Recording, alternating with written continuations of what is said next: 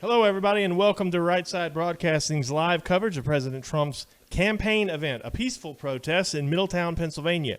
Just as a reminder, we'll be simulcasting this stream over on the Supreme Court announcement pick stream. There are two streams. We're simulcasting and broadcasting them both simultaneously.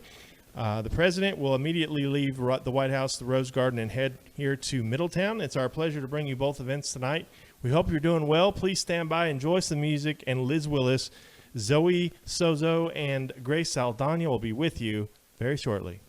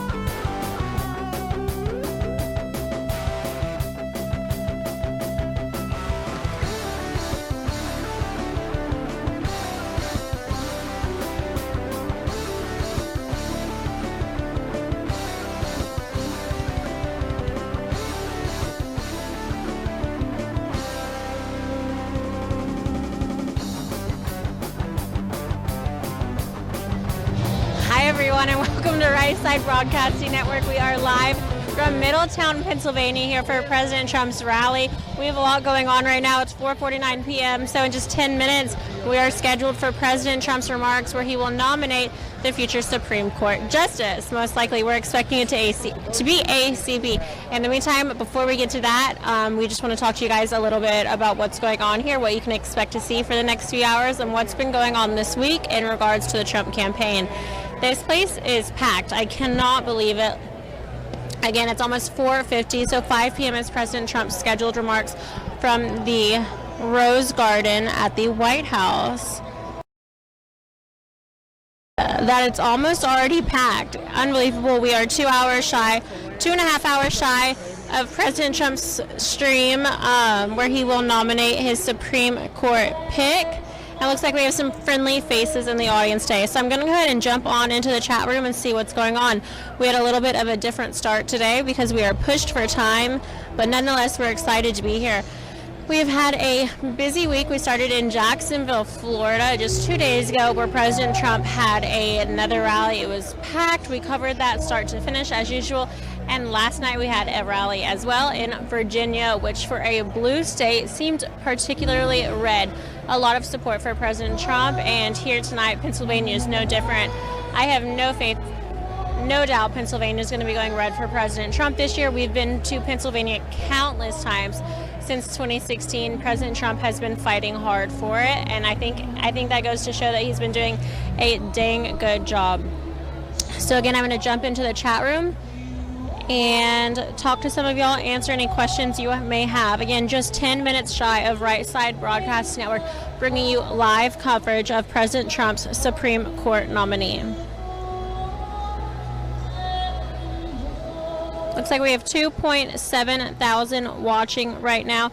Just so you guys know, again, we will, of course, be covering this Supreme Court nominee in just 10 minutes. However, this stream will be here the entire time. So if you want to come back over here and you want to see this crowd, this audience, how it's filling out, how everyone's turning out for President Trump here in Pennsylvania tonight, of course, you can do that as well. We will continue to pan the crowds like we always do. If you're new to Right Side Broadcasting Network or unfamiliar with what we do, we live stream all of President Trump's rallies, and one of our favorite things to do is pan the crowd, of course. So that's what we're going to be doing today. I was going to jump in and talk to you guys a little bit about donations and how they work, but it looks like we already have some rolling in. So I just want to take a moment and say thank you to Corey.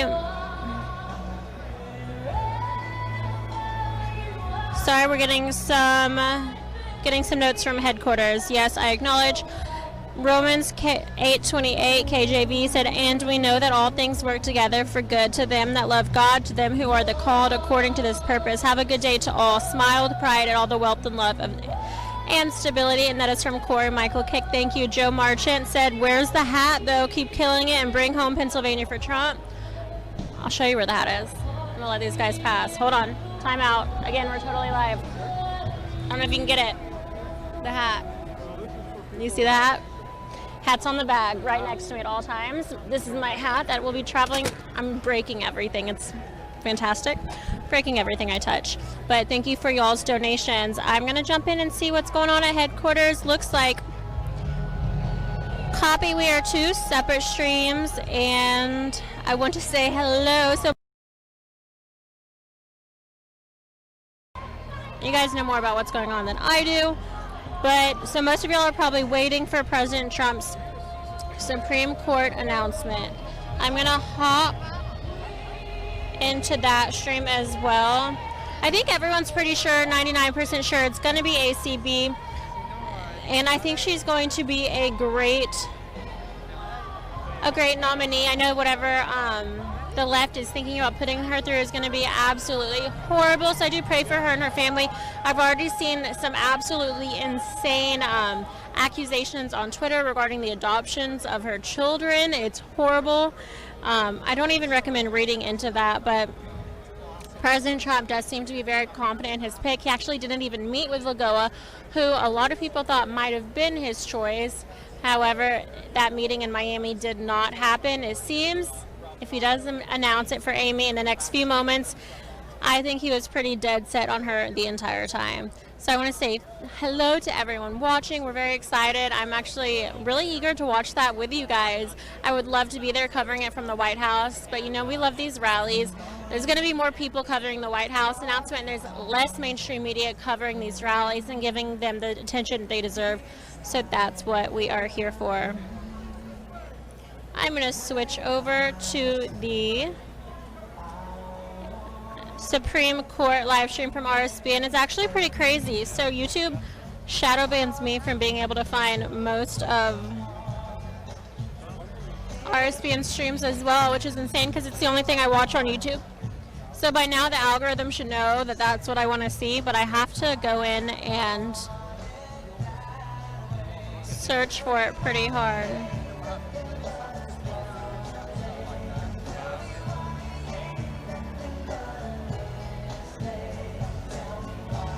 One second, I'll be right back.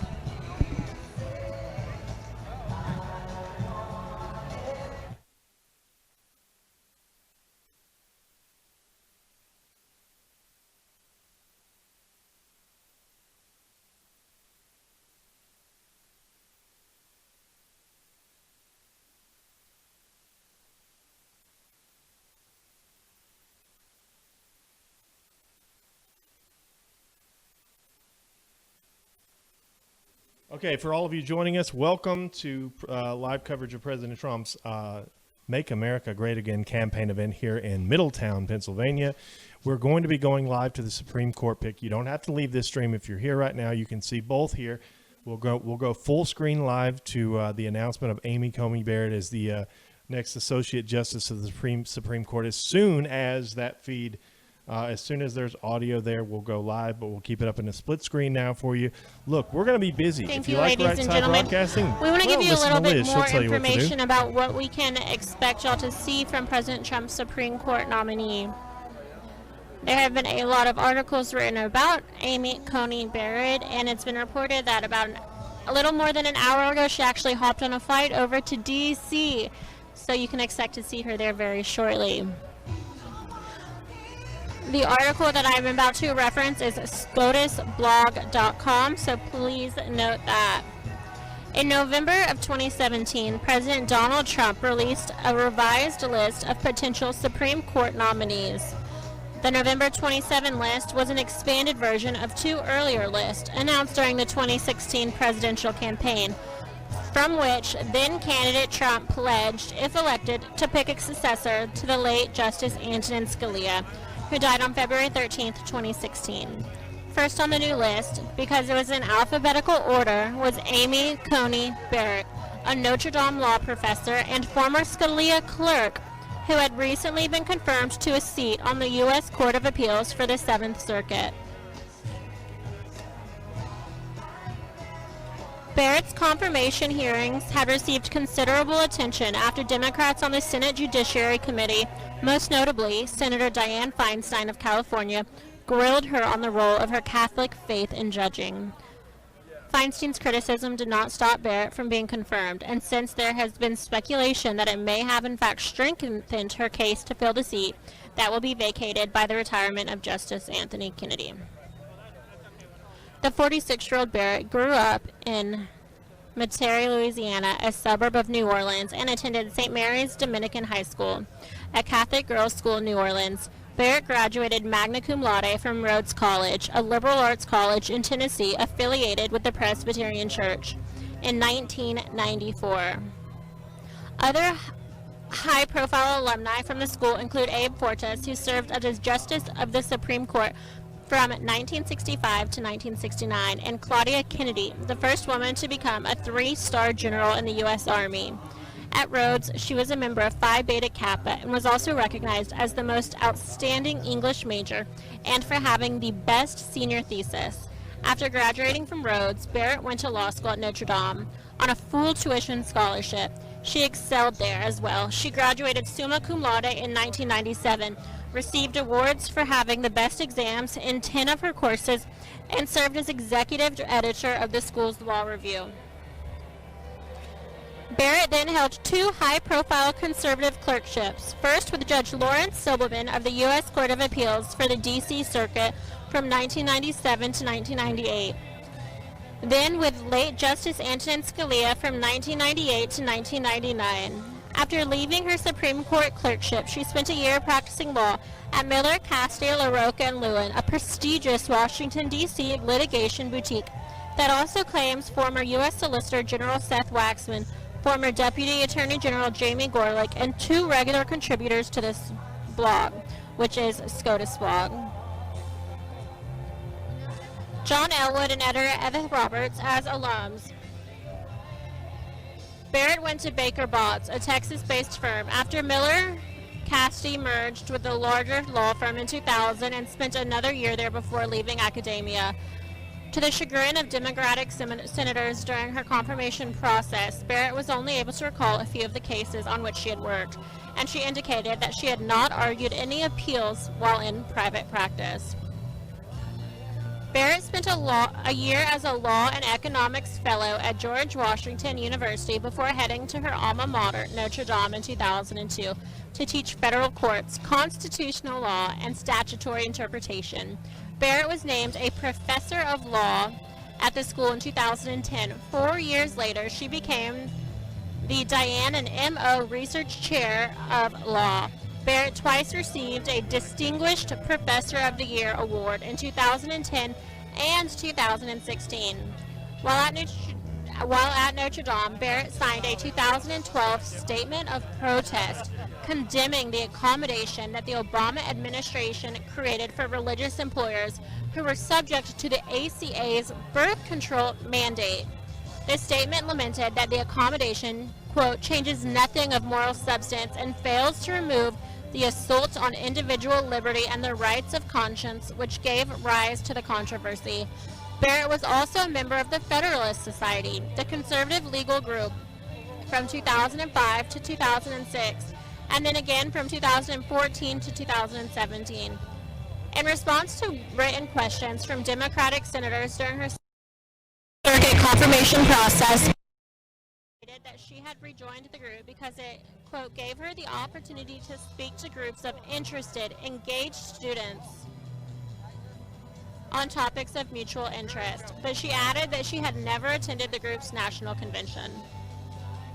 The best insight into how Barrett might rule as a Supreme Court justice likely comes from her academic scholarship, an area in which she has been prolific.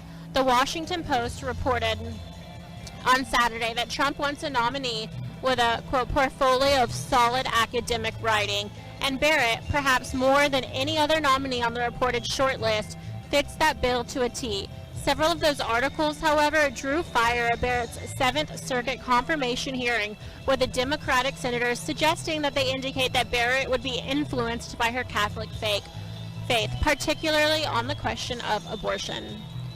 Barrett co-wrote her first law review article, Catholic Judges in Capital Cases, with Notre Dame law professor John Garvey, now the president of the Catholic University of America.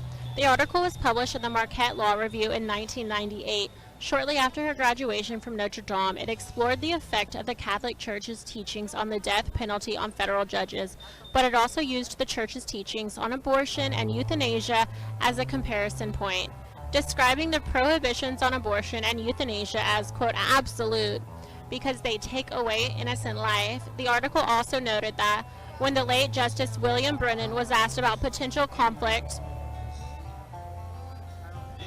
between his Catholic faith and his duties as a justice, he responded that he would be governed by the oath I took to support the Constitution and laws of the United States. Barrett and Garvey observed that they did not defend this position as the proper response for a Catholic judge to take with respect to abortion or the death penalty. When questioned about the article at her 7th Circuit confirmation hearing, Barrett stressed that she did not believe it was lawful for a judge to impose personal opinions from whatever source they derive upon the law, and she pledged that her views on abortion or any other question will have no bearing on the discharge of my duties as a judge.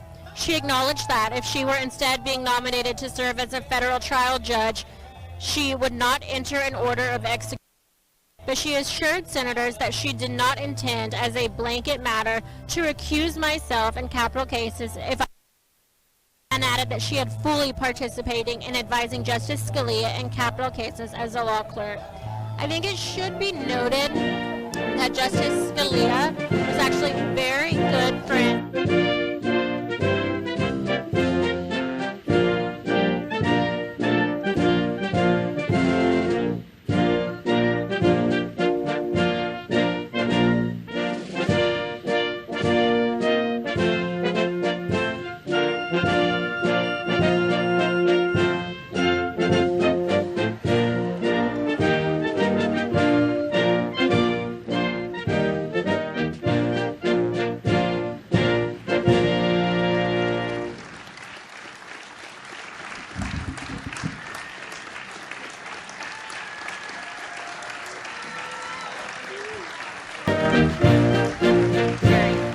A group of 450 former students signed a letter to the Senate Judiciary Committee telling senators that their support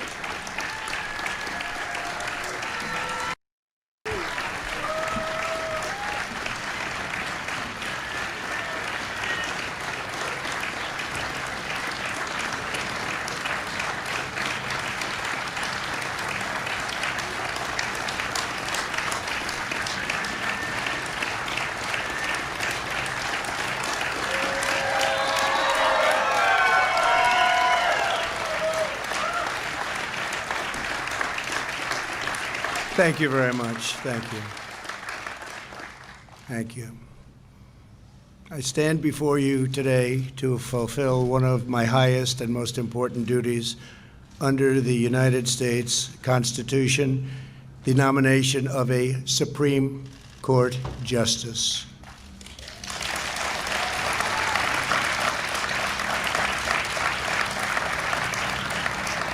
This is my third such nomination, after Justice Gorsuch and Justice Kavanaugh, and it is a very proud moment indeed. Over the past week, our nation has mourned the loss of a true American legend. Justice Ruth Bader Ginsburg was a legal giant and a pioneer for women. Her extraordinary life and legacy will inspire Americans for generations to come. Now we gather in the Rose Garden to continue our never-ending task of ensuring equal justice and preserving the impartial rule of law. Today it is my honor to nominate one of our nation's most brilliant and gifted legal minds to the Supreme Court. She is a woman of unparalleled achievement, towering intellect, sterling credentials, and unyielding loyalty to the Constitution, Judge Amy Coney Barrett.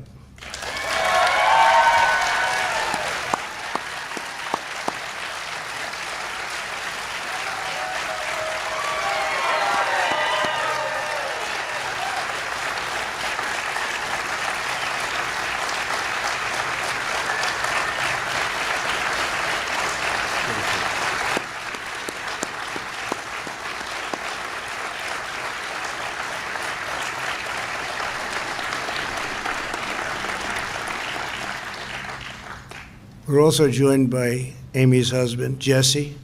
Thank you, Jesse, very much. And their 7 beautiful children. Congratulations to you all. Very special day. With us as well are the First Lady. Thank you, First Lady.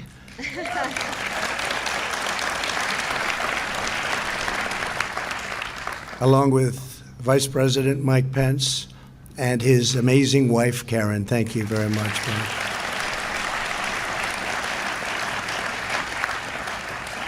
Judge Barrett is a graduate of Rhodes College and the University of Notre Dame Law School. At Notre Dame, she earned a full academic scholarship, served as the executive editor of the Law Review, graduated first in her class, and received the law school's award for the best record of scholarship and achievement. Upon graduation, she became a clerk for Judge Lawrence Silberman on the U.S. Court of Appeals for the District of Columbia. Amy then received one of the highest honors a young lawyer could have, serving as a clerk on the Supreme Court for Justice Antonin Scalia. A highly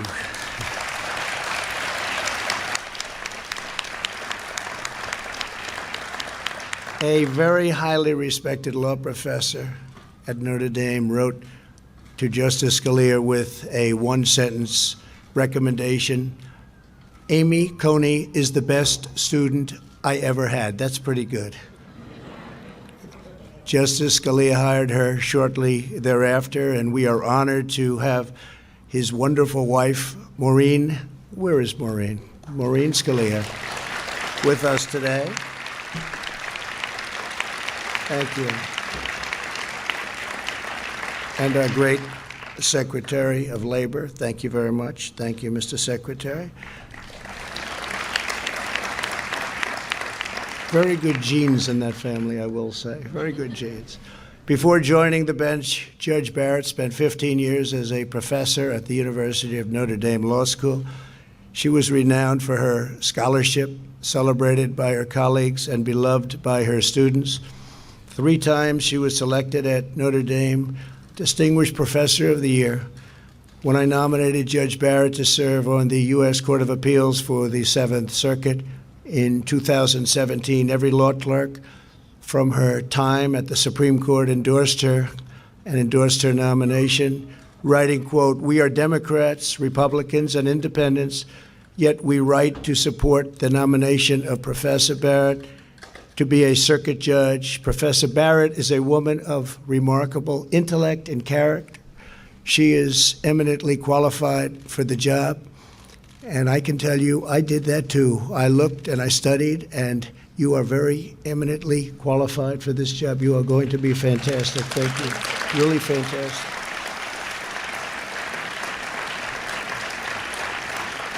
The entire Notre Dame law facility and faculty, everybody at that school also, we got so many letters, also wrote letters of support of Amy's nomination to the 7th Circuit. They wrote, in effect, despite our differences, we unanimously agree that our constitutional system depends upon an independent judiciary staffed by talented people, devoted to the fair and impartial administration of the rule of law, and we unanimously agree that Amy is such a person. For the last 3 years, Judge Barrett has served with immense distinction on the federal bench. Amy is more than a stellar scholar and judge. She's also a profoundly devoted mother. Her family is a core part of who Amy is. She opened her home and her heart and adopted 2 beautiful children from Haiti. Her incredible bond with her youngest child, a son with Down syndrome, is a true inspiration. If confirmed, Justice Barrett will make history as the first mother of school-age children ever to serve on the U.S. Supreme Court. That's good.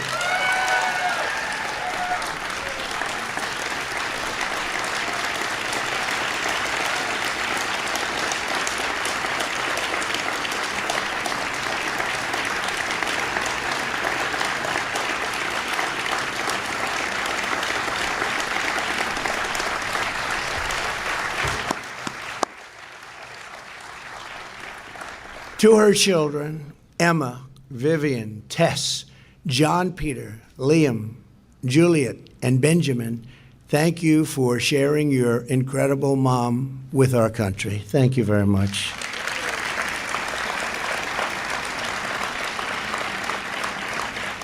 Amy Coney Barrett will decide cases based on the text of the Constitution as written. As Amy has said, being a judge takes courage. You are not there to decide cases as you may prefer. You are there to do your duty and to follow the law wherever it may take you. That is exactly what Judge Barrett will do on the U.S. Supreme Court. I want to thank the members of the Senate. We have so many of them here today. Thank you very much. I see you in the audience, and you're so proud. But I want to thank you for your commitment and to providing a fair and timely hearing. I know it will be that. Judge Barrett was confirmed to the Circuit Court 3 years ago by a bipartisan vote. Her qualifications are unsurpassed, and her record is beyond reproach. This should be a straightforward and prompt confirmation. Should be very easy. Good luck. It's going to be very quick. I'm sure it'll be extremely non-controversial. We said that the last time, didn't we? Well, thank you all very much, and thank you for being here. That's really great. Thank you. Thank you. I further urge all members of the other side of the aisle to provide Judge Barrett with the respectful and dignified hearing that she deserves, and frankly, that our country deserves. I urge lawmakers and members of the media to refrain from personal or partisan attacks, and the stakes for our country are incredibly high. Rulings that the Supreme Court will issue in the coming years will decide the survival of our Second Amendment, our religious liberty, our public safety, and so much more. To maintain security, liberty, and prosperity, we must preserve our priceless heritage of a nation of laws, and there is no one better to do that than Amy Coney Barrett.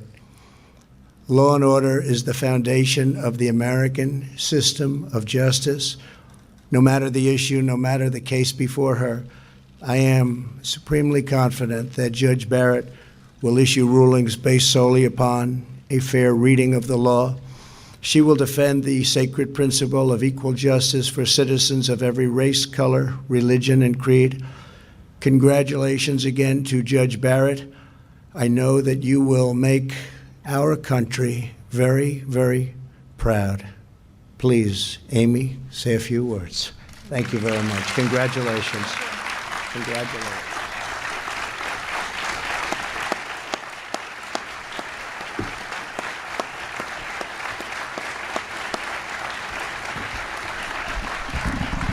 Thank you.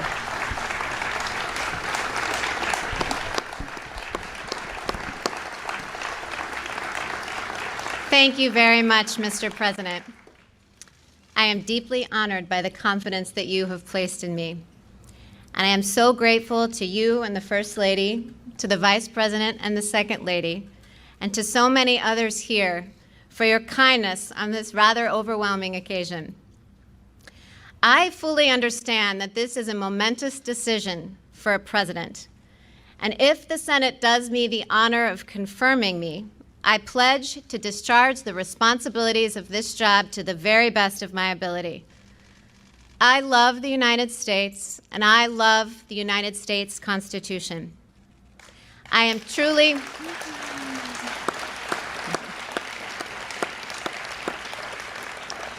truly humbled by the prospect of serving on the Supreme Court.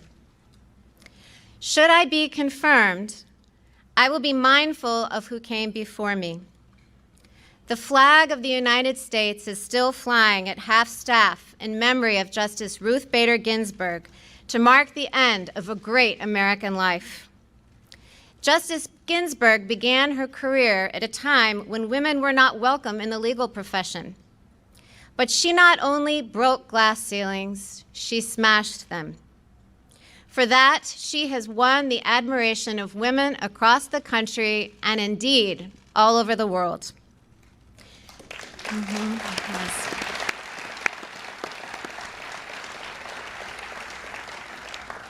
She was a woman of enormous talent and consequence, and her life of public service serves as an example to us all.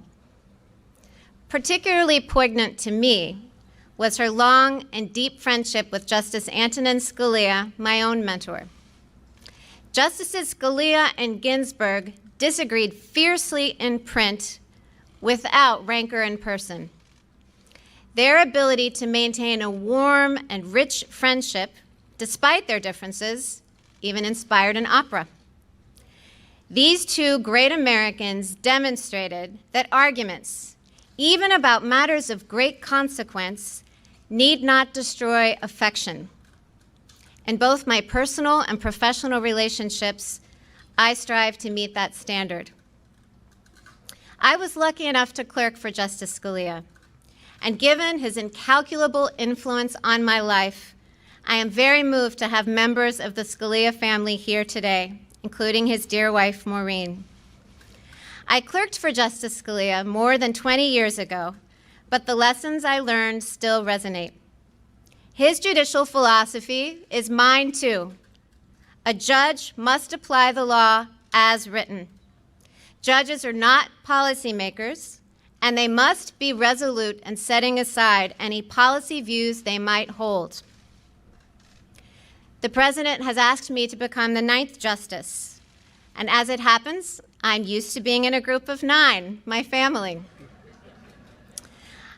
Our family includes me, my husband Jesse, Emma, Vivian, Tess, John Peter, Liam, Juliet, and Benjamin. Vivian and John Peter, as the President said, were born in Haiti, and they came to us 5 years apart when they were very young. And the most revealing fact about Benjamin, our youngest, is that his brothers and sisters unreservedly identify him as their favorite sibling. Our children obviously make our life very full. While I am a judge, I'm better known back home as a room parent, carpool driver, and birthday party planner. When schools went remote last spring, I tried on another hat. Jesse and I became co-principals of the Barrett E-Learning Academy. And yes, the list of enrolled students was a very long one. Our children are my greatest joy, even though they deprive me of any reasonable amount of sleep. I couldn't manage this very full life without the unwavering support of my husband, Jesse. At the start of our marriage, I imagined that we would run our household as partners. As it has turned out, Jesse does far more than his share of the work. To my chagrin, I learned at dinner recently that my children consider him to be the better cook. For 21 years, Jesse has asked me every single morning what he can do for me that day. And though I almost always say nothing, he still finds ways to take things off my plate. And that's not because he has a lot of free time. He has a busy law practice. It's because he is a superb and generous husband, and I am very fortunate. Jesse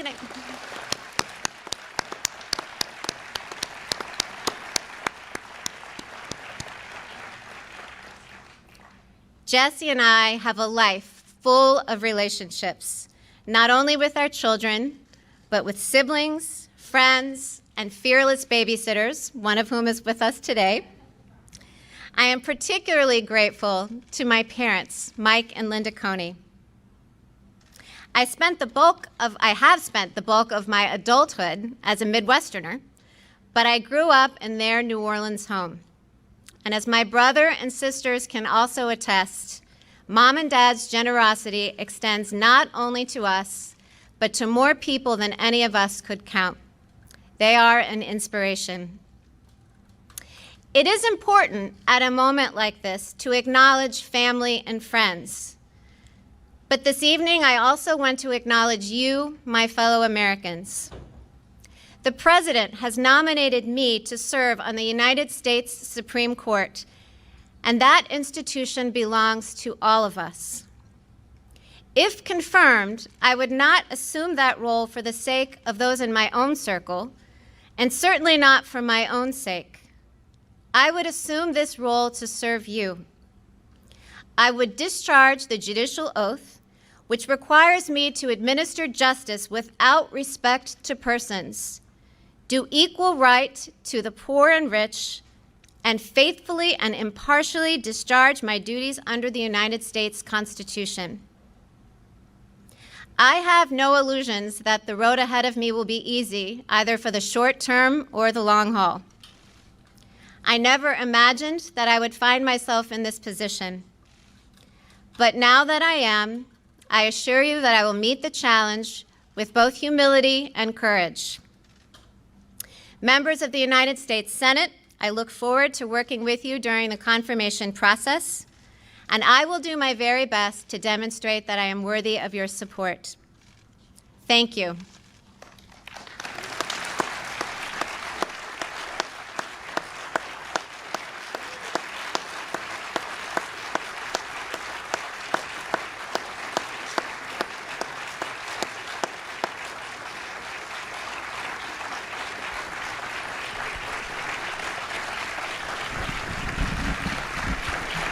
Come on up, family.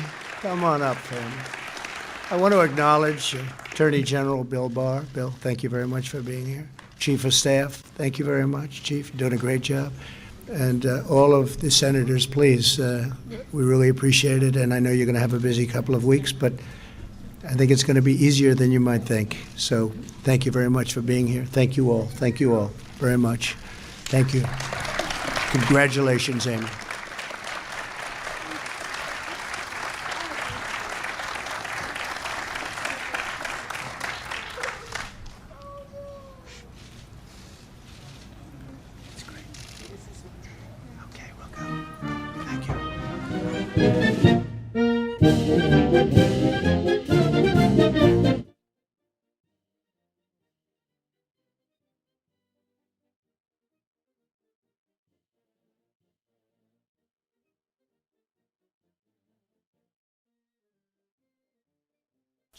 Judge Amy Coney Barrett to the United States Supreme Court, and a really beautiful speech from her.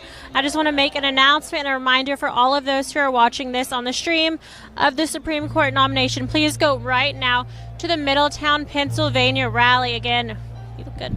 Again, we are live from the Middletown, Pennsylvania rally right now, so make sure you switch over your streams. You do not want to miss this. We are starting right now. So as soon as we get all of you back over there, we're going to show you what's going on around me, what's going on behind me. And we want to talk to you a little bit more about how the crowd reacted to President Trump's nomination of Judge Amy Coney Barrett. So we'll be meeting you right there in just a second. Thank you for tuning in, and we'll see you soon.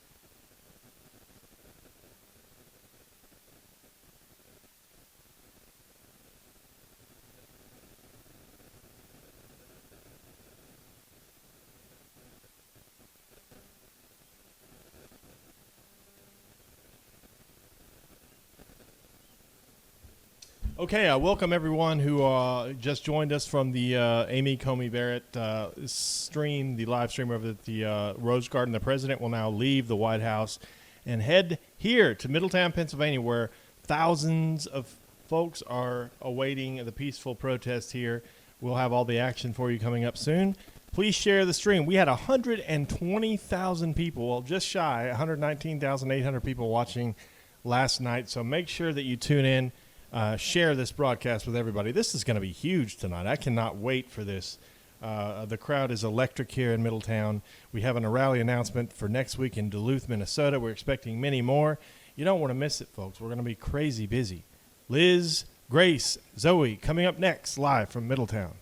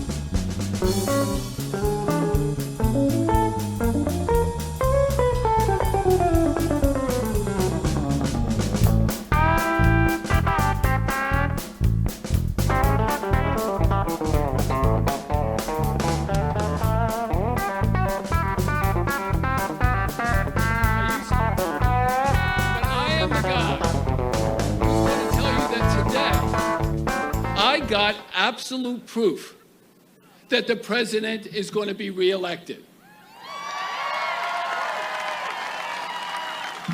And how do I have that? So like all of you, I had to drive in through that long line here at the airport. We're going down that road.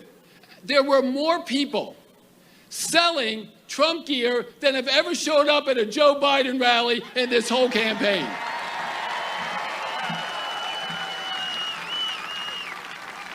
You know, I'm confident not just because I'm here to give you happy news, because that's my job, but I'm here because I have great news because of the numbers, because of the facts.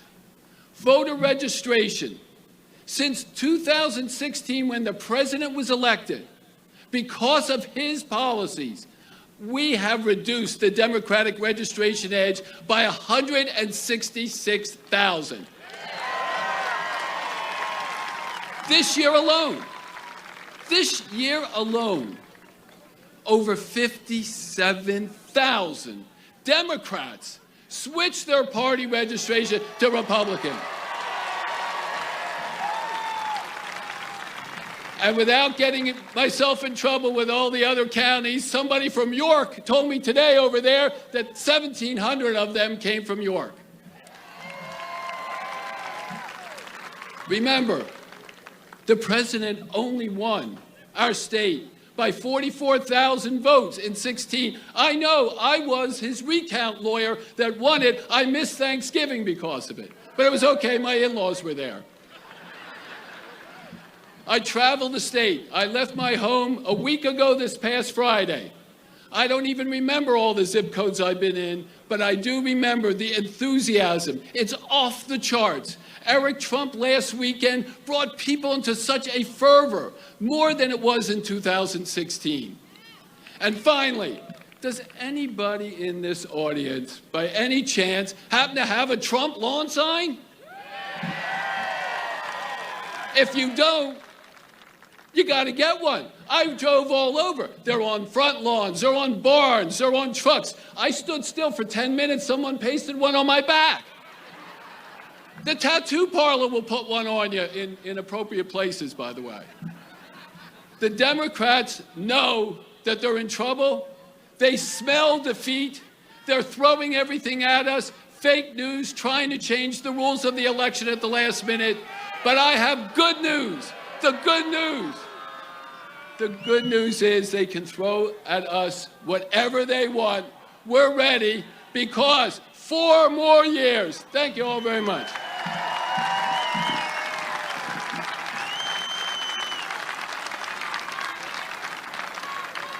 Please welcome Donald J. Trump for President, Pennsylvania State Chair, Bernie Comfort.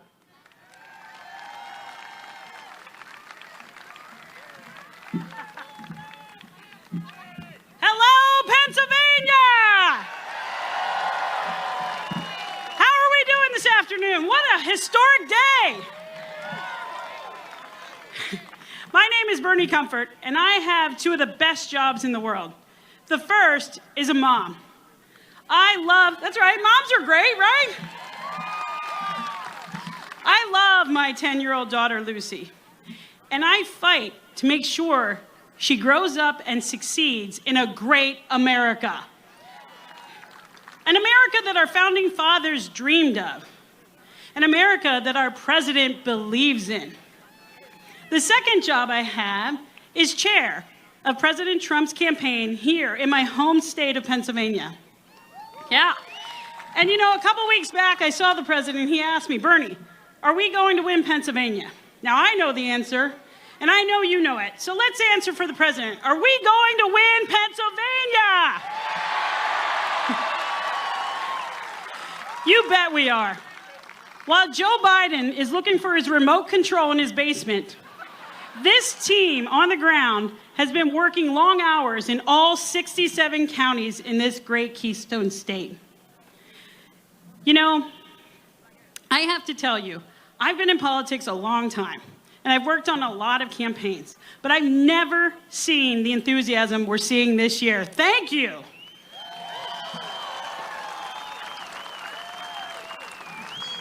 Our team has knocked on over 1 million doors, contacted over 7 million voters, and registered, as you've heard, thousands and thousands and thousands of new Republicans. We've recruited 100,000 volunteers like you. And you know what those volunteers know? They know what you and I know. Joe Biden might have been born in Pennsylvania, but he left for the D.C. swamp a long time ago. Joe Biden couldn't find Scranton with 3 GPS apps. But make no mistake, he knows the back halls of Capitol Hill. Working moms like me work in Zoom sessions and make lunches for our children, while dinosaur politicians like Joe Biden are in lobbying sessions trading away jobs for hard-working Pennsylvanians like you. Does Joe Biden represent Pennsylvania values? No. We know the man that does. We know the man that has all of our same concerns. We know the man that loves America like we do. Donald J. Trump. You know, I'm an optimistic woman, and I believe that this president is setting this nation on a path where my daughter and your children and grandchildren will grow up in a country where hard work matters more than the special interest group you belong to.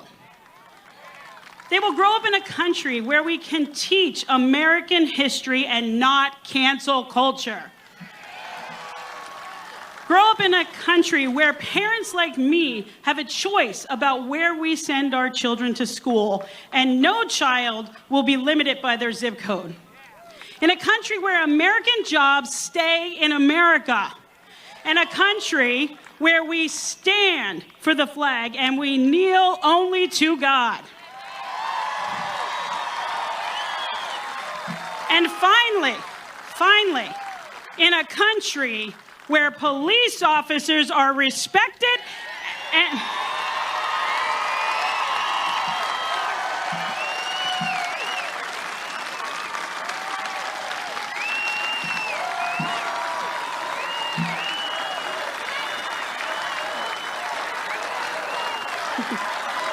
in a country where police officers are respected and rioters are put in prison. This is the country I want. Is this the country you want? And we can do it. 38 days to go, but together we have to work harder than ever before. You know, this president is popular because he's not a politician. Because he made promises and he kept promises. Let's make a promise to him today to work harder than ever before for the next 38 days. And if we do, we will re-elect President Trump. Thank you very much.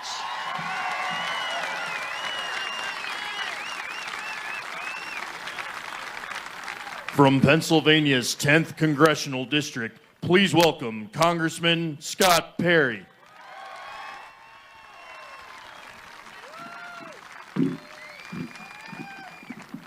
Well, hello. I just want you to think about something right now. I mean, I know the Jumbotron was on a couple minutes ago. You saw the president at the White House. Helicopter is lifting off the White House lawn. It's a couple-minute flight to Andrews. Airplane is Air Force One, sitting there running. President's going to walk up and salute and up the ramp, and in about 20 minutes, it's going to be taxiing down. Okay, so actually I have an update for you. That is not correct. Not to interrupt, but the president has not left for Joint Base Andrews just yet. That door in the front. He's going to be standing right behind that door as the aircraft parks right here, standing solid and strong and somber and getting ready to come out here like a prize fighter. And that door's going to open. You're going to hear the music, you know. The president's going to come cruising on in here. The guy that we elected in 2016. Now, I'll tell you, you know this as well as I do. We are tired, and we were tired. We have been tired of politicians, people that ran for office in the primary said this, and then the general said that, and when they got elected, did something totally different. And then Donald J. Trump showed up and taught everybody in the country what it means to serve. We are here. You are here to remind this president why we love him, why we elected him, and why we're going to elect him again. You're here to remind him that he's the first president that's been willing to stand up to the communist government of China. You're here to remind him that he is the first president in modern times to stand up for our country abroad, not apologize, to stand up for our working people in our country, to stand up for our police, to stand up for our flag, and to stand up for taxpayers that are paying the burden every single day. The president knows this. Now, the media, he's going to stand, you just know what's going to happen. He's going to stand here tonight, and he's going to point back here, and he's going to tell you that they don't look at the crowd, and they don't tell the truth. And you know he's right. You know he's right. They know he's right. This president has accomplished more in 47 months than Joe Biden accomplished in 47 years. And they can't stand it. They can't stand it. Now, I will tell you this. You remember election night in 2016? I remember it at 10:30. Well, we all knew. Everybody here knew we were going to win. The president was going to win Pennsylvania. We all knew. But the media, remember election night where their faces all started shrinking down and they couldn't stand it? And they would not say it. They would not say it. Took till about 2:30 in the morning, and Pennsylvania came through and threw the president over the top. This, you, right here, is ground zero. Ground zero, right here. Even more so because I will tell you, you know this is happening in Pennsylvania. They're trying to create chaos. They're trying to create chaos. They want this thing to be unknown on election night, on election week, on election month. And they want it to go to the Electoral College. I'll just tell you this. Pennsylvania is in the middle of that fight in the Electoral College. Pennsylvania, if it goes to that, will be the state that breaks the tie. Will be the state that breaks the tie. But it's not going to go to that, is it? It's not going to go to that because there's going to be an overwhelming victory in Pennsylvania, and they're not going to have to wait till 2:30 in the morning. We're going to know about 8 o'clock at night. We're going to know, right? They're not going to admit it, but we're going to know what happened in Pennsylvania and across the country. We've got to do our work for the next 38 days. We've got to put a smile on our face, tell our friends, tell our colleagues, tell our neighbors around the world. These folks back here want us all to shut our mouths. They want us to be scared. Look around, folks. They tell you that Americans hate each other, that they don't agree with each other. Look around. This, you are America. This is the America we love. The America what we're going to fight for, and the America that's going to vote and elect Donald Trump again. God bless you. Thank you.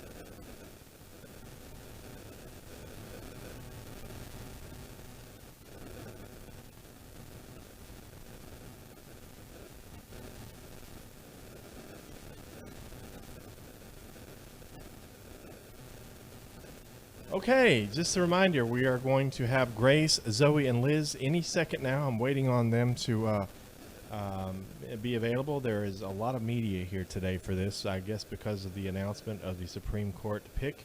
This is a huge crowd here in PA. I'm going to ask the cameraman to move the camera in just a second and show you the huge overflow crowd. We want to thank all y'all for joining us today. Let's share this stream. Let's get the word out there.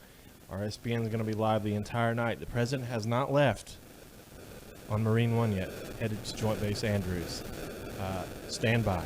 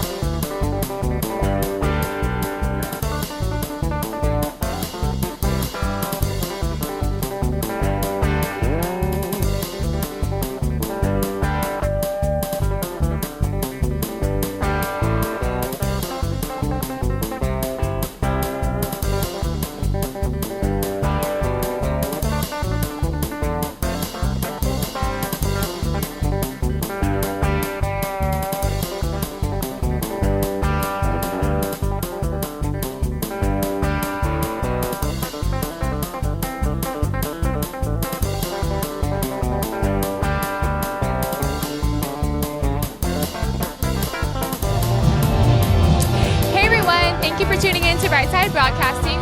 We are here in Middletown, Pennsylvania.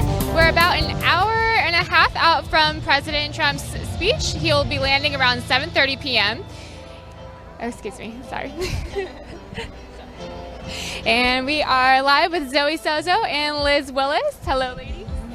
Thank you, Grace. Yes, I'm excited to be here, guys. Once more, you all saw the festivities yesterday, hearing from our president, and again, we will hear from him tonight at 7:30 if he is on time as scheduled. Of course, you guys were able to view his nomination for the Supreme Court Justice, and that is Amy Coney Barrett. And I think us conservatives were really happy and pleased with his choice, and we think that she would do a great job establishing justice and following the law without emotional insight, I would say. But I'm happy to be here, ready to hear from our president tonight. Looking at the crowd so far, it's pretty much, I would say, about the same amount of people as last night. If you look outside as well, well, of course you guys can't look outside, but looking outside as well, people are still lining up, of course, and people are still checking in. Even behind us right now, people are filling in, and as you all probably saw earlier, here on the side and right behind us as well, people are already filled in and ready to go. Ever since, actually, when we got here this morning at around 10 a.m., a lot of people had already been lining up. So, of course, each and every rally that we go to, you guys see it firsthand. You see the crowds that come and gather. You know, we're all excited to be here to hear from him and the many other speakers that he might have as well tonight. So, yeah, I'm happy. Liz, is there anything that you would like to add as far as what you're anticipating for tonight, or any words? No, I'm looking over President Trump's press pool notifications right now, and we don't have anything coming in. Wi-Fi is a little sparse here in this rally location. So bear with us as we get those emails coming throughout the day. We're going to give you updates from the White House, from President Trump boarding at Marine One to Joint Base Andrews to board Air Force One to eventually land on this tarmac right behind us. Well, he will disembark Air Force One and join us on the stage right behind us. Again, he is scheduled to begin his remarks at 7:30 p.m. And I think he's going to have a lot of energy with him tonight. Again, this was a historic moment for him to have the honor, the ability to appoint his third Supreme Court justice, the first woman he has appointed since taking presidential office in 2016. And he seemed excited. She seemed excited. She seemed honestly very level-headed. And she was really honest with how busy she knew she was going to be, how busy she already is as a mom of 7 children. Absolutely unbelievable. She mentioned she doesn't get much sleep as is, but that her husband really takes over the household, works very hard. And I thought it was really nice. The cameras actually focused on the family for a little bit. You could see them sitting next to First Lady Melania Trump. The girls were stunning. I could only see like a few of their faces, but they were just like grinning, smiling from ear to ear. So they looked so proud of their mother. I, for one, I'm always proud of my parents, but I cannot imagine being able to sit there. I believe she's the first Supreme Court Justice nominee to be nominated with school-age children. So I have to fact check that, but it's pretty sure that's it. And that's incredible. Imagine being able to sit there, school age, you're able to comprehend what's going on, and your mother was just appointed to the Supreme Court of the United States. So it's really an incredible day for not just women, but the United States. Another barrier. I think we're killing it, and I'm excited to see President Trump bring that energy. I hope he might bring Amy Coney Barrett with him here today. I think that'd be a great idea. I don't know if it's going to happen.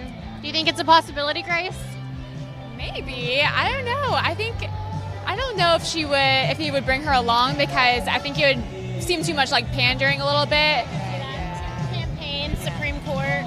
Yeah, there's a difference for sure, and I think the left would have a field day with that, but obviously we'd love to see her. And my favorite thing about her speech was that she seemed so genuine when she was talking. She didn't have like talking points or anything like that. She was just honest, like you said, about herself. So I really loved that part. Thank you, Grace. Just want to add to what you were saying. Yeah, I got to catch a little bit. We were heading in to come here for you guys, but I was able to catch a little bit of her speech as well. And just she seemed very honored and humbled to be there. And going back to what Liz was saying about being a mother of 7, I'm a mother myself of 1, and I'm already like talking about being tired, and and it's just like it's encouraging to see people like that, women like that, who have the positions that now she has, and who are able to be not only a mother, but to be able to commit and to I would say to contribute her time to the American people, So it's really encouraging to see. We need more people like that, filling these seats, strong conservatives, strong people who are going to uphold the laws and not, like I said, go off of emotion and off of, personal, beliefs and whatever. But, you see how liberals now, prior to today, they were trying their hardest to prevent our president from nominating or in selecting a Supreme Court justice. Because why? Because they want to ultimately, obviously, have control of that. But they know that conservatives would have leverage over the Democratic Party with this being done. So by God's grace and a lot of prayers from you guys, from us, from people who have their eyes and their hands on Trump praying for him, God already took care of that, and obviously it was within his plan, and she is going to fulfill that seat and do her job the best way she can. So I'm really happy for the events and things that have been taking place. Also, last night, President Trump announced the new platinum plan for African Americans here. I was going over on Facebook and my social platforms. Yeah, it's incredible. It's incredible. African Americans are mad. Everyone is mad. $500 billion to their communities. Exactly. So, all this time we've been complaining about, they've been complaining about, our president, your president, for one. Your president is not doing anything for the black community. Okay, here's this plan. What else? I made a post that said, all right, guys, what else do you have to complain about, basically? He has this out, and all you have to do really is to vote for him. He's already proven over and over again what he is capable of and how he puts the American people first, So it's really encouraging to see him do things like that, and especially for the black community. All we have to do is educate ourselves and just open our hands and receive, One of the comments on your Facebook post regarding the platinum plan, a guy said this is a bad look for President Trump. What? Yeah, I'm glad you pointed that out. So how is this a bad look? How is President Trump looking out for black African Americans? How is that a bad look? They going back to what I was saying about how they were complaining, prior to that. Our president is not focusing on the black community. He doesn't care. No, he has proven over and over and over again that he does care, okay? We have all-time record low unemployment in the black community. Him pointing out the fact of what we were talking about last night as far as abortion, like I said, abortion, but how Planned Parenthood strategically places abortion clinics in low-income areas in order to target the black Americans. So all of these truths and lies or whatever, all of this is being revealed right now. All we have to do is just, like I said, educate ourselves, look out for these things, and just not be deceived by it. Doesn't matter what candidate or what party you're on, just do your research, and don't be deceived by the lies. If he actually wasn't doing anything for the African American community, that would be bad. Oh, you mean like Joe? You mean like Joe Biden? Maybe that is a good campaign strategy because they support Joe Biden. Yeah, and going back to Joe Biden, we see Black Biden. You said you called him what? Nickname. You ain't Black Biden is my nickname for him. Exactly. You ain't Black Biden. I made a meme about that not too long ago when he mentioned about, you're not black. If you don't vote for me, you're not black. I'm like, oh, didn't know I lost my skin color just because I am not voting for, Joe Biden. I think that was your status. I think I remember seeing that.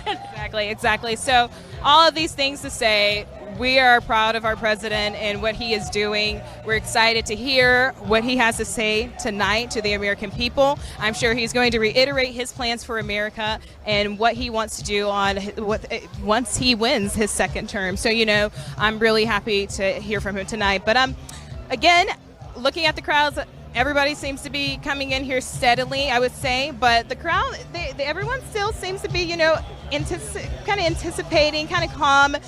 We've been blessed, first of all, because it was kind of raining earlier, and we had the mist, and we were kind of talking about our hair, girls. But now the weather's clear, prayerfully tonight we won't see any signs of rain or anything like that, and clear skies for Trump to come in and make his grand entry. So I'm really happy about that too. So Grace, we were talking earlier about some political things that you're doing personally, and just kind of we want to introduce yourself to those who might be tuning in and might not know anything about you. Grace is new here on Right Side Broadcasting Network. She's newest member of our team, as well as many others, as you guys have seen. But I'm excited to work alongside of her because also not only are we now co-workers, I would say, but we are ambassadors with Turning Point, and so that's where we met at one of the women's leadership events, and then several other events that they had. But Grace here, she's a really genuine, sweet person. She's also started, she's going to elaborate some more, but started her own organization to reach out to her young peers, young women, who are wanting to, I guess, know more about the conservative movement and educate themselves. So, Grace, you want to elaborate on that a little more? Yes, thank you for having me on. I always like to say thank you because this is such an honor to be working with Right Side Broadcasting, and I love it. This is actually my third campaign rally with Right Side, and only in a week. So I only started doing this a week ago, so take it easy on me, guys. No, I'm just kidding. But for those of you who don't know me, my name is Grace Saldana, and I work at a company called Freedom Wire, which is basically a website for conservative news. So I write articles for them, I report for them. So I basically do all online journalism. So you guys can find them at freedomwire.com. All my articles are there. That's how I know so much research and stats and stuff like that. But aside from that, I also work with Turning Point with Zoe and Liz, of course, and I love going to those events. They're so much fun for young women. And speaking of young women, I have a website called The Republican Girl. So that is my platform I started to inspire and educate young Republican and conservative women because there's nothing else like it. Frankly, there's nothing else out there for young girls to have a resource to find everything they need to back up their arguments and inspire them to keep going, because politics is hard, you guys. It's hard to get up here and speak out and talk about what you believe. Being censored on top of that. I was just saying to her, just being censored on top of that, there's not a lot of platforms that you are able to speak the truth on because you're having to worry about what you're saying being censored, being taken down, being removed. So it's important for us to start things like this, create our own outlet, and even outlets for others, Democrats, liberals, doesn't matter what party you're with, It's for you to educate yourself and for you to be able to understand conservatism, being a Republican, what that really means. So do you want to continue elaborating? Sorry about that. You want to continue elaborating about that a little more? Yeah. Sorry, there's so many people up here. I'm getting bumped into all over the place. Everyone's so excited about the SCOTUS announcement. But yeah, so you guys can find The Republican Girl on Instagram and Facebook, and we have a group chat for women. So if there's any young women out there watching this feed and you guys feel like you need a community of girls to talk about issues with, then you can DM me. My name is Grace Saldana. You guys can find me at GraceSaldanaa, and just DM me and I will add you to the group message. So I'm really excited about this platform, and thank you to Zoe for shouting it out.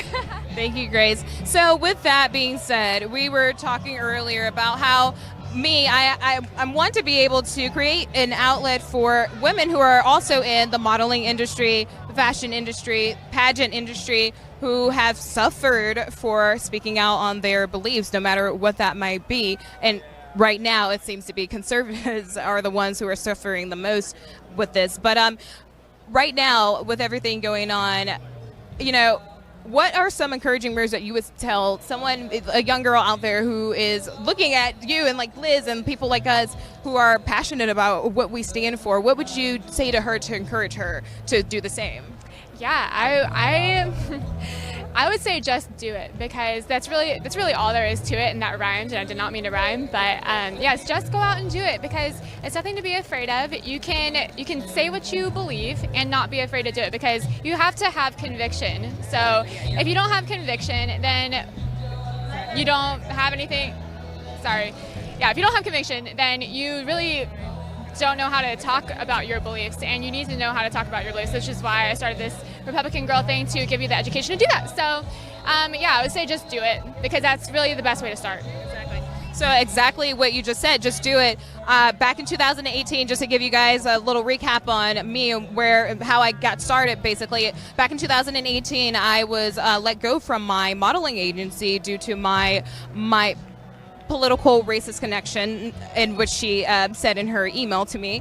But she saw a picture of me, attending one of these, an event like one of these, and it kind of fired something in her just to see that, I was happy, I was joyful, I was, expressing my beliefs, and, she did not appreciate that. However, she has plenty other models in her agency that, they voice their opinions, anti our president, this is not my president, and, there's nothing wrong with that, of course, on her end.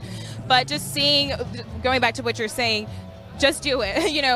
Even though that happened, even though that was taken away from me, that contract was taken away from me, God worked in many ways to restore me. And, now I have that momentum, and, I have that passion to continue speaking out and correcting the wrongs and bringing truth to the lies that are being told to us here in America, by these politicians, these globalists, these elitists. And, it's encouraging to see people like you, wanting to reach out and help out other people who might be struggling with coming out, and, showing their support openly for our president. And even if not for our president, but for morals that you stand for in the conservative movement.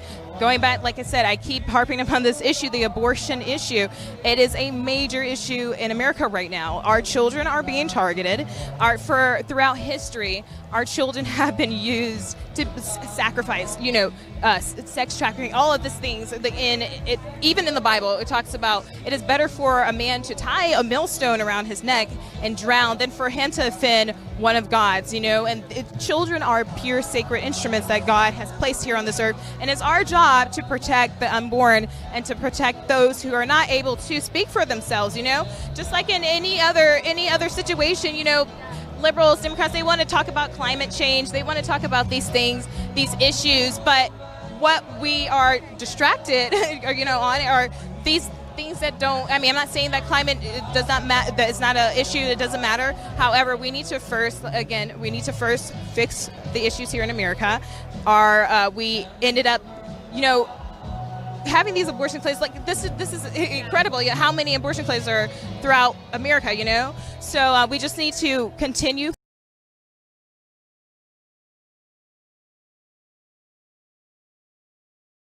Stand by. We are experiencing some technological difficulties. We'll be back in just 1 second. good. We really want to fight on all Hi, those friends. issues. I'm But Father that's why Frank people Pavone here. of Priests for Life, and I thank our friends at Right Side Broadcasting for the great job they do bringing you these rallies. You know, when the president has these rallies, he summarizes his accomplishments. We have a website called prolifepresident.com where you can read those accomplishments in detail, not only on pro-life, but on every issue. I invite you to join us there. You can also order a comparison piece of the party platforms and some prayer cards for the election. So thanks, and again, God bless Right Side Broadcasting. Sorry. Donate to our super chat, and we will read your guys' names out loud, and we will also check out. And so another way. Hey everybody, Liz Willis here. Just want to say thank you for everyone who's tuned in. We have a big rally. One of the most surprising things is that there's almost as many press as there are supporters today. These press risers are absolutely packed, but help us make sure that the real news gets the stream out and that it's not the altered stream. This is Right Side Broadcasting Network, and we're going to live stream all of President Trump's rally here today from start to finish. You already heard a lot of the pre-speakers, and we want to continue panning the crowds and make sure that as many people are able to see this entire thing in its entirety completely live as possible. So to help us do that, if you don't mind sharing this stream, it is so easy. It's a way for you to help us out, and it's completely free. Again, like, it takes no time at all. So all you have to do is copy and paste the link. That is the YouTube link that you're watching on. And even if you're watching on Facebook or Twitter or Facebook, just share the stream. It's so easy. If you're watching via YouTube and you want to share it to Facebook, copy the link, post it as your status. If you're watching on Twitter, just retweet it. There are so many ways you can help contribute to Right Side Broadcasting Network. And although we do ask for financial donations, one of the biggest ways you can really support us is just help us to get our name out there. We really do encourage that. We had over 120,000 watching last night concurrently, which is our all-time record. So we're super excited about that, and we hope that we can get it again tonight, or at least something close to it. So help us out there. I also want to say thank you to Disney Coins. Although we do rely on donations and your support, we also have a partner for today's rally, and Disney Coins has been incredible from the beginning. A lot of you actually already have many of their products, but keep in mind they come out with 2 new designs every single month. All of these designs highlight different moments from President Trump's administration. There's Conan, the hero dog, President Trump, the MAGA hat, President Trump with Kim Jong-un, Melania's beautiful face. They have 1-ounce coins, 2-ounce coins, 4-ounce silver bars, different types of keychains. There's copper and silver. Disney Coins is a precious metals company specializing in copper and silver, and they are absolutely incredible to work with. We adore working with the Right Side Broadcasting Network, and we encourage everybody to collect their coins alongside us. They're doing a massive giveaway, so again, whether or not you want to use your money and buy these coins, although we totally encourage it, they are the best Christmas gifts. You can just join their giveaway. It's completely free. Check out their website. It's www.disneycoins.com. Lots of people cheering for Right Side, so it's a lot of fun today. We have some over there and some towards the front, but again, back to what I was saying, Disney Coins, check out their website. If you go to www.disneycoins.com and click on the giveaways on the left-hand side of the screen, then you will be able to. It's actually really cool. Do you see all the people waving, Miles?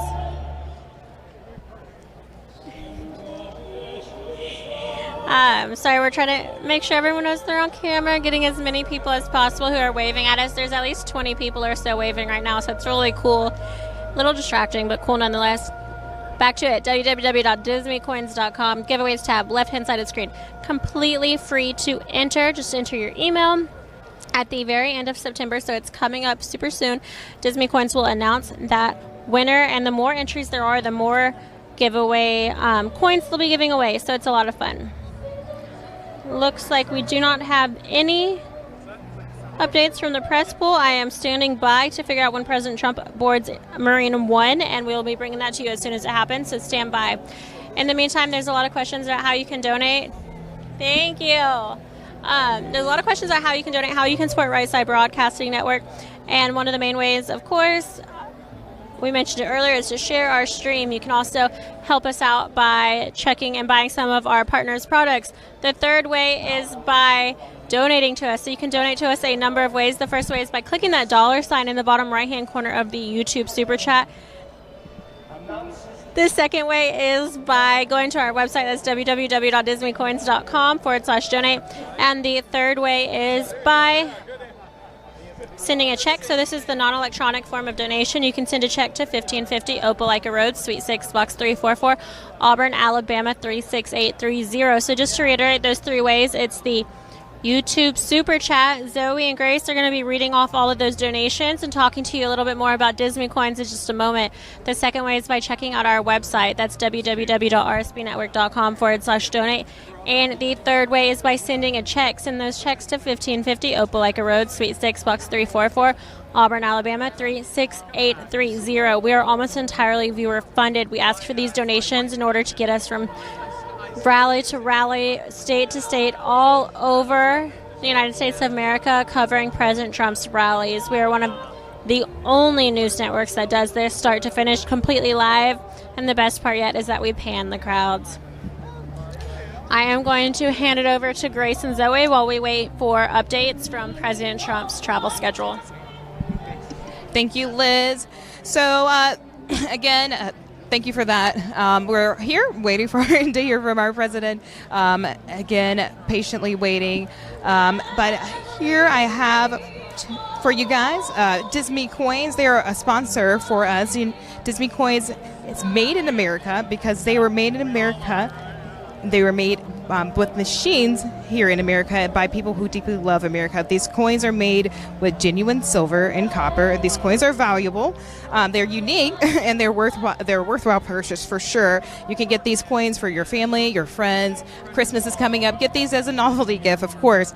But these coins are just a nice little token, just a reminder of, for me, I would say, what the things our president has done already in his term, and just wanting to keep that momentum going to get our president reelected again. But Disney Coins, that's DISME coins, they come out with 2 different designs each month. And RSBN, will be collecting these coins and we'll be giving them out as well. But if you guys would like to go and check them out, you can go visit www.dismecoins.com. Then check out the inventory. You guys, I'm sure you'll be able to find something that you like on there. These coins are super, super neat, super crafty.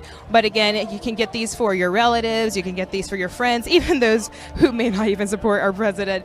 But this is a perfect novelty item. Just a reminder, again, of the things that our president has done for us. Disney Coins, again, is made here in America and made by people who love America. These coins are made in genuine silver and copper. And again, you can find this at www.dismecoins, that's disneycoins.com. Disney Coins is giving 10% of their profits back to conservative causes and organizations. So if this is something that you would like to support, this is another way that you can show your support for our president and for other conservatives out there like us who are out on the road bringing right here to your home the things that you cannot go out and see yourself. That is President Trump rallying around and coming to Americans and speaking to them, encouraging them. So again, guys, you can go to www.dismecoins.com, check out the inventory, grab a few coins for yourself and your friends. These are, like I said, perfect patriotic symbols for our president and for you to keep with you by your side.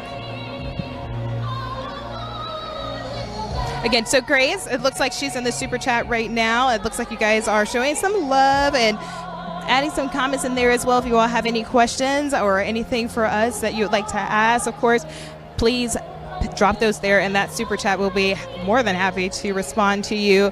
Seeing all that you guys have to say that's positive about this movement, the conservative movement, about us being out here on the road is really encouraging. And your support, more than anything, is what keeps us going. So, Grace, do you want to go ahead and shout some people out for us here? Yes, I will shout some people out. Let's see who we have in our super chat. I love reading these off. These are so much fun. Thank you to News Now Lexington, Trenton Newman. Thank you. Okay. Thank you to IC Brash. He says, "Hi, mommy." Did you guys get your plug-in? Are you plugged in? Thank you to Andrew Didinsky. Thank you to Andy Vu. And thank you to Rodolfo Barragan. Thank you, ladies. RSBN is awesome. Trump 2020. Can't wait until he's reelected. And thank you to Rick Neff. He says, thank you, RSBN. Trump 2020. Yes, we are certainly excited to have the president win his reelection this year. And here in Pennsylvania, it looks like we're going to have a super tight race. In 2016, I believe Trump only won by less than 1%. So that's only about 40,000 votes. So that's an extremely slim margin. And Pennsylvania does seem to be a swing state. So we will see how it goes in 2020. Right now, all the polls, the average between like Fox and a bunch of the other major networks has them about tied. They say that Biden is up by 4%. However, that's still within the margin of error. So that doesn't really mean so much, because that could still mean that Trump is up by that 4%, or it could be Biden, or they could be tied, or it could be somewhere, in between there. So it's really a toss-up. However, really good news for the GOP in Pennsylvania that Republicans have registered about 7 times more than Democrats since the 2016 election. But when the Democrats were asked about it, they said they're not worried about it. I think they should be worried about it. I don't know about you guys, but 7 times more registered GOP voters seems like a lot of votes to me. So if I were the Republicans, I'd be very happy in Pennsylvania. And furthermore, the GOP has gained 198,000 since 2016 compared to the Democrats' 29,000. So that is a massive difference, and it looks like the president is doing very well in this state. However, it looks like the Democrats still outnumber by 750,000 voters.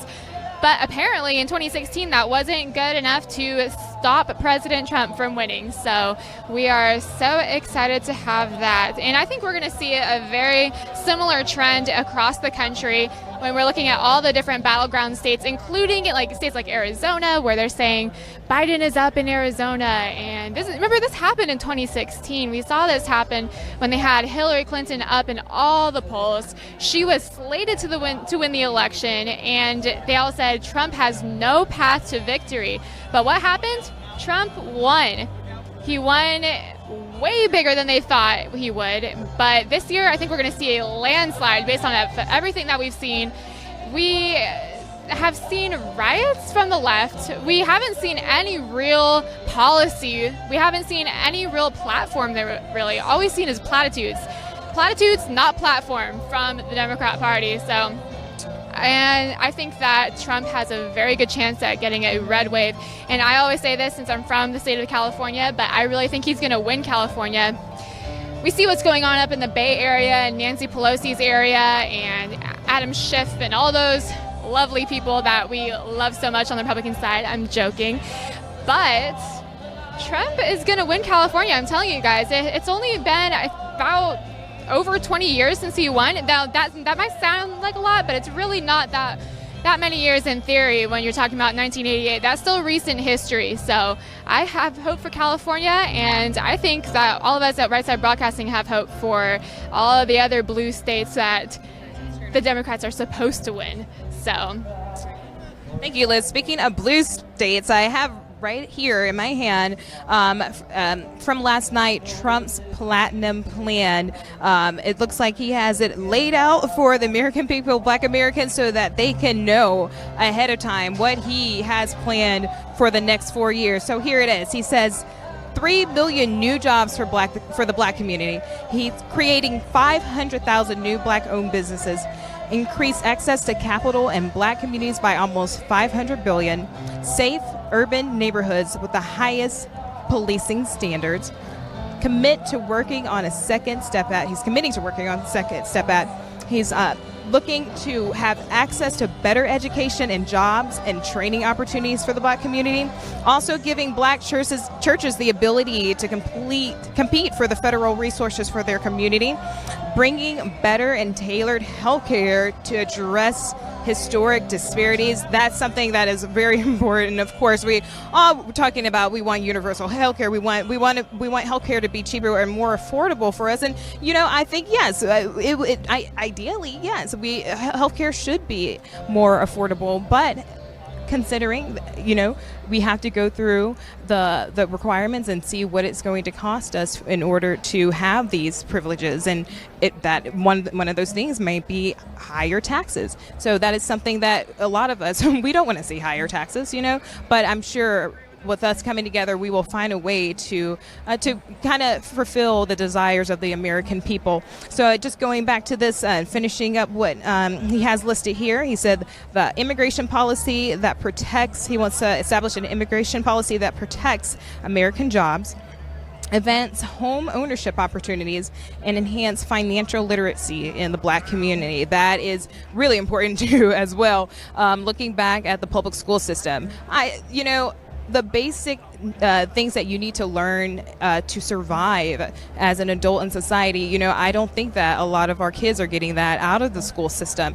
We're spending hours and hours studying subjects that will not help, may or may not help, I should say, benefit and help us become responsible adults. So that is something that is important as well. Teachers, I'm sure teachers, they're going to need the help that they can get as far as teaching our kids and getting them prepared to go out into society and be a success. So, and then here, one more thing, it said, onshoring manufacturing to advance jobs and develop opportunities for Black-owned businesses. So here he has a lot of plans for Black-owned businesses, for Black Americans as a whole. And already, like I said earlier, he's done so many things just being elected in 2016 from the beginning. So I'm just really, really proud of what he's doing for America, for Black Americans, for all Americans. And again, he says, of course, I'm not the president of the world. I'm the president of the United States of America. You got to take care of your home first before you can take care of anybody else. And not saying that, of course, we're going to welcome you all, whoever wants to come, with open arms, but there are rules and there are standards that you have to abide by if you want to reap the benefits thereof. Therefore, so with that being said, again, tonight, I'm sure Trump is going to come and proclaim his vision to the American people and get them excited. We need to keep the momentum going, showing the support, all the support that we can, bring it all the way to the polls in November. So Grace and I, we were talking about as far as the voting situation and the ballots, the mail-in ballots, and all these issues that have been going on. And I've been seeing where certain mayors have been coming out with documentation showing that, these ballots have been tampered with, So this is something that we already know. We are already been basically predicting that liberals, Democrats, are going to try their hardest to keep President Trump out of office. And for them, whether it be good or evil, I'm sure that they will do whatever it takes again, and they will not stop, okay? And that's why we cannot stop. We cannot stop speaking. We cannot stop supporting, This is a fight. This is indeed a fight, and we have to stay strong.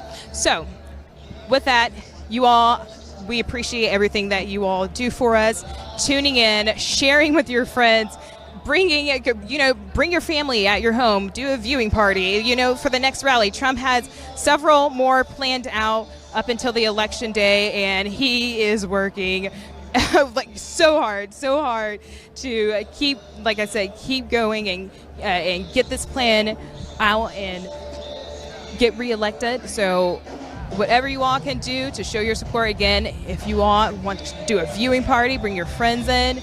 On your cell phone, you can do that, on your TV, but also sending your donations, helping us out, because of course, if you can't make it out here yourself, if you can't come to one of the rallies, we will sure bring it to you, for sure.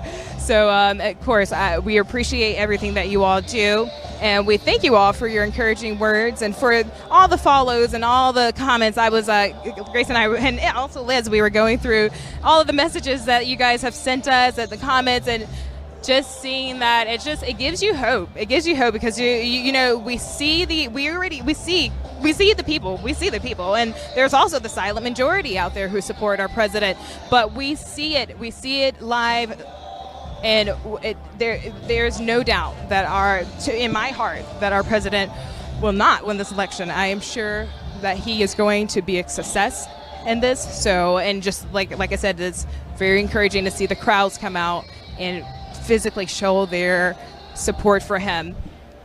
Going back to all the caravans, and Grace was talking about how, and even in San Diego, you're saying how people are out there showing their support. And a lot of us, me from Alabama, when I think of California, I think, liberal Democrats, like, there's not a soul there that that's conservative or support Trump. And of course that's exaggerated, but Grace was telling me, she's like, there are a lot of course, we're going back to saying the silent majority. There are a lot of conservative, a lot of Trump supporters out in like Southern California.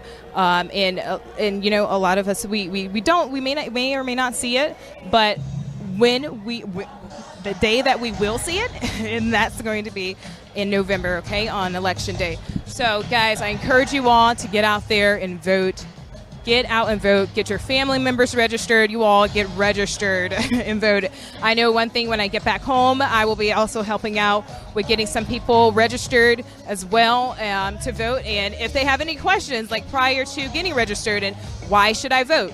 There's several outlets, resources, even myself. You guys, if you have friends or families out there who want to ask those questions, but you may not have the right words to say in order to convey that to them, send them our way. We'll be more than happy to kind of speak with them, and just bring that vision, the American vision to them, and give them the reason to vote. And that is seeing what our president Trump has done already. So we want 4 more years of success, and we're praying that happens. Grace, did you have anything that you'd like to add? I see that you guys are really active here in the live chat as well with the donations coming. Thank you so much. We appreciate all the support. And again, seeing the comments coming in as well. You guys are quite huge fans of Liz and Grace and all of us, and we really appreciate that greatly. So here, Grace, let's kind of shout out some of the people on there. Yeah. Thank you, Zoe. Yes, we have so many super chats coming in. Thank you for supporting Right Side Broadcasting. As you guys know, we are almost 100% viewer funded. So the more donations we receive through our super chats and our website, the better. So I'm going to read a few names off right now. And if you guys keep putting in your super chats, I will try to read your guys' names off too. I'm going to try to read as many as I can tonight to make up for last night, since in wherever we were, where were we last night?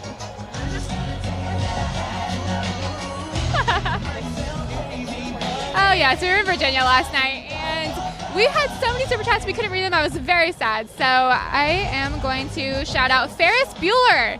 Love that movie, so hilarious. Love you, fellow deplorables. Trump Jr. 2024. Ooh. Who's your 2024 prediction? Ooh, my 2024 prediction is myself. No, I'm just I'm kidding. With the passion that you see right now in the conservative movement, we may never, have come close in predicting who it might be, but I'm sure that whoever it may be, it's going to be the right person for the right job, prayerfully so. I agree with that, and I'm a little biased since I just moved to Florida, but I vote DeSantis 2024. We'll see, though. We'll see. All right. Thank you to Nancy Turner. And thank you to Gray Wolf. He sent a "You Are Amazing" GIF. Love that. Thank you. Thank you to Jeffrey Chu. He says, in caps, "Thank you, RSBN. Been watching your rally coverage since the beginning. Thank you, President Trump, for so that you are and all that you do for the American people. God bless America." Yes, God bless America. They are trying to take God out of everything, including the Pledge of Allegiance. So we want to keep God in there. God bless America. And thank you to Brian White. He says, "Trump for America. America for Trump." Yes, America for Trump. I like that. We need some America for Trump flags and shirts and things. I would totally wear that. "Breakfast for Grace, Zoe, and Liz," he says. Thank you. Let's see who else we have in here. Thank you to Cola Buds. The salt must flow. Trump Pence 2020.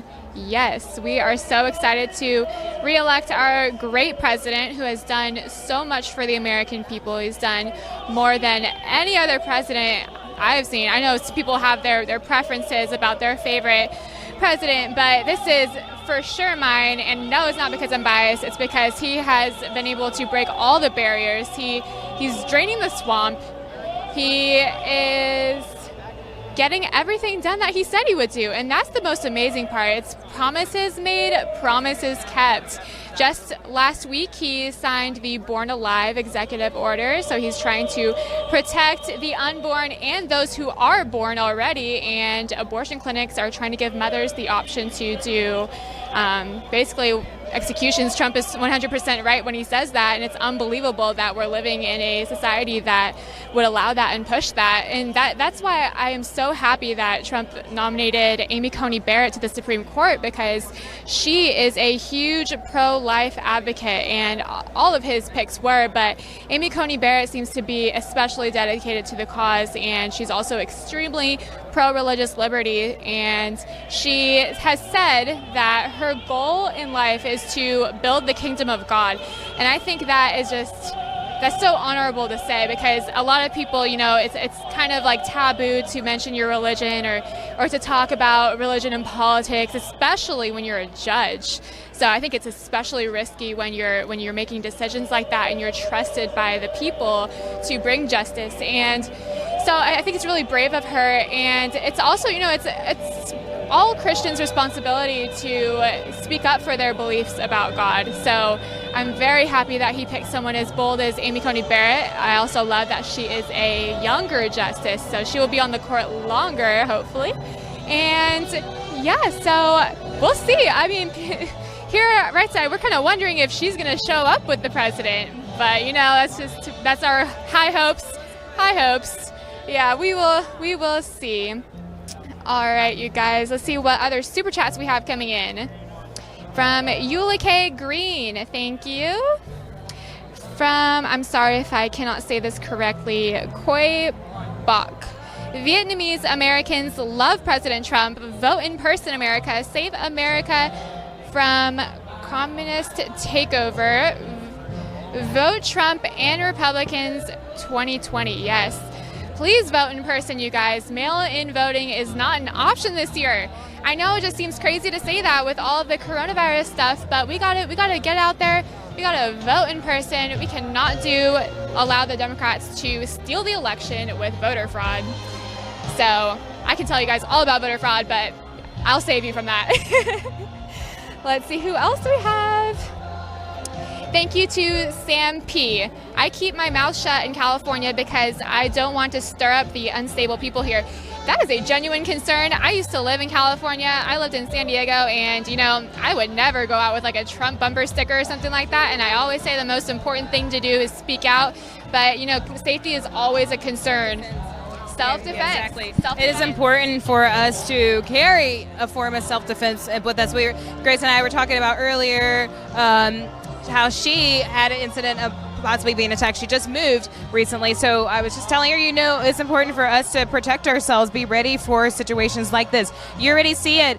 Trump supporters are being, being targeted and being attacked, and we have to be able to protect ourselves, So with that, also, a lot of events are taking place in this area. In D.C., we have the National Return event, and it's a event where all the saints are coming together, and if they can't make it to D.C., but tuning in and coming together and praying for this nation, and praying for our president, praying that God will heal our land, and praying for forgiveness, like humbling ourselves, repenting for the sins of this nation. So a lot of great things are happening right now, just today, and even I think that was a 3-day event. It's called the Return. We were going to try to stop by and catch a little bit of it after the rally tonight, but if we cannot, we'll still have our hearts with everybody and all the thousands of people out there right now. I saw some pictures earlier. It's just incredible to see the amount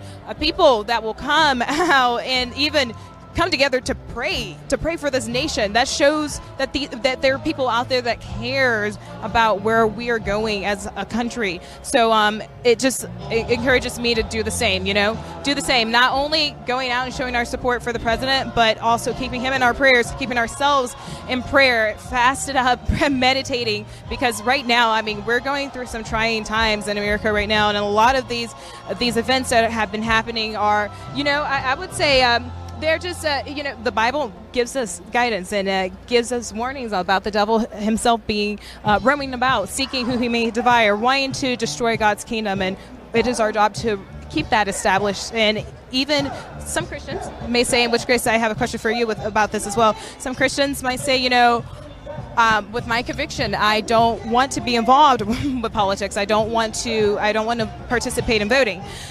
Should they look down on other Christians who participate in that? No. I'd say stick to your own convictions, but do not vote for the personality. Vote for the policy. What does this candidate stand for? What is he wanting to keep established here in America? Going back to these issues, being pro-choice, being supporting the whole Black Lives Matter movement, these Marxist terrorists, people wanting to destroy Black-owned businesses. First of all, Black-owned businesses, Black Lives Matter so much. Why are you burning down these small businesses?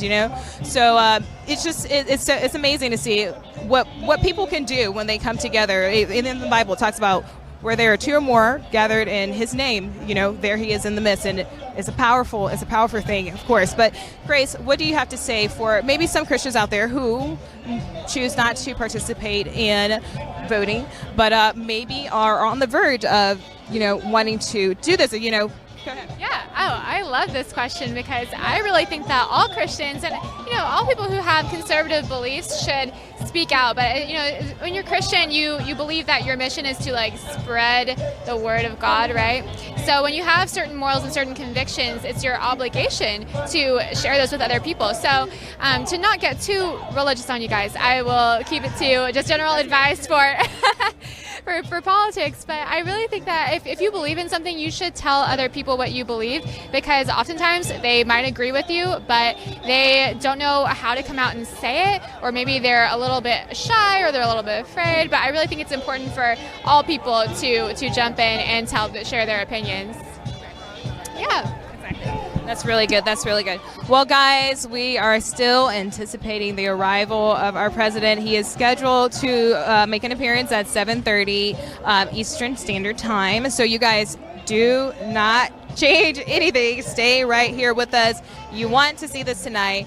I'm sure he's going to bring all the energy with him. He just coming in. Well, not yet. We don't know yet, but he will be coming in from D.C.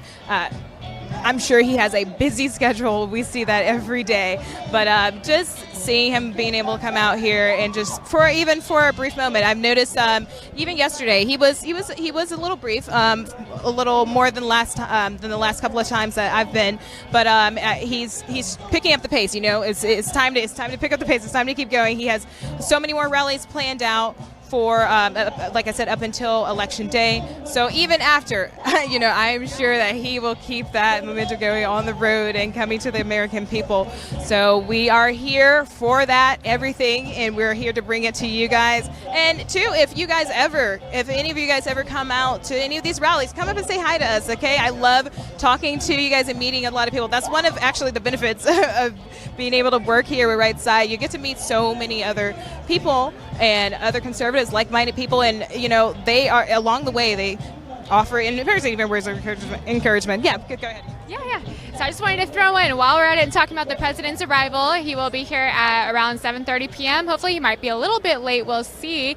But right now we have a viewership goal of getting to 50,000, you guys. So help us get to 50K. Share it with your friends. Send it on Twitter. Send it on YouTube. Tell everybody, because this is the Right Side Broadcasting is the only place you're going to get coverage like this. We have no interruptions. We show the crowd. We pan the whole thing, not just parts, and we don't cut it on President Trump. So make sure you tell all of your friends about it and make sure they tune in. 50K. I'll keep you guys updated. Right now, let's see where we are at.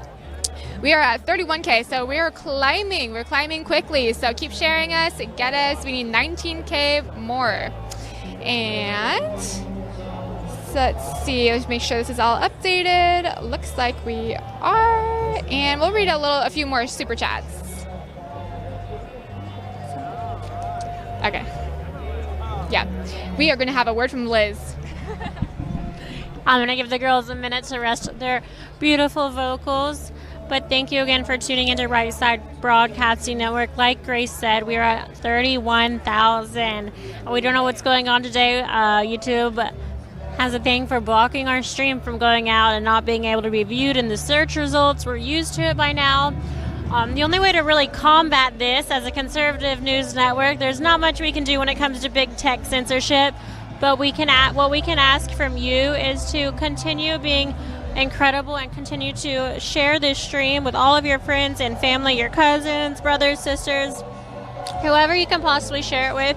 Don't be afraid to put it on your Facebook. This is a time where we all have to be vocal and do our part and show our support for President Trump. And it's not even showing your support. I mean, you can put whatever you want, but if you're, a little bit hesitant, maybe it's something serious. Maybe your boss would fire you and you can't lose your job because they're insane. But just share the stream. You don't even have to say anything. Our goal is to allow everybody all across the boards, no matter what party affiliation, to at least watch President Trump's stream and to really kind of open their eyes, let them get educated, let them see what he's actually doing for the American people, the policies he's putting on the table. Yesterday, like Zoe mentioned multiple times, the Platinum Plan. President Trump has allocated $500 billion with a B to the African American communities around the United States to help support them and to support their small businesses, business loans, you name it. That money is going to be pushed into those communities. It is a lot of money, and as you can guess, it is getting minimal mainstream media news coverage. We want to say thank you to everyone that has donated. Friendly reminder for those of you who are willing and able to donate, we are almost entirely viewer funded, meaning we rely on your donations to get from rally to rally, location to location. I'm going to get on that in more of a minute, but right now you can probably hear the crowd behind me getting louder and louder. They are chanting CNN sucks. CNN sucks. Lots of anger as they are pointing towards the CNN cameras. I don't even see a CNN correspondent, I don't think. Trying to look out here. Mainstream media is on the risers in front of us. Mainstream media is on the risers in front of us right now. We got some people yelling right side. Thank you. It's kind of cool. They're chanting, Zoe, he said your name. It's cool. You have half them chanting CNN sucks, then you have the other half chanting over here for RSBN. So we're making some good progress. Actually, that's cool. It's the first time that's ever happened. So thank you guys for making that happen and for proving that we're making a point out here. Pretty neat, you guys. An entire rally split. Half of them chanting CNN sucks, half of them screaming for RSBN. Incredible, actually. I have kind of baby chills. But no, that's really neat. We really appreciate if you guys are watching the audience and you are one of the people that were able to just yell and show support for us. We do really appreciate it. It's been a busy week. Sometimes, we have our highs and lows too. Right now, we want to have more viewers. We're begging you to share the stream as much as you can. We put so much actual blood, sweat, and tears into this. It is something all three of us are obviously passionate about, and we need your help. We need your support. So thank you for everyone that has shown us support in one way or another. We're asking for you to donate again. We have a lot of rallies coming up. We have one officially announced next week on the 30th in Minnesota. Again, so the 30th in Minnesota, I'll be going home for 2 nights, I believe, which is super exciting. I don't remember the last time I was able to spend 2 nights at my house. And then we'll be heading to Minnesota. I absolutely love it, and you guys make it worthwhile for all of us. If you want to donate and you're wondering how you can and how you can have Grace give you a shout out, there's a number of ways you can donate. The first one is the YouTube Super Chat. The Super Chat is so much fun. It is the YouTube live chat. Your name will be brought up there highlighted. So any amount, absolutely any amount counts, and it helps. So you can donate that. Click that $ in the bottom right-hand corner of the YouTube Super Chat. The second way you can donate is by going to our website on your internet browser. Go to www.rsbnetwork.com/donate. Again, that's www.rsbnetwork.com/donate. It's a tried, true, and trusted source. It'll take you through PayPal, so you can use a debit or a credit card. And you won't have to worry about your information being leaked anywhere or anything like that. We really do count on that website a lot because as opposed to YouTube, where we only get 70%, when you donate via our website, we get to keep 90%. However, if you want to make sure that we get 100% of those donations, minus taxes, I know, we hate them as much as you guys do, but you can send a check. This is a non-electronic form of donation. You can send that check to 1550. That's 1550-1550, Opelika Road, Opelika, Suite 6, Box 344, Auburn, Alabama, 36830. Moderators, y'all have been incredible as always. We could not do it without you. If you don't mind dropping those addresses down below, remind people how to donate, how to keep us in business. It is crucial that we bring awareness to these rallies, we show the crowds, and we show these audiences. They're absolutely credible. Reportable right now, the president is on Marine One en route to Joint Base Andrews. He was originally supposed to board Marine One at 6:20, so note he is 24 minutes behind schedule. We're hoping that he makes up for that on Air Force One. He is scheduled to arrive at 7:20, and I have a rolling bet that he will arrive on time. So we will keep you updated on his whereabouts. Again, President Trump is on Marine One. Another announcement from Zoe. This is really important. We want to show our support, not just to President Trump, not to the campaign that works so hard, but to our partners today. Disney Coins has been incredible from the beginning. I'm going to toss it over to Zoe, who's going to talk to you a little bit more about them. Before she starts on that, go ahead and bring up their website. That's www.disneycoins.com. You're going to want to listen to what she has to say. Thank you, Liz. Yes, so going here to Disney Coins. Disney Coins, they are the epitome of made in America. They're made in the USA by machines, by people who deeply love America as well. These coins are made with genuine silver and copper, beautiful coins, collectible items. These coins are valuable and unique and worthwhile purchase for sure.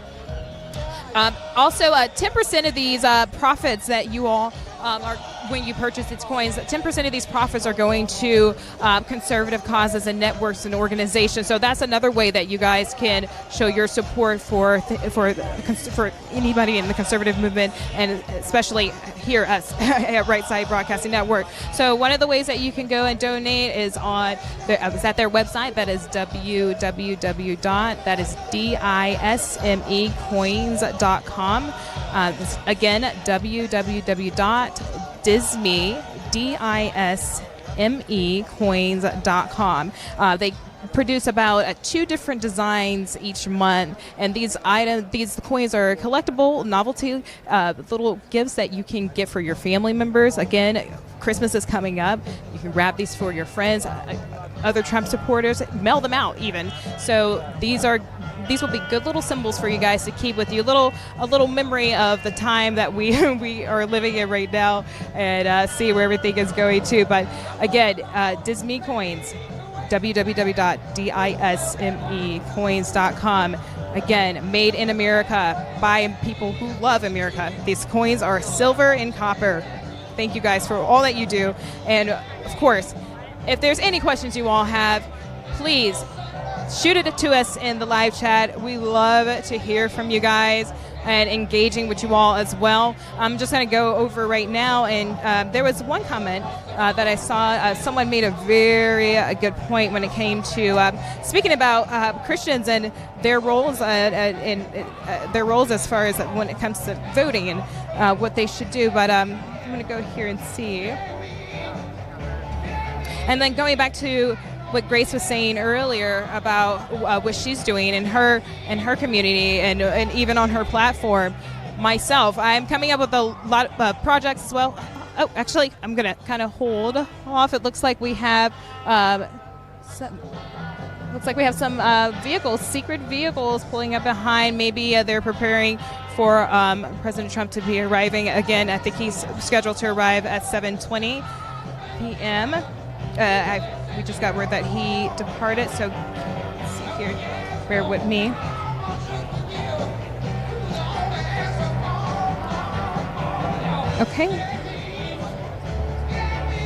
Okay, it looks like we just got word that the president is now on this. Let's see, it looks like he's now on the screen. He's boarding Air Force One right now. So it looks like he is getting very close, and you can see here the crowd. They have their cameras ready. Of course, they know it.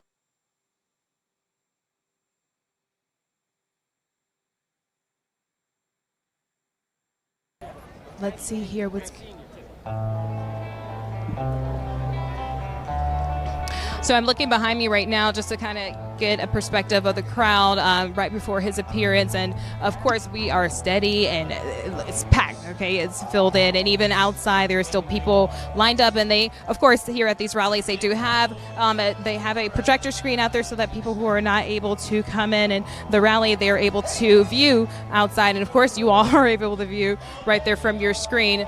But guys, I just want to tell you, if you can come before get out here to one of these rallies before Election Day, this is something that you would want to be a part of. When you look back in history, you know, telling your kids, your grandkids, you know, I was there. I was a part of this. I was a part of all of this. I watched him. I heard from him, and he actually came to the people despite what liberals and Democrats, what they're going to try to take away and, you know, away from him and all the great things that he's done during his presidential. So, with that being said, guys, we're excited to bring this to you tonight, and sorry guys, we're kind of shuffling around here. It is a tight space, a little tighter than what we're used to, but we're working with it. So again, we're just kind of standing by here. It looks like they're preparing for our President Donald Trump, to make his arrival here at 7:20 p.m. And I have something for, I think Grace has something for you guys as well. Give me one. What did you say? Alrighty. So it looks like President, I think Zoe just said this, but it looks like President Trump. Sorry, give us 1 second here. So it looks like President Trump just boarded Air Force One, so it looks like we will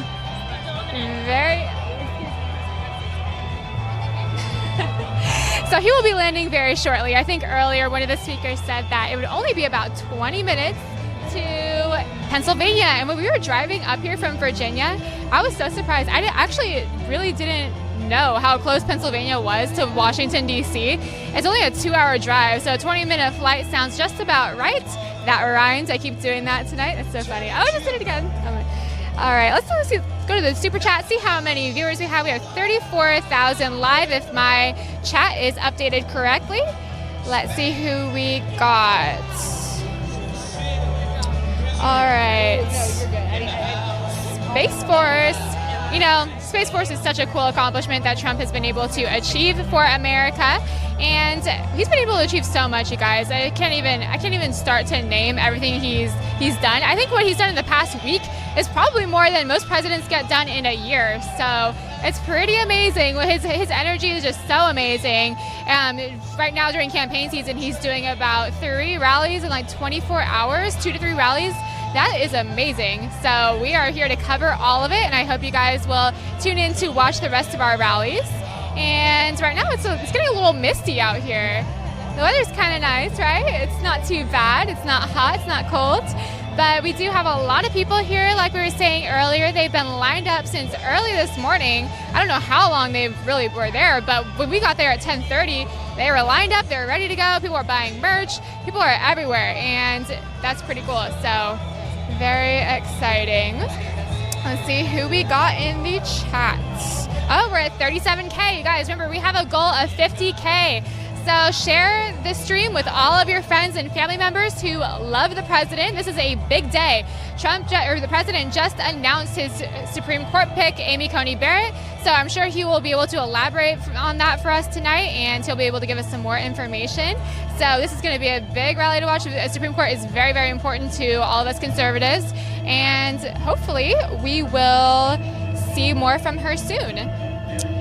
And as we know, she is a devout Catholic, and she is very dedicated to defending religious liberty. So that's very exciting. And yes, like I said, share this chat with all of your friends and family, and send in the super chats. I want to read your names off. I want to tell everyone of your messages. And let's see what we got. From Aaron Denunzio. Hope I said that correctly. He says, love you right side. We love you back. So thank you for joining our chat. What else? ask us some questions, guys. We want to get to know you, and we want you guys to get to know us. And I'm so excited to be joining you guys. Like I said earlier, this is only my third rally, and I am involved in a variety of things. I work full-time. I work at Freedom Wire News, which is an online journalism outlet, so I am very busy doing that. And when I'm not there, I am here because I love covering the President of the United States. We're having a little trouble up here. There's so much press because of the Supreme Court pick. And, excuse me, Liz, how excited are you about the Supreme Court pick? I love it. I think from the beginning I've been pretty vocal that I think it's right that he nominates a Supreme Court justice that's a woman, Ruth Bader Ginsburg. Although I always say, I don't want to be hypocritical of myself, I always say I want the best of the best. But when it comes to this, in this case, he's replacing someone in particular.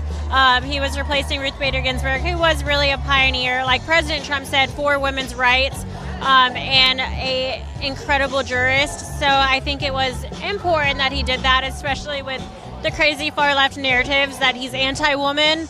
I think it just does, not only is it the right thing to do, but it's just the best thing to do all around. And Amy Coney Barrett, her accolades speak volumes. Graduated magna cum laude from high school, graduated summa cum laude from Notre Dame on a 100% full ride scholarship.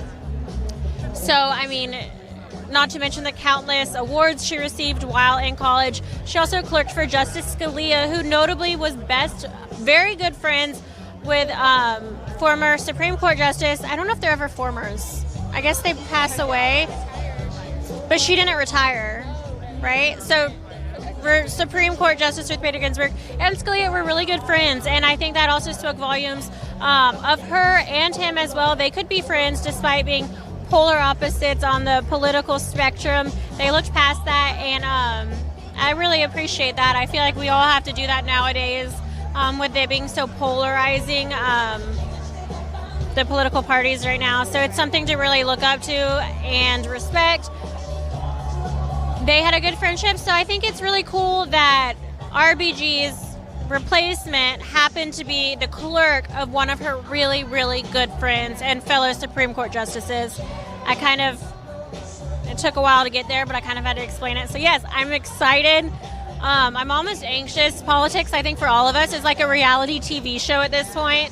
I wake up every day and I follow Twitter to figure out what's going on. I look there first. God only knows what they're going to say about her, what they're already saying about the adoption of her children from Haiti. I don't think Zoe likes it. She's like, what? It's terrible. It's awful that people who work their entire lives trying to be the best possible versions of themselves, respecting God and just adoring the Constitution and trying to fulfill their duty, their sworn-in duty, but they are just getting more hate now more than ever. I don't think it's called for. I hope that when the pendulum swings and we eventually have a liberal president again and we have nominations of liberal Supreme Court justices, I hope we don't act like that. I hope we don't accuse people of false things and try to slander them and ruin their lives. But we'll see what happens in the next few weeks. It looks like they're trying really hard to have that Senate confirm her nomination by November 1st. So also we have some breaking news moving on from that. I know you've heard a lot from it today. We'll just have to wait and see what happens tomorrow. But POTUS is now wheels up from Joint Base Andrews, so it looks like he should be arriving roughly on time.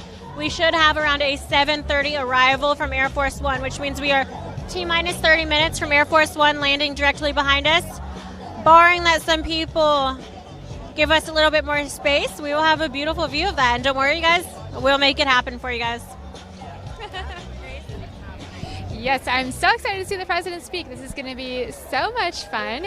And I really wish, though, I really wish that we could get along better in this country, because I wish the Supreme Court wasn't such a fight when we have new nominees, and that the left didn't get so catty with us. And if you notice, it's all one-sided. We're not the one slandering their candidates and saying terrible things about them. And how could you possibly do that to a mother of 7 who has adopted 2 children from Haiti? and she was a clerk for Justice Antonin Scalia. And I think that's also, I'm glad that you mentioned that, because I think that's also a really respectful thing to do when you're talking about succeeding a justice, is to, because they were, to my knowledge, Ruth Bader Ginsburg and Justice Scalia were good friends. Yeah, I think they were good friends. And so I think that's a great thing for her to do, or for President Trump to nominate Amy Coney Barrett. But yeah, so, and also he's also breaking the record for confirmed judges. He has nominated, I think, over 100 or over a couple hundred in the past few years. I think it was 100 last year or something like that. My friend, actually, her dad became a Trump confirmed judge, so that's pretty cool. And that's exactly what we need in this country, because the left has taken over our institutions. They've taken over the education system. They've taken over entertainment. They've taken over pretty much everything. And we gotta take it back. We need to be more aggressive. No more just letting. It's not going to work. Yeah, it's not going to work. Just letting people take over. Sorry about that. Got a few distractions here. But yeah, we've just been too passive. And that's another thing why we need to speak up, because there's no more time for being passive. We need to be outspoken and say what we mean and what we want, and make sure that everybody knows our blatant support for the president and for what he stands for, because we can't start feeling disappointed. Because I think when people stop speaking out, they start to feel like sad inside. It's like, wow, the left is really taking over everything. Like, what can we possibly do? My vote doesn't mean anything. And it's so discouraging to see and like to feel like that. I know exactly how that feels. I used to feel like that. But then I started speaking out, and I joined this community of all these great, wonderful conservatives. That's how I met Liz and Zoe at Turning Point. And now we're all together at Right Side Broadcasting. I'm telling you, if you start speaking up in the conservative movement, you will meet your best friends. So, yes. Thank you, Grace. Just adding to what you were saying about how right now where we are, everything's twisted right now. We see the lack of support for our police officers. We're seeing now Breonna Taylor, being a figure of, I guess, a martyr in, Vogue magazine, or they have her on the cover. People like Amy, she needs to be on the cover of Vogue magazine for what she already, being a mother, for Melania, hello, okay? So it's just showing where we are. Things are twisted, and it's sad to see, even with the situation with Amy, when Trump announced that he was considering her, a lot of people were talking about, is she going to be the one to try to overturn Roe v. Wade? And it's like, we're focusing on the wrong thing, first of all. It's funny to me how Democrats are so focused on trying to protect their right to murder. That's exactly what it is. It's a mass Holocaust. Modern day, I should say. Modern day Holocaust, okay? So looking at that, wherever that may go, according to the law, I'm sure she will do her job to, again, establish justice and keep law and order and do her right to serve the people as well. So, I'm just happy to be here with the girls. Yeah. It's not about accomplishing an agenda. It's about interpreting the law and upholding the Constitution. I think a lot of people forget that. And yes, it's important to have a fair and balanced Supreme Court when it comes to leanings, whether it's conservative or liberal, but obviously, the most important thing is, can this person accurately understand the Constitution and implement it in their decisions? They don't even. That's the thing. They took prayer out of school. They wanted to do away with the Pledge of Allegiance. Yeah. Anything that what America stands for, is sad to see that. Yeah, and I love my Constitution so much that I brought one with me today, but it's actually in my purse. I could bring it out if you guys wanted to, but that's how dedicated I am, because it's crazy. I actually went to Liz is cracking up right now. Yeah, unlike Hot Sauce Hillary, I carry a Constitution. I'm Constitution conservative, okay? Anyway, I started doing that because I wanted to be educated when I come to cover these events. And I want to, because it says in the Constitution that the president shall appoint a Supreme Court justice with the consent of the Senate. Sorry, I messed that up a little bit. But that's so important to know, because the Democrats and the left would have you think that Trump has no right to do that during an election year, and he has every right. In fact, it's his obligation under the Constitution. And you guys would be so surprised at how many people don't know what it says. Because I took some pocket constitutions to a protest. I won't tell you guys what kind of protest it was, because some of you guys, I was at an anti-lockdown protest in May in California because we had some tyrannical lockdowns. I will justify why I did that, but anyway, I brought pocket constitutions. And so many people took them. I handed out probably 50. I only brought about 75. Oh, I'll give you mine because I have like 10 at home. Airplanes before a rally, just reading the Constitution, and that's the thing. People don't know what it says. People don't know what the First Amendment says, what the Second Amendment really says, what everything really says. And that is so important. Like I said, education is the key. You guys need to know what the Constitution is, because it's not some book that's like, it's not guidelines, it's your rights. Our founding fathers wrote these rights out, signed off on them, and these are the rights that protect us, and we're supposed to understand those rights. So that's why I carry my Constitution around, and you guys should too. I should do a Constitution commercial, but even you should take some time to read the Constitution as well for our viewers. But too, growing up, I was homeschooled, as some of you guys may know, but my father and my mother made sure that we read the Constitution, memorized the Ten Commandments, and of course, us being kids, we hated it. Of course, we were like, what are these words? What is this? Like, what is this? We don't understand this. But now, like me as an adult, realizing that this is important. This is really important, and we have to kind of reestablish patriotism in this country. And it starts with our young children. If they're not being educated on what America was founded on and these principles and the Constitution, then of course you're going to have the issues that you have today with people trying to take over and change this. So it's important to keep that going. Of course, I'm currently working on a project with a few other conservatives to kind of bring to television, I was mentioning this earlier, bring to television an outlet, a platform for women who are involved in the modeling industry, pageant industry, but who are or were, ostracized for either their faith or their political stance.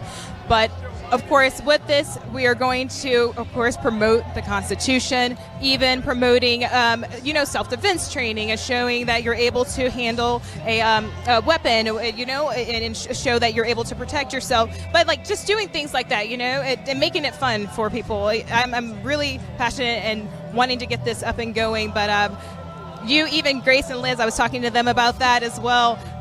I would love for them to come on board and help me out. I've been talking to a lot of people as well. And everyone seems to be pretty excited about these things. Like, the excitement is there. People just need to have something to be excited about, especially when it comes to this conservative movement. But with that being said, of course, we're expecting the arrival of President Donald Trump. He is due to arrive at 7:30. Here in a little bit, it's 7:06 right now, Eastern Standard Time. He's just getting in from D.C., appointed Amy Coney Barrett as the Supreme Justice. So doing a lot of things already, historical things today. So again, coming to hear from the people and to speak to the people. We're excited to hear from him. Again, he just made an appearance yesterday, you guys. Some of you guys were there with us. They're in we keep messing that up. Newport, Virginia. But he's a busy man, and his schedule is it feels like it's never ending. But he is the one that he's the one that I wouldn't say look to, but I am inspired by him and what he is doing in America. And it just, like I said, several times, it's encouraging. It's just really encouraging, and it's helped me along my way in my journey in this conservative movement, and seeing leaders and figures like him, for example, like Candace Owens, Charlie Kirk, all of these people. They have done so much for the American people, and just not by what their actions, but in bringing the community together and bringing people together, but establishing God in this country and establishing morals and bringing people back to, when I say back to the basics, bringing people back to what this country was founded on. And that Grace mentioned this earlier, just recently. You guys, it's important for you to know the Constitution. I used to despise my father for forcing us to read the Constitution, read the Bible, learn the Ten Commandments, learning the law. And he said, one day you're going to realize that you need to know these things. You need to know these things in order to protect yourself. These things were not written for no reason. These men who established that, they had a vision, they had a goal, and they were right on the spot, right on the spot to know and be able to predict what was to come in the future. So, guys, everyone seemed to be getting together and starting to chant. I see here some of the people are kind of sitting down, but I'm sure you're going to see them getting up and getting all excited as soon as President Trump makes that appearance here at 7:30 p.m. So Grace is going to share something with you guys here. One moment.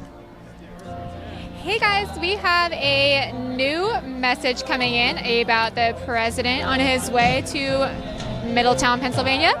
Looks like Marine One touched down at Joint Base Andrews about 6:43, so about a little less than 30 minutes ago. And the president came out at 6:47 carrying his own umbrella, like the humble man that he is. President Obama would have never done that. So we are very proud of our president for being willing to carry his own umbrella. Anyway, but he is traveling with Dan Scavino, Press Secretary Kayleigh McEnany, who is my personal favorite, as well as Stephen Miller. Looks like it's overcast with a little bit of drizzle. It's certainly what we're seeing here. Me and Zoe were commenting on the interesting misting weather here earlier. And the message also says, President paused at the stairs but did not come over after a reporter shouted a question at him. How rude. But he is on his way to Middletown, Pennsylvania for the campaign rally. So we are very excited to see him in just a few short moments.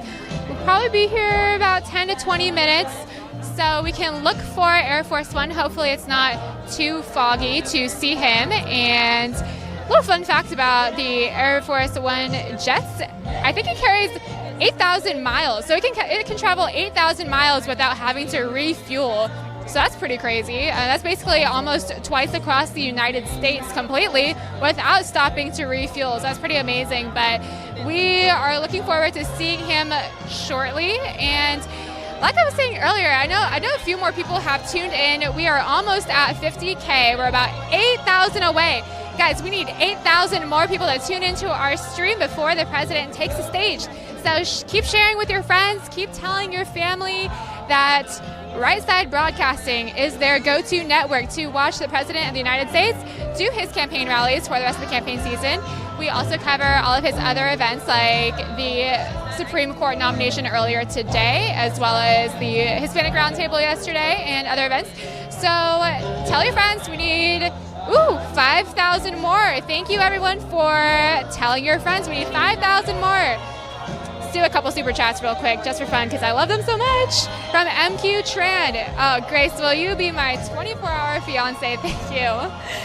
And thank you to Phoenix Vault. Visit phoenixvault.org to see hashtag Biden's in Ukraine recently declassified documents. Thank you, Right Side Broadcasting. I condone that message, you guys.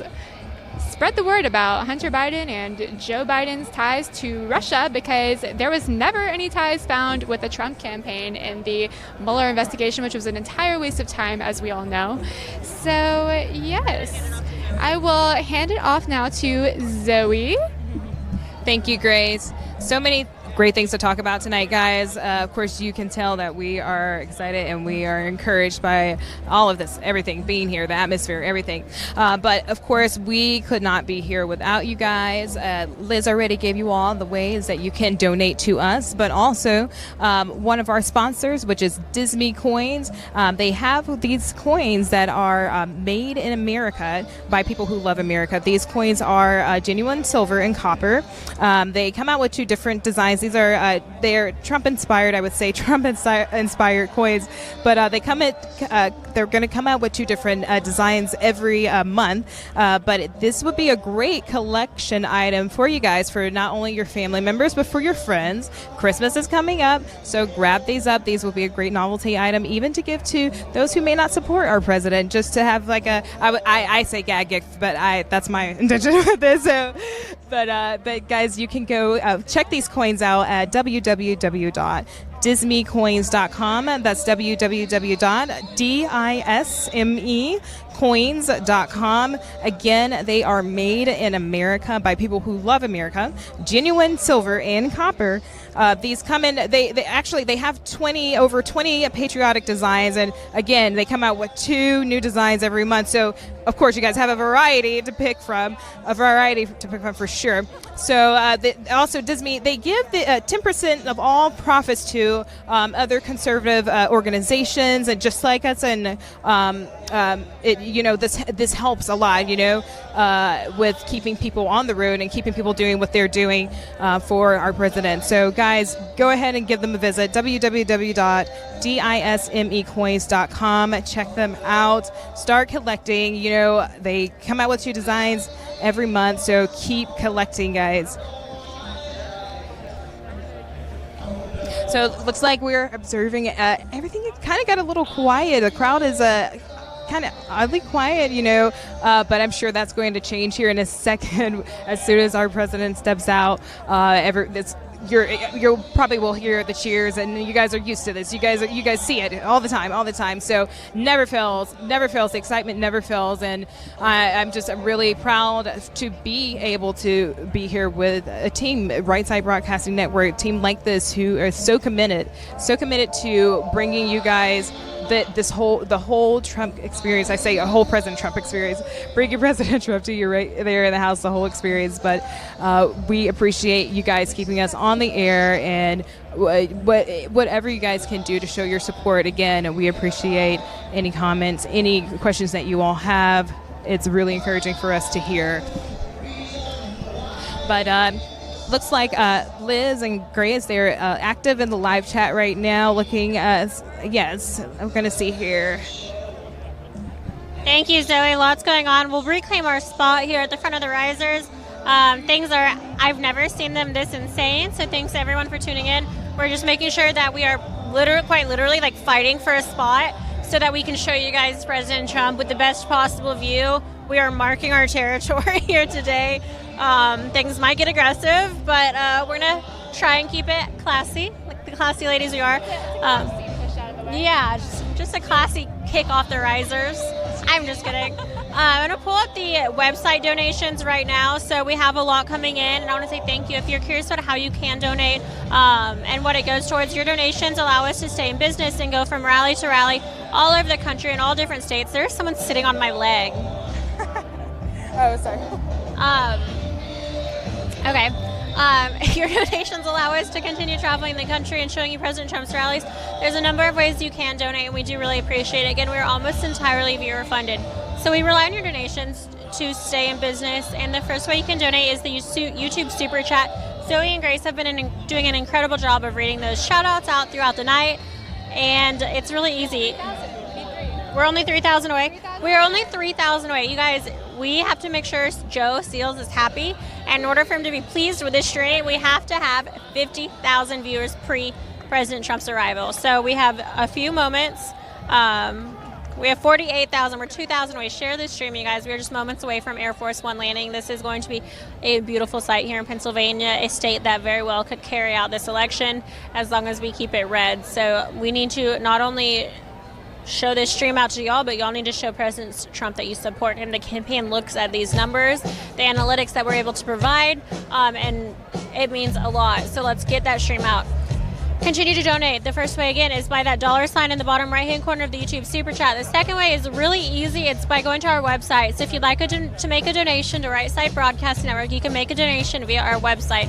That's www.rsbnetwork.com/donate. That is done through PayPal. It is so easy. Again, www.rsbnetwork.com. There's a donate tab if you just want to do that, or you can do the /donate Either way, website is a great place to go. Use it as a source for information. It's really easy to use, family-friendly, lots of information. The third way is a non-electronic way, and that is by sending a check. So you can send a check to 1550 Opelika Road, Suite 6, Box 344, Auburn, Alabama 36830. If you would like to do a shout out, of course, we love to read them. It's a way for us to also fill time, so it's a lot of fun. A great way for us to be able to... What is happening? A great way for us to be able to interact with you guys. So I'm going to be reading some of the website donations out, and then I'm going to toss it off back and forth. We're going to talk to you guys a little bit more about Disney coins, and I'll just begin. We have Tony Fryer, who said, who is John Galt? He's a Trump supporter. We have Elaine, who said, great coverage. Makes me so happy to see young adults expressing conservative views intelligently. Very proud of you, ladies. Robert Ivanov said, Trump must win and appoint 2 more justices. Catherine Rice said, God bless President Trump, and thank you to all the men and women in blue. We have Ellen L.V. Castro, who said, thank you, RSBN, for your faith to prevent truth unfiltered. Keeping y'all in prayer. Prayer March 2020. Prayer for all God's people, all our leaders, and all of our President MAGA Trump fans 2020 from Rockville, Maryland. Marvin Flores said, thank you so much for the great work you do at every Trump rally. Keep up the great work. Thank you. We have Ann Bucci, who said, thank you for all the great work. Your site is my #1 go-to site to access real coverage. Thank you. We have Sarah Mariana, who said, Right Side Network is amazing. Thank you for broadcasting the whole rally. You guys are very welcome. Louis, United States veteran, thank you very much for your service.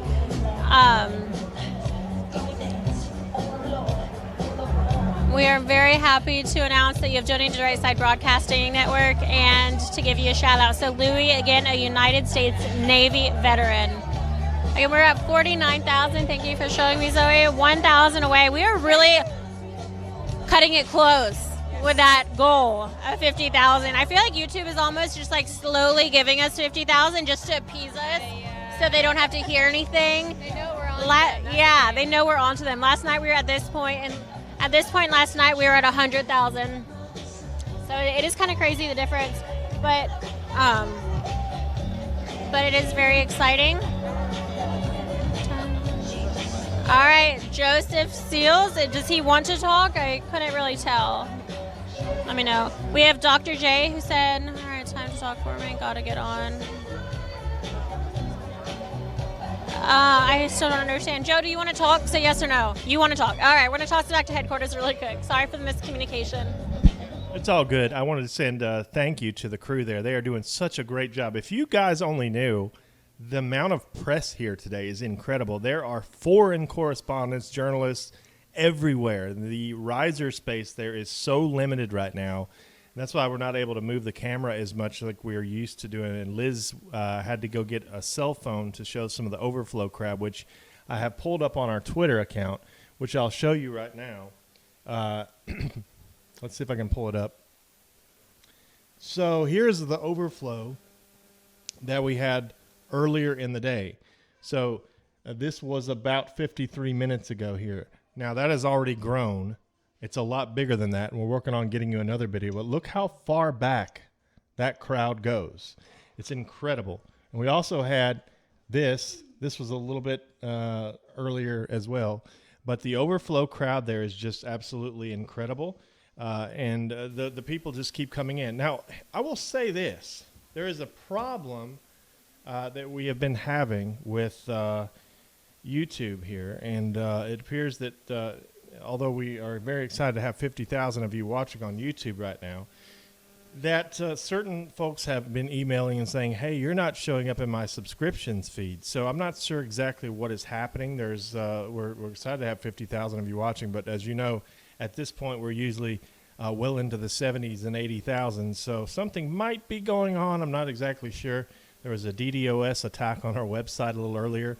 So we switched on our Cloudflare, which is it protects against attacks and things. So if you're not able to get to this stream right now, if you're watching on Facebook because you couldn't find us on YouTube and you want to be on YouTube, go to rsbnetwork.com. Just go to rsbnetwork.com and it will redirect you to the YouTube stream. You can donate to us at rsbnetwork.com/donate. That is still a working link.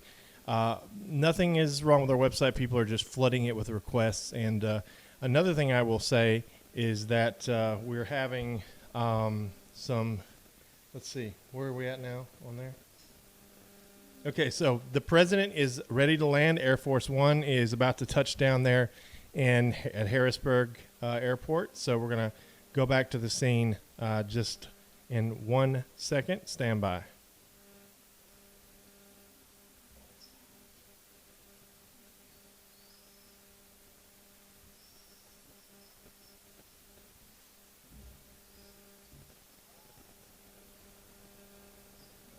Going to you for Air Force One commentary. You're ready to go. Roger, roll.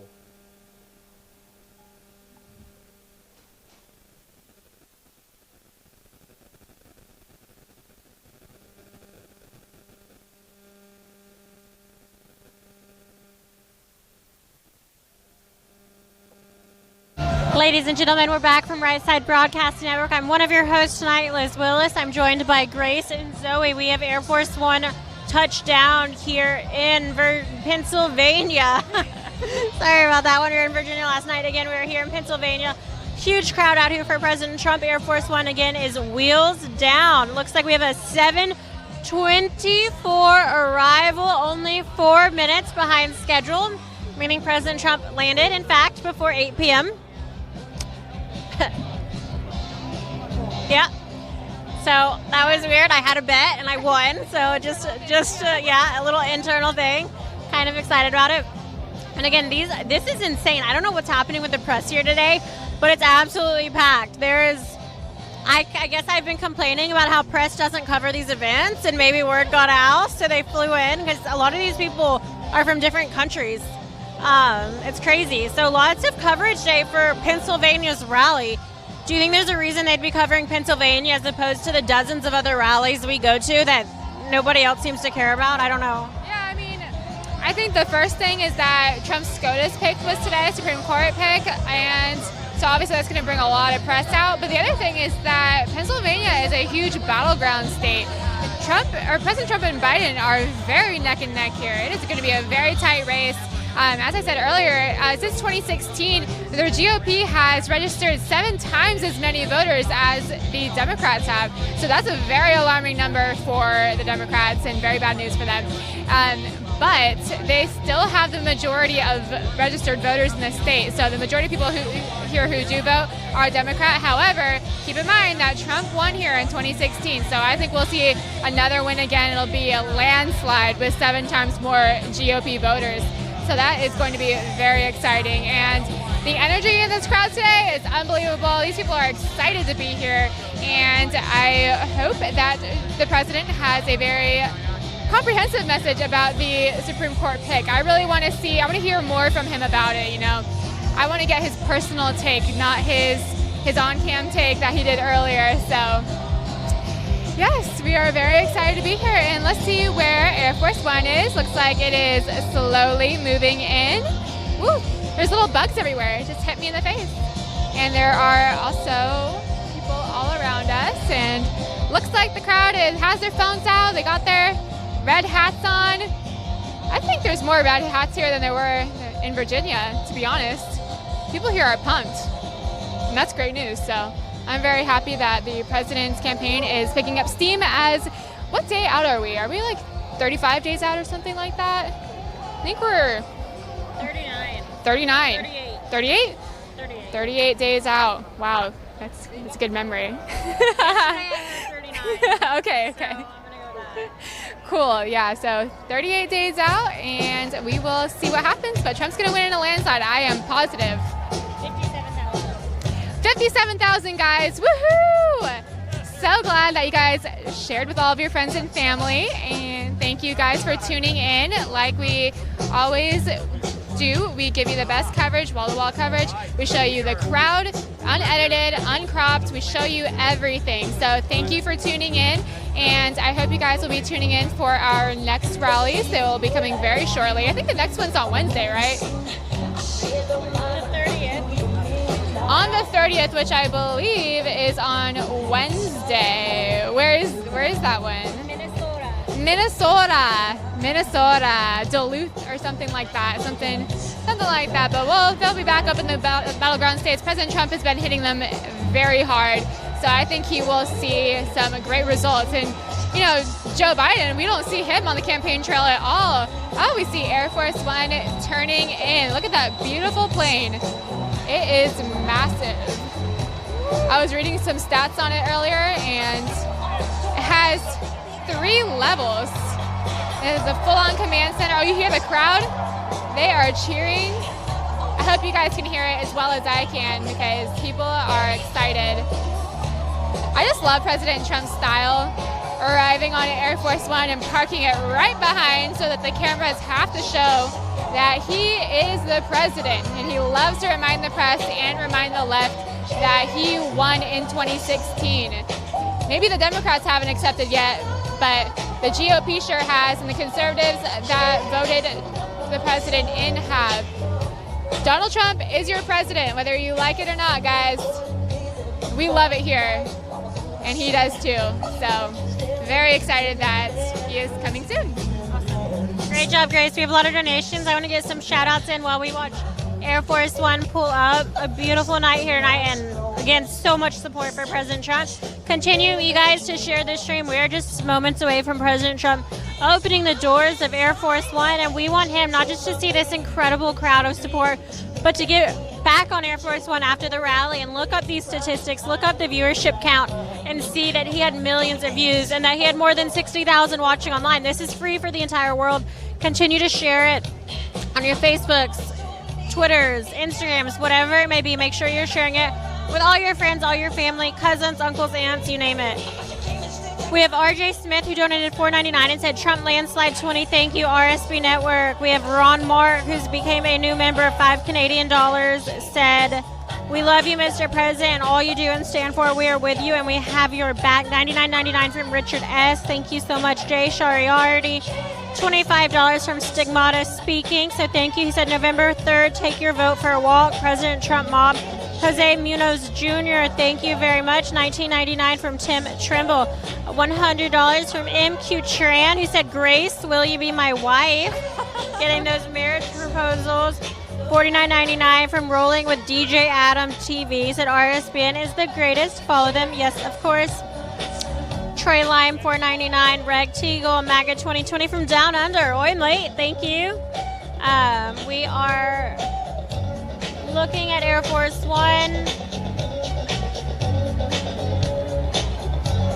Right now, it looks like the back door is open. The press is disembarking right now, so we are moments away from President Trump. Again, moments away from President Trump. The presidential seal is on the podium, and he'll be taking the stage absolutely any minute now. This is going to be a very exciting speech. You're going to want to be sure you stay tuned. He just had a really exciting, historic, monumental moment at the White House in the Rose Garden. It was his first time appointing a female Supreme Court Justice nominee.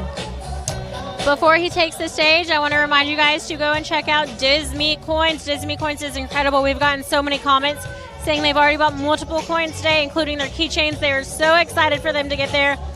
Don't be discouraged if you see something that is sold out. They are working on having more minted, and the best thing is that all of these are minted in the United States by machines made in America. So this does not get any more patriotic. Disney Coins is truly the epitome of made in America because, once again, they are made in the USA by machines, by people who deeply love America. These coins are made with genuine silver and copper. They're valuable and they are unique and worthwhile purchase, which means that they make the perfect presents. They come in over 20 patriotic designs with 2 new designs coming each month. Here at RSBN, we'll be collecting these coins, and we hope that you'll collect them alongside us with each and every month leading up to the election. The time is short. The time is now. They also make great gifts for any MAGA fan in your life. Disney Coins is also giving 10% of profits back to conservative causes and organizations. So they are giving to benefits that are meaningful to you, the viewer. Go to www.dismecoins, that's DISME coins.com to check out the inventory and start your very own collection of Trump coins today. Use code RSBN at checkout for a discount. While you're there, don't forget to join the huge September giveaway. It's really easy to do. Just click the giveaway tab on the left side of the screen. The more people that enter, the more winners there will be. Make sure you use a good email, because that is how you'll be contacted if you win. Again, huge giveaway. Make sure you enter. That's www.dismecoins.com. Again, www.dismecoins.com. Again, ladies and gentlemen, you're watching via Right Side Broadcasting Network. I am one of your hostesses. My name is Liz Willis. Give me a follow on Twitter and Instagram at Liz Willis. That's LizWillis. My co-hosts are Grace Saldana. That's GraceSaldana. And Zoe Sozo, Zoesozo. Make sure you follow all of them. We are going to be your campaign hostesses, some of them. We also have our lovely gentleman hosts as well, who will be guiding you all through the 2020 presidential election. We have around, I think, 39 days left, and we are going to go to every single rally that we can physically get to, and that's because of your support, your contributions, what you have given to us since 2015. We have been killing it, you guys. RSBN has had over hundreds of millions of views. In 2016 alone, it was over 300 million views. We're going to shatter that, and we are going to fight so hard to get President Trump reelected for 4 more years. It's going to take at least 4 more years to drain that swamp and to continue fighting for the constitutional values that we as conservatives hold so dear to our hearts. Again, Grace, this is probably your 3rd time seeing Air Force One at this point. Has it gotten less exciting yet? How do you feel? No, I absolutely love seeing the president. This is always as exciting as the first time. Right now it's misting a little bit, so I got a little distracted for a second. But yes, I love coming to the campaign rallies. I love seeing the president speak, just because it's so historic. He's done so much for our country. Nobody else loves our country like President Trump does. So these rallies are always exciting for me to go to. And thank you guys for having me as a host. And hopefully I will be back out on the campaign trail soon. And we are awaiting President Trump. So it looks like his massive entourage just got off of Air Force One. So that was a lot of people. I don't usually see that many people come off of Air Force One. It was a huge group. He just said, bring the whole White House. He brought the whole house with him tonight. So maybe we'll see some special speakers. Maybe we'll see Amy Coney Barrett. Who knows? I don't really know, but I know that Kayleigh McEnany will be here, as well as Dan Scavino. So hopefully we will see a word from our press secretary. She gets so much heat from the left, and she does such an amazing job. She's a Harvard grad, and boy, it shows, you guys. She got that binder full of facts, and I love seeing her take on the lamestream media, as the president likes to call it, the fake news with her binder of facts. So God bless Kayleigh McEnany. She has a hard job to do, and not everyone can do that. So looks like we got some more people coming off Air Force One, and the president will come off soon. So thank you guys all for tuning in. Let's see how many people we have on the chat. I know we broke 60K. Thank you everyone for tuning in. We are at 66,000 viewers. Can we get to 70,000? Can we get 4,000 more before the president walks off of Air Force One? Looks like we have maybe just seconds left. This music is toning down. So you guys, share the stream with your friends and family. Share it on all your favorite platforms that you use. Twitter, Instagram, Facebook. Do we have Parler? Yes. RSB Network. RSB Network on Parler, on everything. You can see it live streamed everywhere. You will get full coverage, no breaks, no commercials, and we are almost entirely viewer funded. So you guys, if you guys want to donate to the super chat, I will read your name off. 71,000. Let's get to 71,000. Woohoo! Let's get to 80,000, 9,000 more before President Trump takes the stage. Can we get it, guys? It's misty. It's missing. It kind of looks like light snow, especially like with Celine Dion in the back. Yeah. And, it's very magical. It's magical, majestic. We just witnessed history. We did. We just witnessed history. Yes. It's not embarrassing. That shows you're a true-blooded conservative. We're patriots. We're patriots. Liz the Patriot. I'm going to make an Instagram for you, a fan page. Liz the Patriot. Go follow it. Liz Willis. Go follow Liz Willis. Yeah, so it's missing out here, guys. So we're just moments away from President Trump. Ooh, we're at 73,000. Can we get 7,000 more before he comes on? I know he's going to have some historic things to say about Amy Coney Barrett. So tell all your friends and family that we are filling that seat. We have the Senate majority on our side. Even Mitt Romney is on our side. He doesn't usually side with President Trump on a lot of things. So we got some more people walking off Air Force One. Let's get our viewership up. So just tell your friends, you guys, bring them all here. Oh, we have some cheering.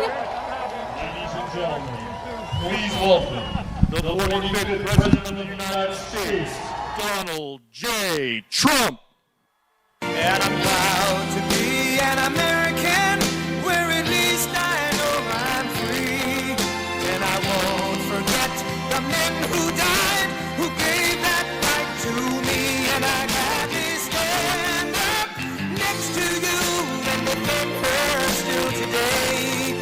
'Cause there ain't no doubt I love this land. God bless the USA. At least I know I'm free.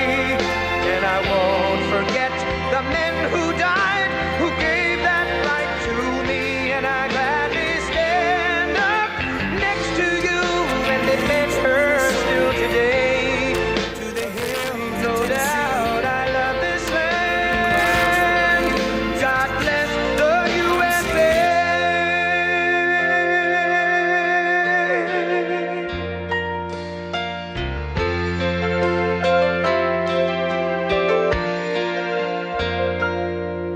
From the lakes of Minnesota to the hills of Tennessee, across the plains of Texas, from sea to shining sea, from Detroit down to Houston and New York to LA, where there's pride in every American heart, and it's time we stand and say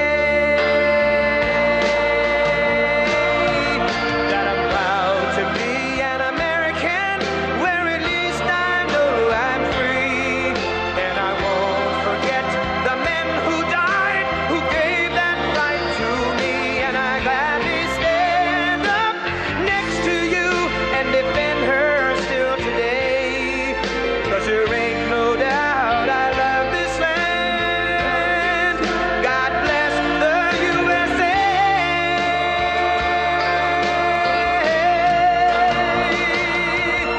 And I'm proud to be an American, where at least I know I'm free. And I won't forget the men who died, who gave that right to me. And I gladly stand up next to you. No doubt I love this land. God bless the USA. Gladly stand up next to you and defend her still today. 'Cause there ain't no doubt I love this land. God bless the USA.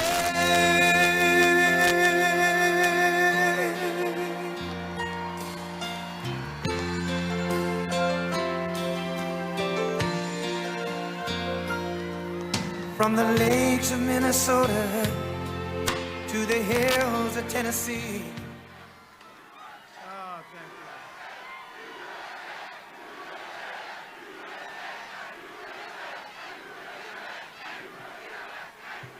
Well, we won Pennsylvania last time, and we're going to win it by a lot more this time, I can say. Because, 4 years ago we had a lot of enthusiasm, but we have more now. Even the fake news will admit that. They will admit it. There's more than we've ever had. Hello, Pennsylvania. Thank you very much for being here in the rain. As we stand together in the rain, it's supposed to bring luck. We'll take it, huh, my man?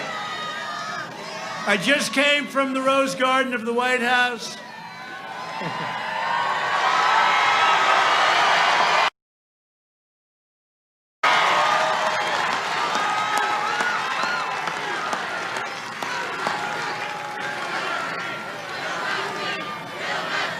Thank you very much. And I love you too.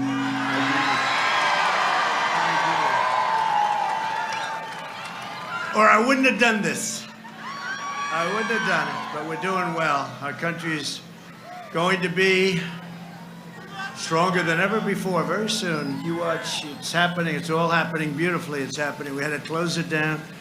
We saved millions of lives. We opened it up, and we're doing record kind of numbers, and we're going to have the best year. We're going to have a great third quarter. So thank you very much.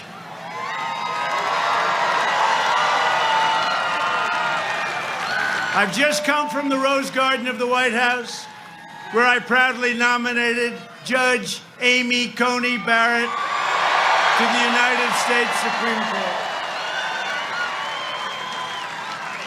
Judge Barrett is a brilliant legal mind, an extraordinary scholar, you know that. #1 in her class. You know, the professor, one of the most respected people, he said the greatest student he's ever had. That's pretty good. That's a little better than Biden, wouldn't you say? She should be running for president instead of... Now, it's a little bit better, academically slightly better. And most important of all, she will defend your God-given rights and freedoms. She will. Judge Barrett would become the third Supreme Court justice, along with over 300. Think of this. This is our third nomination. We have Justice Gorsuch, Justice Kavanaugh, and now we have Amy, along with over 300 federal judges by the end of this term that we've confirmed to uphold our laws and Constitution as written, and that's a record. Joe Biden has refused to provide his list because the names will be handpicked by socialists like Representatives Alexandria Ocasio-Cortez, AOC +3, and Ilhan Omar. That's a great one. She's a great one. Always complaining. She's always complaining. Came here. Things worked out for her. How did she come here? Does anybody know how she came here? AOC +3. That's a beauty. That's a group of they love our country so much, right? If given power, the far left will pack the Supreme Court with radicals who will terminate the Second Amendment. That's what they want to do. Strike the words "under God" from your Pledge of Allegiance. Tear down crosses from public spaces and force taxpayers to fund extreme late-term abortion. That's what they're looking to do. These left-wing justices will cripple police departments, protect sanctuary cities, and declare the death penalty unconstitutional for even the most depraved mass murderers. It's unconstitutional. We will save your Second Amendment, and together we will save our country, and that's what we're doing.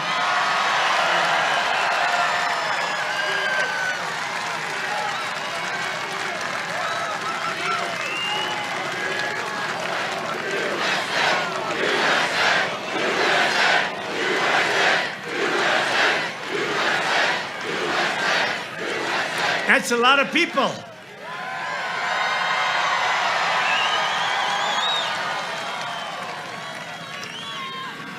So we have tens of thousands of people. If Sleepy Joe came here, if he had, I really mean this, you know the little circles he fills? And he can't get them full. You have like 5 of them.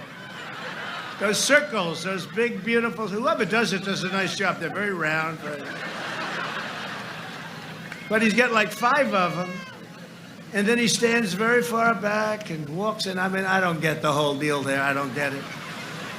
So we have tens of thousands. Somebody said 17, 18,000. Last night we had 35,000 people. You saw that in Virginia. You know, we're making a play for Virginia because we have a governor in Virginia. You know that.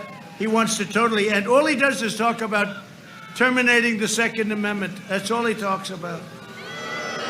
That's all he talks about. In 38 days, we will win the Commonwealth of Pennsylvania. We will win 4 more years in the White House, right?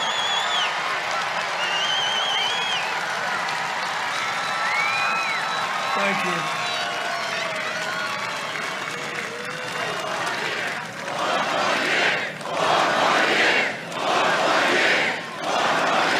Thank you.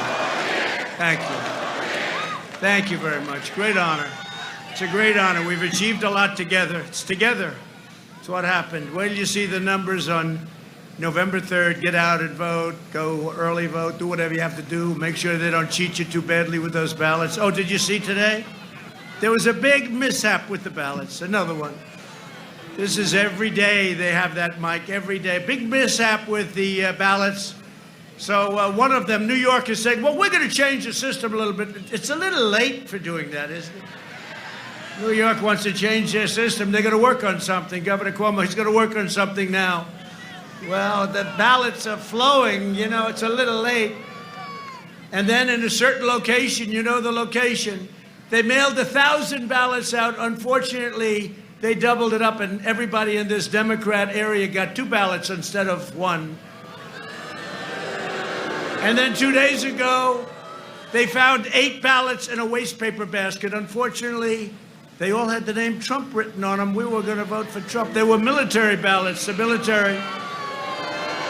And then they have a stream in a very good state, and they found lots of ballots dumped in the stream.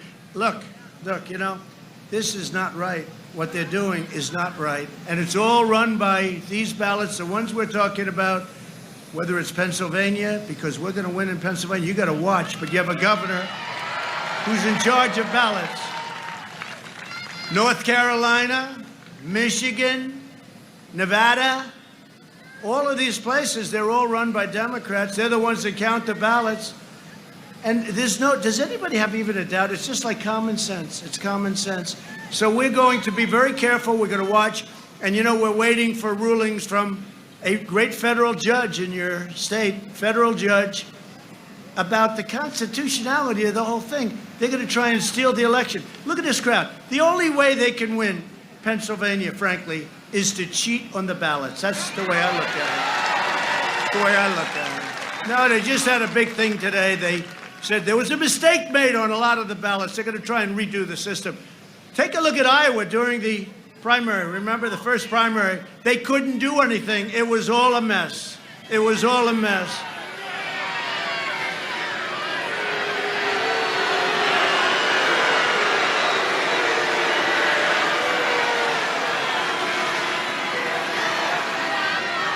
Good job.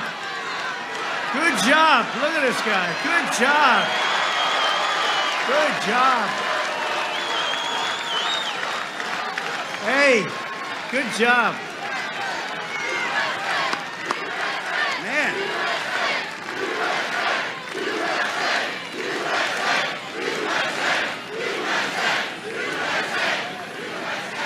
That guy, he's going home to his parents now. He's going to be in big trouble. But wait a minute. Wait. He just opened his mouth, and we had that gentleman in the beautiful blue. Will you stand up? Stand up. Man.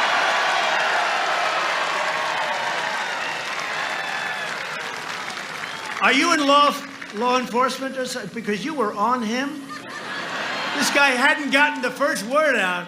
That's the kind of guy I want working for me right there. Man. Great. That was just instinct. It's called natural instinct. Some people have it and some people don't. Unfortunately, most people don't. That's the problem. Under my administration, we proudly achieved energy independence. We are now the #1 producer of oil and natural gas in the world. Sleepy Joe Biden has vowed to ban fracking. That's not good for Pennsylvania. You notice now he's trying to pull back, you know. He went to a place called Texas. No oil, no God, and no guns in Texas. That doesn't work. But you know what? Doesn't work here either. You're a big fracker. It's a big business here, 900,000 jobs. But he wants to eradicate all of the things that you're doing, all of the things that are bringing in so much money for your state. It's a disgrace. Now he's trying to say, well, I didn't really mean that. That was like Hillary, remember? She made a horrible statement about clean coal, and then she went, crooked Hillary, and then she went 3 weeks later.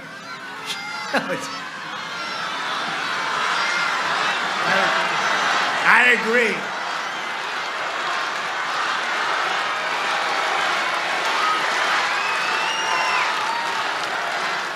All right. You know, I used to say, now, we won. Now, don't do it. But they say, lock her. But I try and stop it. Now, she's crazy. Bill is stone cold afraid of her. No, but how about, remember the emails? Oh, you think we forgot? We didn't forget the emails. Remember the emails when Congress said we want 33,000 emails? And they deleted the emails. They deleted everything. The text messages, everything, they deleted. If Mike Kelly did that, he'd be out of a job so fast. He'd be gone, right? He'd be gone. None of us, we wouldn't last long. I mean, the corruption. Hey, did you see, though, over the last 48 hours? The FBI tapes, the FBI text messages. Trump was right. The one guy says, Trump was right. He was right. You shouldn't be doing this. Trump was right. He was like the honest one. But they brought him along. We need insurance. We have to get insurance for this. This is wrong what we're doing. Trump was right. It turned out that it was a whole big disinformation deal. And you know who the guilty party is? The Democrats and Hillary. They were the ones that dealt with Russia. It wasn't us, which we've been saying for a long time. No, these text messages just came out. Did you see that? They just came out. So we went through 2.5 years of a lot of work, and they ruined a lot of people. Look at General Flynn. Look at what happened. Those messages about General Flynn last night just came out. They knew he was innocent. And they said, we want Flynn in order to get Trump.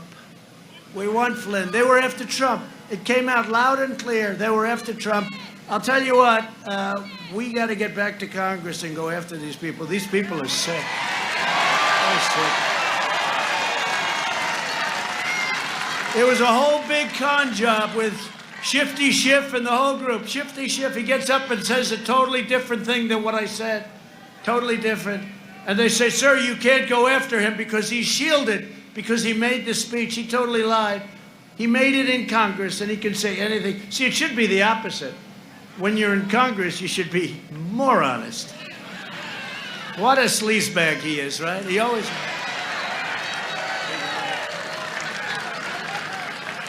What a sleazebag he is. What a jerk.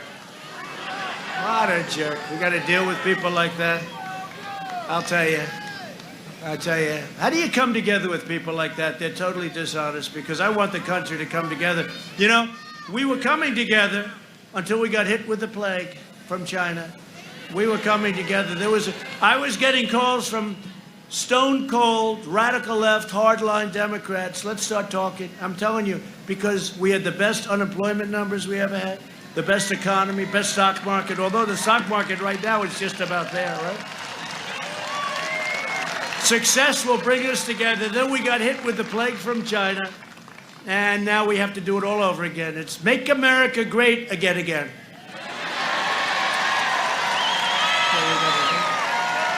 But we saved millions of lives by doing what we did. When asked about fracking, Sleepy Joe Biden said that he would make sure it's eliminated. This was just a little while ago. Then he gets the nomination. He goes, well, I didn't think fracking's that bad. It's amazing, isn't it?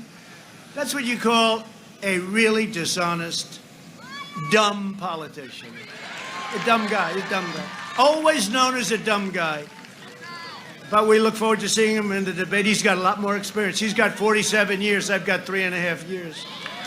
So we'll see. But he's got 47 years of experience. You know, I always sort of smile when he said, like, critics, we should have done this, we should have done that, we should have, all these things, right? I said, why didn't you do them? He's been there and it's not like he left 20 years ago.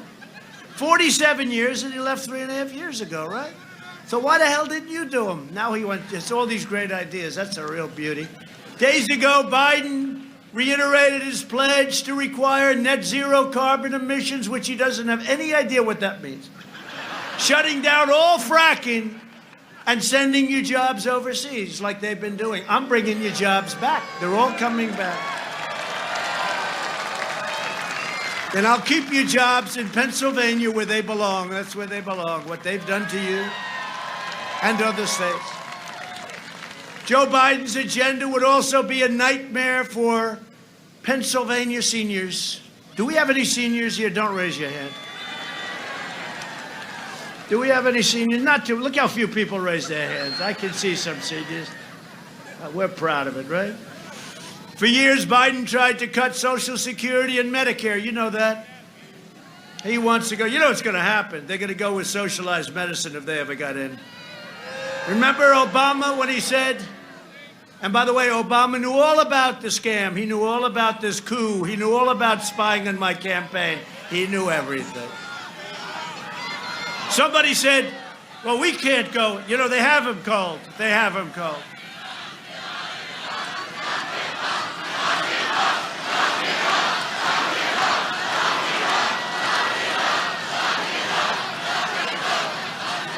Remember I said they were spying on my campaign a long time ago. The internet blew up. How dare he say that? How dare it turned out to be true. And then it was the coup because I got in. Now they said, all right, he got in. We couldn't stop him. Now we're going to try taking it away. Can you believe it? This is the USA. No, seriously, can you believe it? And we caught him. All these text messages. And from what I hear, they have some real beauties coming out over the next couple of days. So stay tuned. But somebody said, oh, you can't do that. He was president. Well, I'm president, too, and they would not stop, I promise. These people are sick. They're bad people. Remember when Biden said, when I argued that we should freeze federal spending, I meant Social Security. He meant this. He said, when I argued that he wanted to freeze all this federal spending, he's not going to take care of your Medicare. He's not going to take care of your Social Security. And if he gets in, he's going to have nothing to say because the radical left will control it. And he's going to do socialized medicine as sure as you're sitting or standing there. I can't even tell the hell difference. You're sitting. Isn't it nice we got seats for people? Who would do that? Look at all the police back there. What, are they the greatest?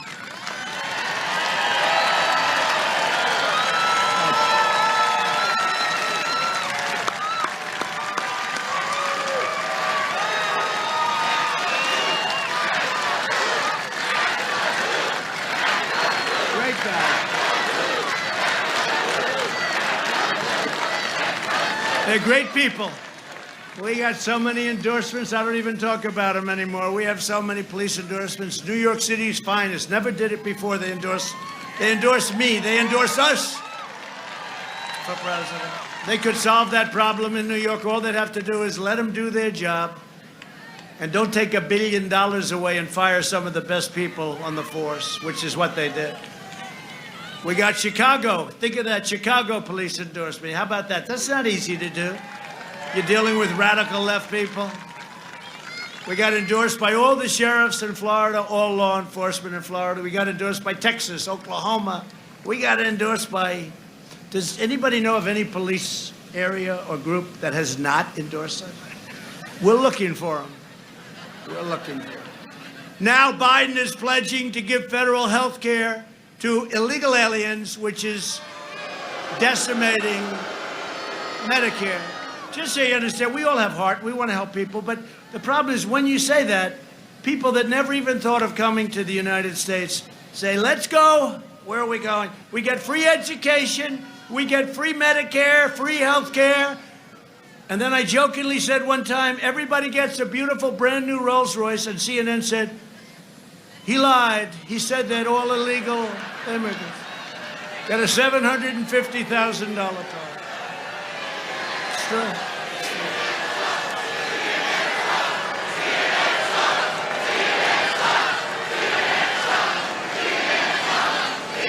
They said he lied. I didn't. I was only kidding. They said I lied over the Rolls Royce. They all said, do you remember when I said, Russia, if you're listening, find her emails, or whatever the hell I said. Find her emails. And then we all laughed together. 25,000 people in the stadium. On television, look at all the cameras on television. Look at those people. Look at all those red lights that are going on. They're standing in the rain just like I am, and they don't like it. But do you remember? But the problem is they cut it off exactly before we all started to laugh together, right? And for 2 years they've been saying he dealt with Russia. He asked Russia to please get her emails, or whatever the hell we were asking for. Russia, if you're listening, please get, the whole place cracks up along with me. In fact, they cut off my last word. You know, they got to cut it short because they don't want to see any sign. This is how dishonest is. They are really, I'll tell you, they are so bad for the country. But I'll take it back for right now, because right now it's live all over the place. We'll let it go. You know what? Let's say it at the end instead. Because so often I'll say, you know, they're CNN, they're totally corrupt, they're fake, and you see the light go off the red like...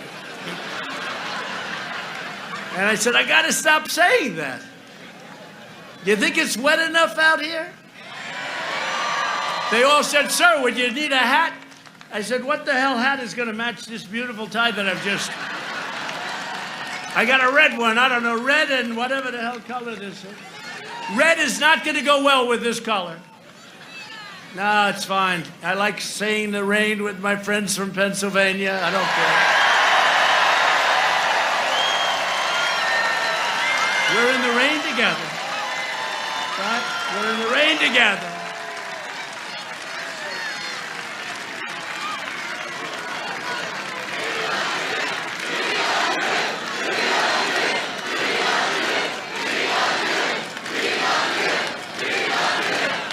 Thank you. Thank you very much. Now we're in the rain together. That's all right. We'll stay out here all night if we have to, right? But I'll tell you, so many interesting things are going on. When I look at their plans, did you see their plans, the manifesto? That's the Bernie Sanders and AOC manifesto. So normally when you negotiate with communists, because I don't think it's social. Haven't they gone over I don't think it's, this is no longer socialism. We're dealing with worse than socialism. This is communism. But when you deal with socialist communism, you know, you're supposed to bring them a little bit to the right, right? You know, you're a Democrat, they started with a plan and they went further left. This plan is the most horrible. We call it the manifesto. Bernie Sanders, crazy Bernie. But you know the one thing they agree with us on trade, because we are being ripped off by so many countries. I've stopped a lot of it. I mean, I had to devote a lot of time to a fake impeachment. Now you see how fake the impeachment was. What about Biden's son getting $3.5 million, right? From the wife of the mayor of Moscow. And then they say Donald Trump is dealing with Russia. Donald Trump, I never even made a call. Donald Trump is dealing. This guy got $3.5 million from the wife of the mayor of Moscow. What the hell was that for? Probably his great experience in energy, but he didn't have that. And then it revealed yesterday that he got a lot more money from China than we thought, and he got a lot more money, right? It's just all stuff. It's like perfect. It's like unbelievable. But he got a lot more money from China, and the 83 or 63,000 a month that he was getting, now it looks like it was 183,000 a month, and he got an upfront payment of $3 million from Ukraine. And this is because of his great knowledge of energy, but he had none. They said, do you know anything about energy? No, I don't happen to know anything. Oh. And then the father called for the prosecutor, get him out or you're not getting your $1 billion from the United States. Whoa, they got him out, and here's your $1 billion. That's not a quid pro quo, right? But a perfect phone call is a quid pro quo, where nothing was right. It's a disgrace. Well, hopefully we're getting to the bottom of all that stuff, because we got plenty. Biden's plan for mass amnesty would bankrupt your Social Security system.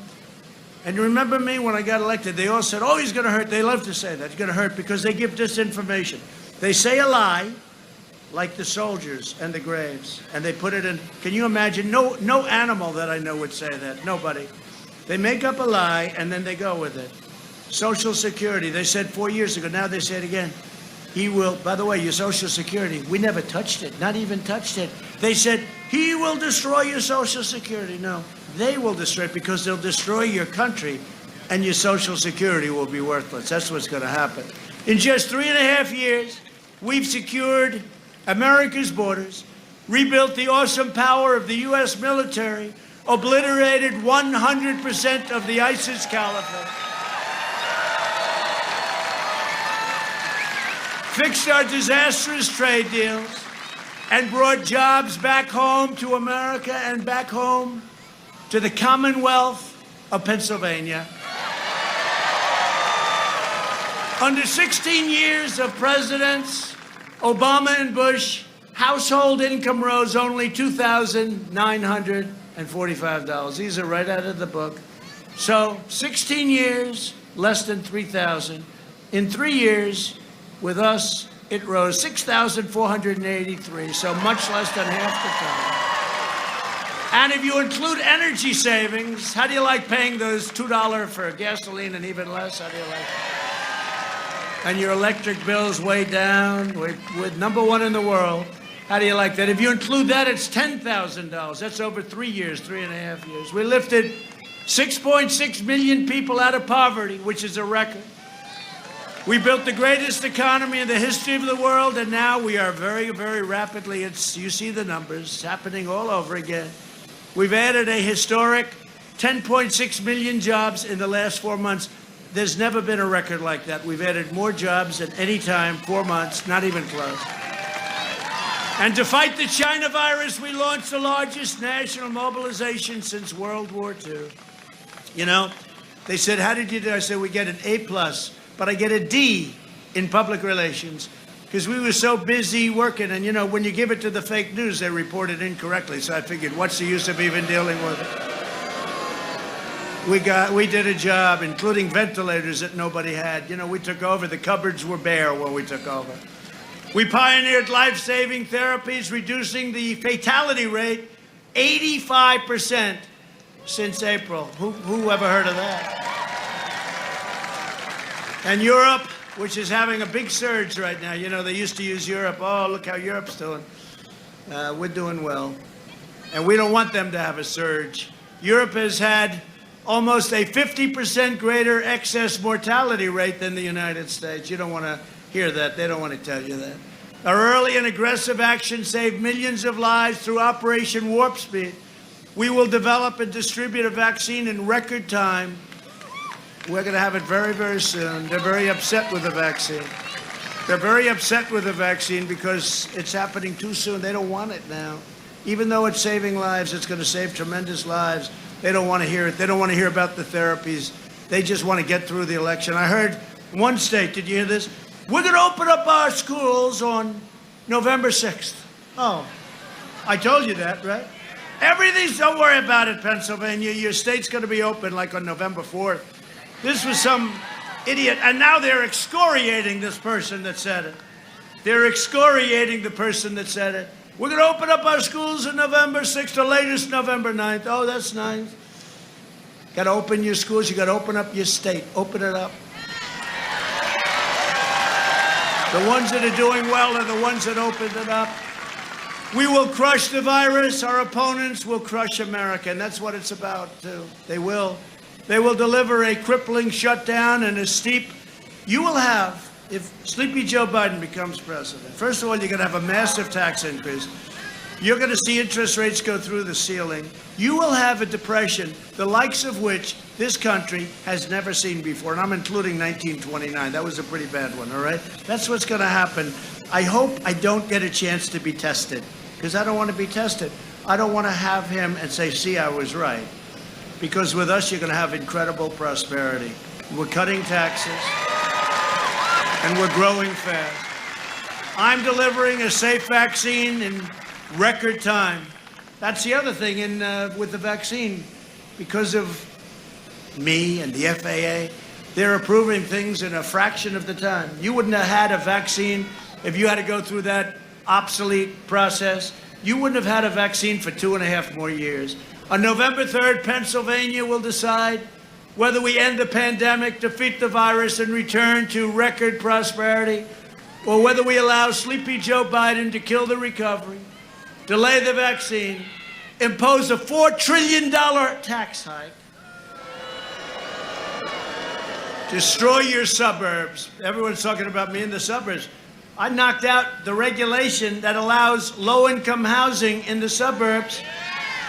And then I hear, oh, the people in the suburbs don't like me. You better like me because you're going to have, your suburbs aren't going to be so great. They say that women in the suburbs, I made the mistake. I said housewives living in the suburbs. They said, oh, that's politically incorrect, okay? I got killed for that. I used the word housewife. Is that an unacceptable term? I don't know. They're all saying no. I said the housewives in the suburbs, and they said, oh, what a horrible thing to say. But women, let's be politically correct, women and men in the suburbs, they're changing the zoning so they can build. That's what it is. They're changing your zoning. It was a rule, a regulation that was a disaster. And I called my people. I said, I want to terminate it. They said, sir, we can't do that. Let's just amend it. We'll make it much. No, you don't understand. I don't want to amend it. I want to terminate it. Yes, sir. And we terminated it. We terminated it.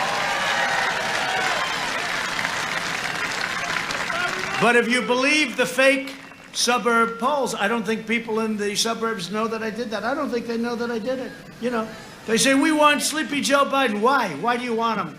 First of all, you're not getting him. You're getting this maniac who was falling like a rock in the polls. He picked somebody that he should have never picked. She was so bad to him. She said such bad things about him. I'm not going to pick somebody that says bad. And then on top of it, right, 15, 14, 13, 10, 8, 7. Then she went up back to 8. She had a big week. And then she went back down. And she got out at 1 or 2. She quit before Iowa, right? And then they had the Iowa primaries. And because they used these crazy ballots, nobody ever found out who won. And now they want to use it on a scale that's 1,000 times bigger for our country. 80 million ballots. 80 million ballots. They couldn't count a small number, but now they count. And then they had the race in New York. Carolyn Maloney, terrible, terrible congresswoman. And they took it away from the guy that was beating her or would have beat her. But they're missing massive. You know, it's not like they're missing 1%, which would be unacceptable. You know, 1%, you can win by 1%, right? You can win by 1/10 of 1%. But they're losing, like, there was one area, I think 41% of the ballots were missing. 41! These people are crazy. This is going to be a disaster. And all I'm asking is people go out to vote, and stop with this nonsense, because we're going to be counting ballots for the next 2 years. And I don't want to end up in the Supreme Court, and I don't want to go back to Congress either. Even though we have an advantage if we go back to Congress. Does everyone understand that? I think it's 26 to 22 or something, because it's counted 1 vote per state. So we actually have an advantage. Oh, they're going to be thrilled to hear that. I'm sure they're trying to figure out how can we break that one.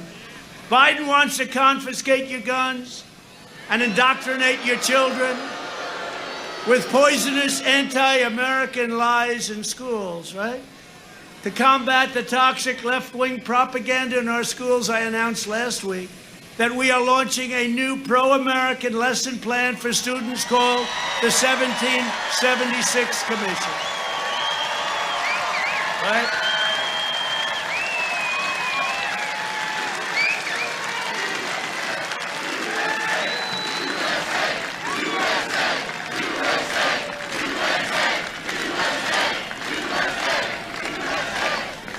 We'll teach our children the truth about America, that we are the most exceptional nation on the face of the earth, and we are only getting better. We're getting better. This is a healing process.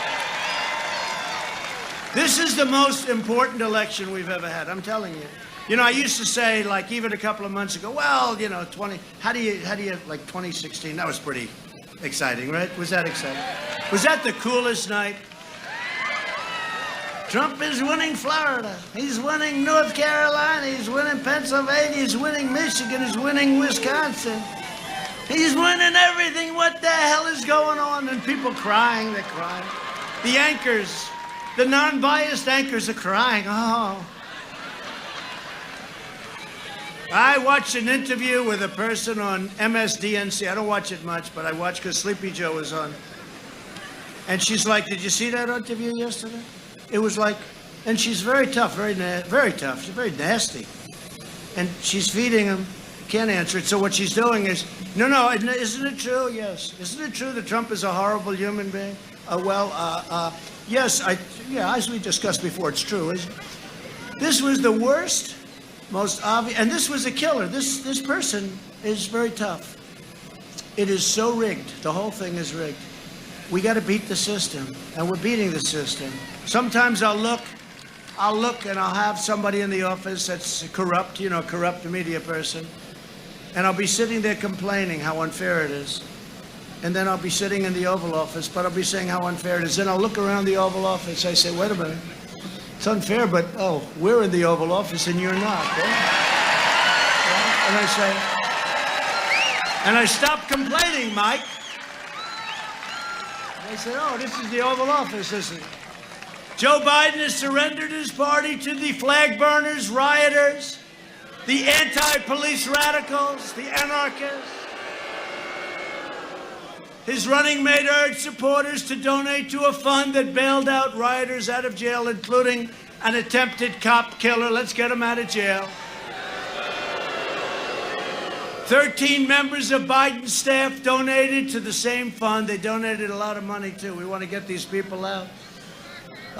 We want to be called in. You saw what we did in Minneapolis. When they called us like a week and a half too late. We went in. How long did that take? About a half hour. It was over. We brought in the National Guard. We told Seattle, we're coming in. And they left that night. We're all set to go in. I was so disappointed. I was disappointed. We were going to make a big statement, but we couldn't because they said, okay. They left. Shouldn't have told them. Next time, don't tell them, please. And, if you look at Portland, what a mess, right? That's an anarchist. That's sort of like a different. Chicago's a mess. New York, what they've let happen to New York. And we have these great police in Chicago, New York. They can do the job. Just let them do the job. It's terrible. But you look at Portland. Portland is anarchist. And you had the guy 2 weeks ago. Remember, he shot and killed the young man in the middle of the street. Just shot him like I don't want to even say like what, because his parents are so devastated. A young man, and they shot him and killed him. This one guy, this one animal. And 2.5, that's right, over his hat. Not our hat, it was another hat. It was a Christian hat. It was a Christian hat. He was a Christian. He was a Christian. And they shot him, killed him instantly. And this guy that shot him, everybody knew who he was, right? And I said, after 2 days, where is he? Did you arrest him? No, we didn't. After 2.5 days, did you arrest him? And then I put out on social media, why didn't you arrest him? And you know what? The U.S. Marshals saw it. They went in, and he pulled a gun on him. In 15 minutes, it was all over. None of our guys were hurt, and he was gone. This guy was a stone-cold killer, and yet they say he was a protester. He's not a protester, an anarchist and a killer. And the U.S. Marshals, thank you. That was an incredible job they did. Brave. But the U.S. Marshals, we can solve that problem so easy. We'd put them in there so easy, but they don't want, the governor doesn't want them. The governor wants to leave it that way. Can you imagine what a mess that was? This is for many, this is for years that's been going on in Portland. I said, what do the streets look like? They said, you wouldn't believe it. People put up 2x4 storefronts. They don't want to buy new because they know somebody's going to knock them down within 2 weeks. It's a terrible thing. The Democrat Party's war on cops is putting our police officers at risk. As president, I will always stand with the heroes of law enforcement, all right?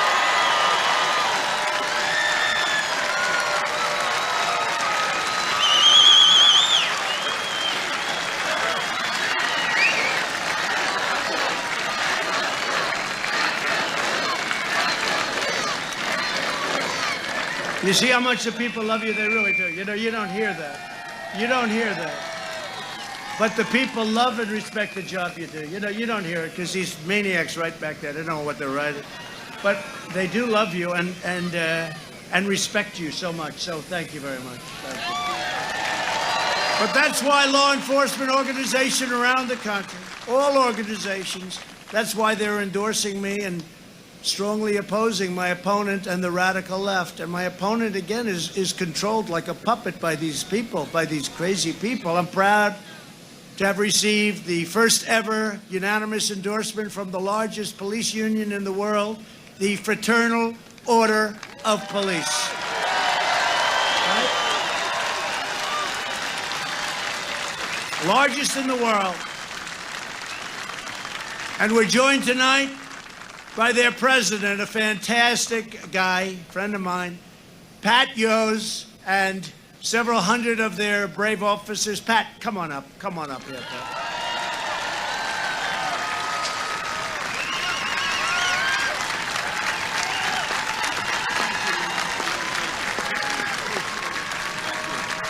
Mr. President, thank you. You know, across this nation, there are some 800,000 police officers put on a uniform every day, men and women who go into communities and place their own safety at risk to protect our communities across America. And it seems like overnight, people have turned their back on America's law enforcement. We went from public servants to public enemies overnight because many politicians turned their back on us. You, sir, have never turned your back on America's law enforcement.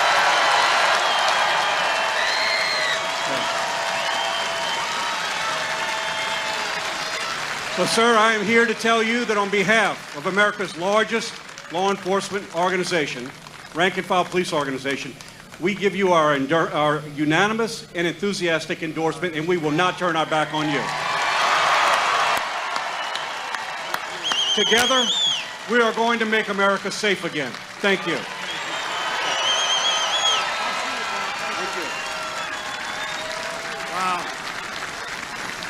Wow. Thank you very much.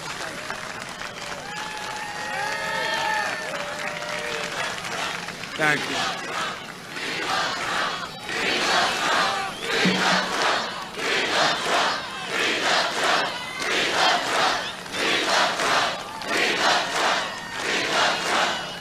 Thank you very much. Thank you very much. November 3rd, get out there and vote. And keep your eyes open if you see any shenanigans, which you probably will. Okay, if you see people like dumping things, flushing things, if you see people dropping them in a waste paper basket, 7 or 8 right in a waste paper, keep your eyes open. This is a smart group of people right here. Also with us are a group of warriors from Washington that are fantastic, that love you. And we'll start Dan Muser. Dan, thank you very much, Dan. Dan, where's Dan? That's not a very good location, Dan. That's not like you. Thank you, Dan. Congressman Scott Perry. Scott. Thank you, Scott. Great job. These are warriors, I'm telling you. They fight as hard as you can fight, every one of them. Lloyd Smucker. Lloyd. Thank you.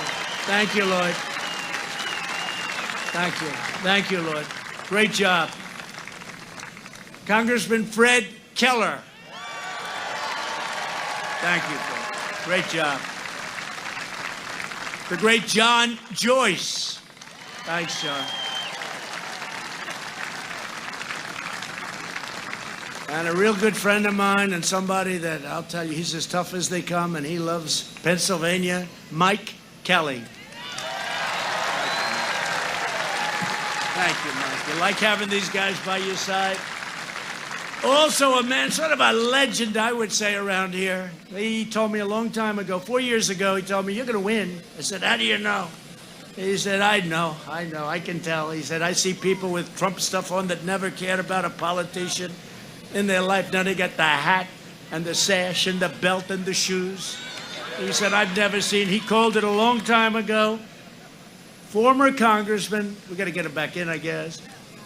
Well, he left because he had a lot of good things to do, but he's fantastic. Oh, we got to get him back. Lou Barletta.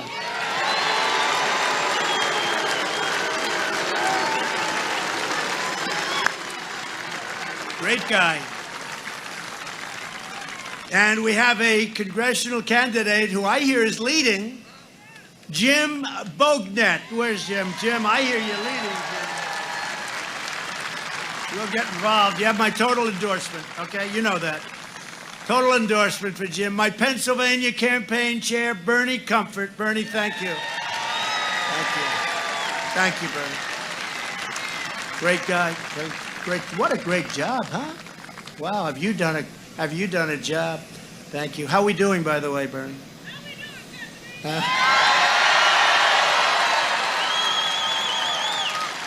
You have done a job. Thank you very much. And also, State GOP Chairman, a friend of mine for a long time, Lawrence Tabus. Lawrence, thank you. Thank you. Thank you. That's a great group of people. Thank you all. We're going to have a big victory. Lawrence, you agree with Bernie, right? I think we're going to have a big, big victory. Bigger than even 4 years ago. That was good, you know. Remember, they wouldn't announce it? We were like a point up, which, you know, some people say is a lot. I think we'll do a lot better this time. Because at that time, I said I was going to do things, but, you know, it's like a lot of people say things.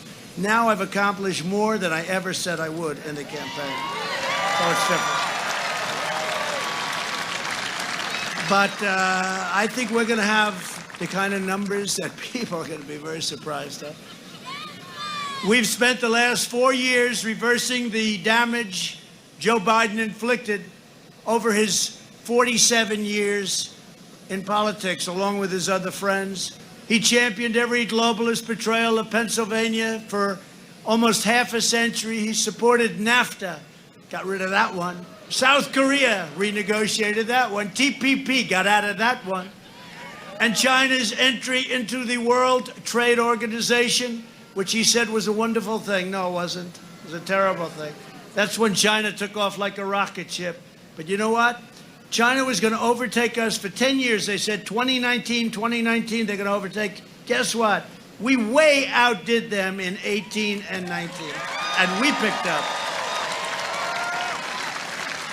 If you have somebody smart, you got to have somebody smart.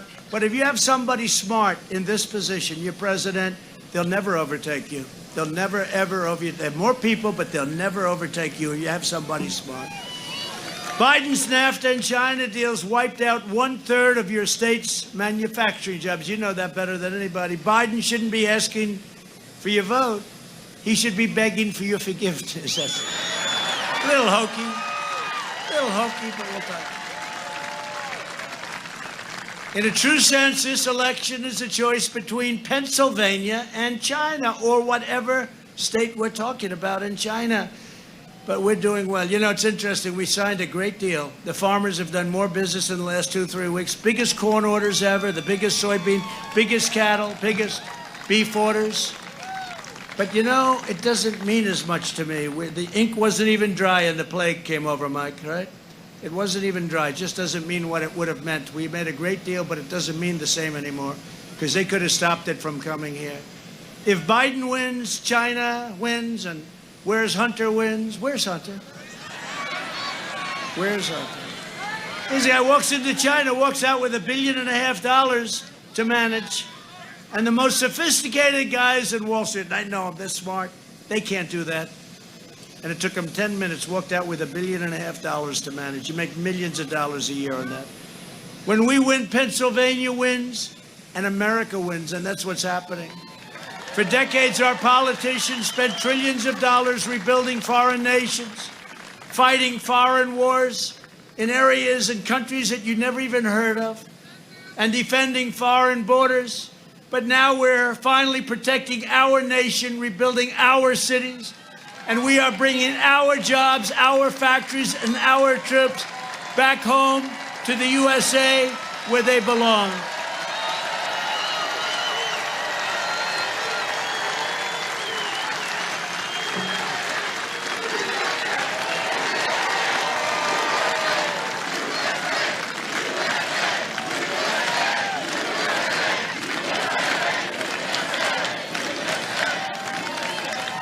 Now our opponents are pledging to rejoin the job-killing Paris Climate Accord, a disaster for our country. It was meant to hurt us. It was meant really to take advantage of us. We would have spent trillions of dollars. You would have ended up closing a lot of your plants and factories. And I said, I'm going to do this. I'm going to get out of this crazy deal. And I did. I said, oh, they're going to kill me. You know what? The people got it. They understood it. It was ripping off our country because we have things that they don't have, like unbelievable wealth under our ground. They don't want us to use it. Oh, that's nice. That's a wonderful thing. Thank you very much.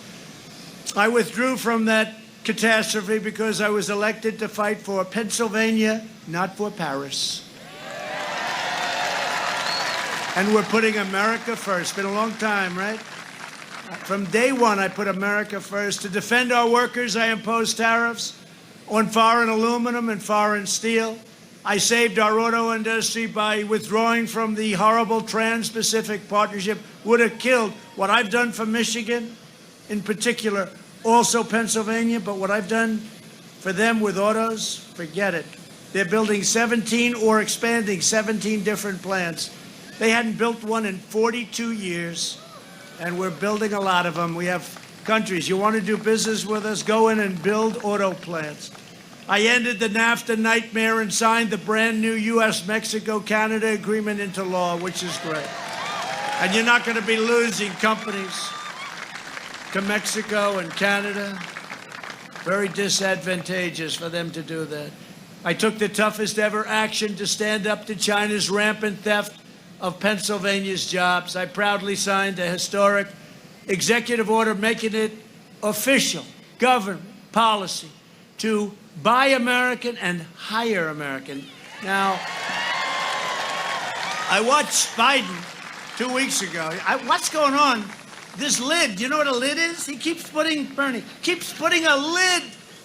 He's got a lid. It's 8 o'clock in the morning. Now a lid means you're out for the day. That means the fake news media can go home. You know, they've got the easiest job I've ever seen. They never have to work. The media, please go home. There won't be any activity from sleepy Joe Biden today. He's a low-energy individual. Now, you know, you need a president with a lot of energy. You deal with President Xi of China, President Putin of Russia, Kim Jong-un. Remember, we're going to be in a war with North Korea, right? What happened? What happened to the war? What happened? We didn't do anything. Same, you know, we didn't do anything, but millions of people could have been killed in that nuclear war. Probably would have been nuclear. But look at it, right? You know, getting along with these foreign nations is not a bad thing. They say, oh, he gets along, yeah. I asked Obama, I was sitting, he told me the biggest problem we had was North Korea. And he was telling me why, he was telling me lots of horror stories. I said, excuse me, have you ever tried calling him?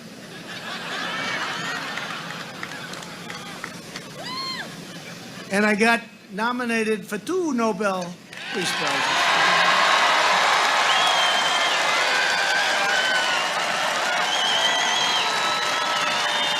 Can you believe it? One is for Israel and Bahrain and the United Arab Emirates, right? And by the way, many countries are coming in. They're all calling, no, we want to come in. They're going to all come in. No more blood in the sand. No, we just did it smart. We reversed it. The art of the deal. It's the art of common sense, let me tell you. We reversed it. And many countries are going to come in. And I told the story the other night. Then I got one for Kosovo and Serbia. They've been killing each other for many years, just killing each other. They don't get along. They don't. They're sort of like the Palestinians and Israel. Sort of have two. I have Kosovo, and you know, we're dealing with both of them. I said to them, why are you fighting and killing each other? They have a lot of differences, including a religious difference, I guess. I said, what are you doing? And we trade with both, so we have certain power. So I said, listen, let's get a deal. Let's make economic peace and ultimately peace. They came to my office, the Oval Office, to sign. They were hugging. They were so, I mean, it was a beautiful thing to see. We saved a lot of lives. And I told this last night. I said to my great First Lady, our great First Lady, Melania. I said, Melania, First Lady. I said, First Lady, oh, I'm going to watch television tonight. I'm going to come home early. Because let me tell you, 6:30 is very early. I stay in there late. But I'm going to come home early. I'm going to show you what a great job. I just got nominated for the Nobel Peace Prize. And we're going to sit there and I'm going to just soak it in, darling. Let's turn on NBC Fake News. Lester Holt. Number 2 rated show. He's number 2, heading south. I find NBC to be worse than the other two. They spend all that money on their PR, and I screwed up in one evening like this. Because when Obama got it, nobody knew what he got it for, including him. Remember, they said, what did you get it for? I don't know. That's how different. We have to work harder. He got a Nobel Prize, and he didn't have any idea why he got it. And then he started dropping bombs 2 weeks later on some place that didn't work out. Couldn't work out because he had John Kerry negotiating, who was the worst. Incompetent. Now, it's so sad that Iran, that horrible deal. That was a fast plane. That must have been one of the new ones we just bought, you know. We have all new equipment. That was scary. If I'm the enemy, I don't want to hear that sound. But I said to our First Lady, turn on the television. Turn it on, darling. There's going to be a big evening. I toast you, but I don't drink, darling. Just don't drink. Not so bad. So we turned it on, and they did a story on the weather. It was raining heavily in a certain area. Then they did a story on something else, and something else. Then they went into another story, then another. Then they had a commercial that lasted for about 9 minutes. Even though, you know, they're not supposed to make money. They're using our free airways for fake news, okay? They're using free airways. Think about that. We're thinking about that. We're thinking about that. Why are they using free airwaves to give fake news? So it came toward the end. I said, darling, I'm a little embarrassed. But the following day, I got nominated for another one. I called her up. I said, you know, maybe they forgot. So let's go home and turn on the television. It was the same thing. They had another story that this time they're cleaning up the rain. Another one. Got to the commercial, never ended. Got back a little tiny piece, and I said they didn't cover 2 Nobel Prizes. I got 2 in 1 week. Did you ever hear that one? For different things, totally unrelated. And my only complaint is I should have gotten about 7 or 8, because if you knew some of the other things I've done are much better. I should have gotten 7. But the fake news never even put it on. And somebody had a show where they said the amount of time devoted to Donald Trump's Nobel Peace Prize, 2 of them, 0 on the network, 0. Then the amount of time devoted to something else that was negative for somebody in the Republican Party, like infinite.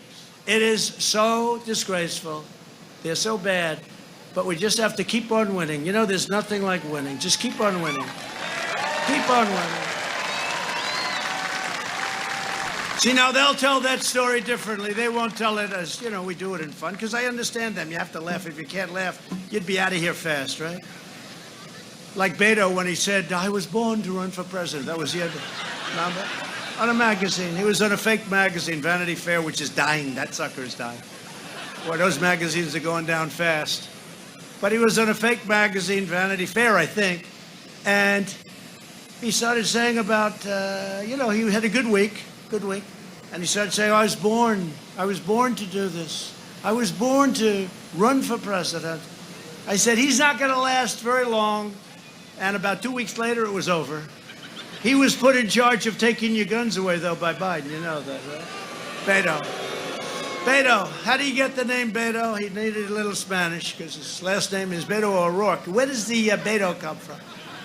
Another phony deal going on there. To protect American workers during the pandemic, I suspended the entry of foreign workers who threaten U.S. jobs, and we will always care for our citizens first. Biden's pledge to terminate these protections and give away your jobs. Under my administration, we've achieved the most secure border in U.S. history. And we are just finishing that beautiful wall, 340 miles. 340. They don't talk about the wall. Build that wall. build that wall.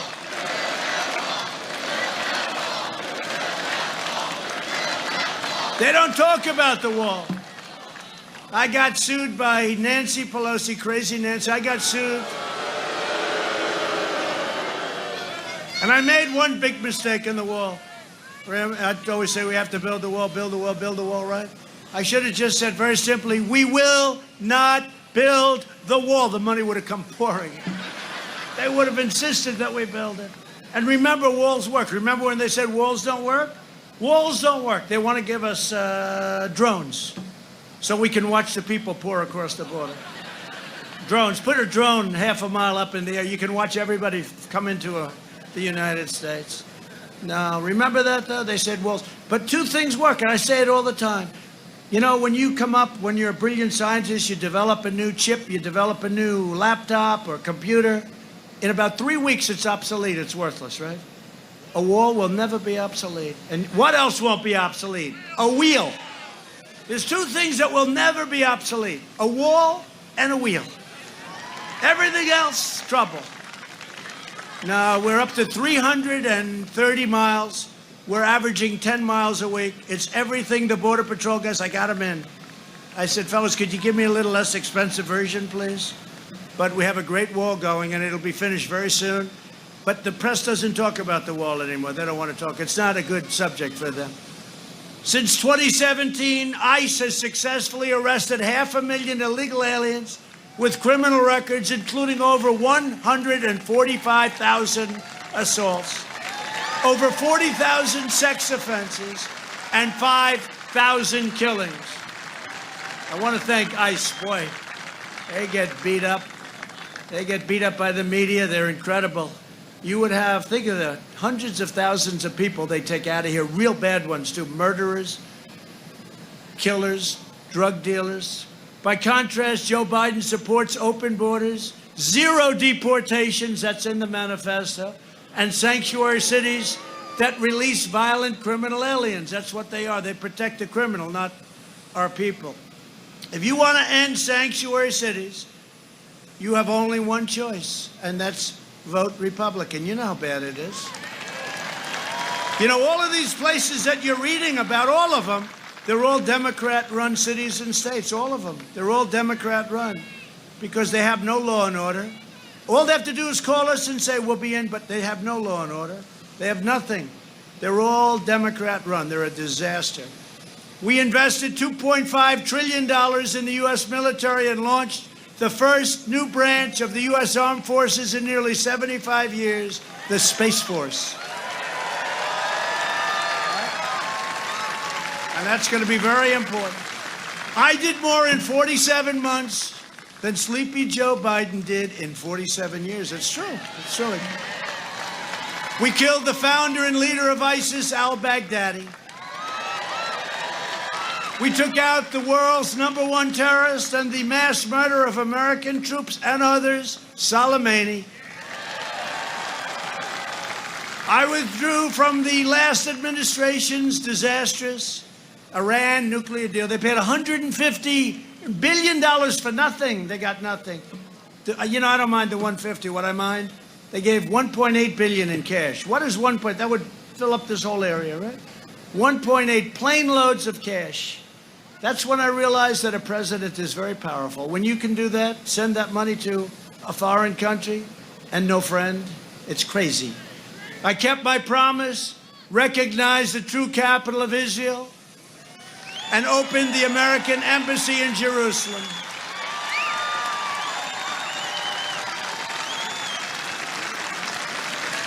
You know who likes that the most? The evangelicals like it the most. You know that? The evangelicals love it. We're just with Franklin Graham and a lot of great people. They had a very successful event at the mall today. I don't know if you heard about it. It was great. Franklin Graham, all of the top evangelical and other leaders, they were great. They were at the White House ceremony today for the justice. I also recognized Israeli sovereignty over the Golan Heights. And instead of the endless wars, we are forging peace all over the Middle East. And it's costing nothing. Costing nothing. We're not killing people. No blood in the sand. You know, they're tired of fighting, by the way, just in case. Even these people that like to fight, they're tired.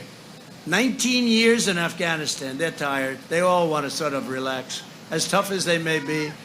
Joe Biden opposed the mission to take out Osama bin Laden. He opposed killing Soleimani.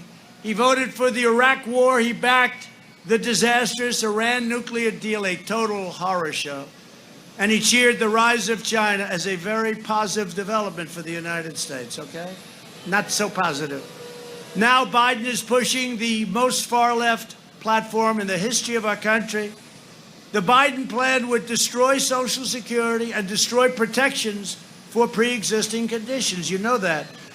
They want to go socialized medicine. Socialized medicine. Go to a hospital and take care of yourself. Get rid of 180 million private plans that people love. He would terminate our travel bans on jihadist regions. We won the travel ban, remember? And increase refugee admissions 700%, opening the floodgates to radical Islamic terrorism. He wants to ban school choice and ban charter schools. Terrible. In a second term, I will provide school choice to every parent in America. A vote for Republicans is a vote for safe communities, great jobs, and a limitless future for all Americans. And in conclusion, over the next 4 years, we will make America into the manufacturing superpower of the world, and we will end our reliance on China once and for all. About time. We will make our medical supplies right here in the United States. We will hire more police, increase penalties for assaults on law enforcement, and we will ban deadly sanctuary cities. We will uphold religious liberty, free speech, and the right to keep and bear arms. Second Amendment. Second Amendment. We will strike down terrorists who threaten our citizens, and we will keep America out of these endless, ridiculous, stupid foreign wars in countries that you've never even heard of. We will maintain America's unrivaled military might, and we will ensure peace through strength. You know, we rebuilt our military. You saw it, $2.5 trillion. We have weapons. I mean, just to talk about them, the likes of which no country has ever seen before. The power, the strength, the incredible talent and engineering. We have weapons the likes of which no country has ever seen before. We are so far advanced over every other country, and hope to God we never have to use them.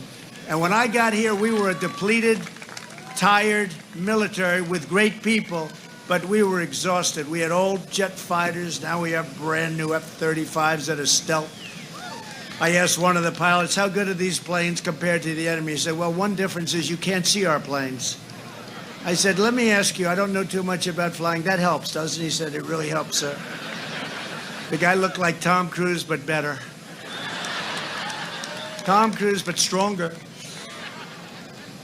We will end surprise medical billing, require price transparency, and further reduce health insurance premiums and the cost of prescription drugs. We will strongly protect Medicare and Social Security, and we will always protect patients with pre-existing conditions. America will land the first woman on the moon, and the United States will be the first nation to land an astronaut on Mars very soon. And NASA has become the preeminent space center again in the world. It was tired. It was over. We will stop the radical indoctrination of our students and restore patriotic education to our schools. We will teach our children to love our country, honor our history, and always respect our great American flag.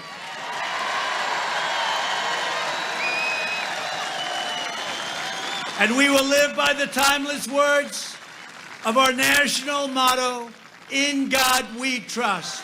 Right?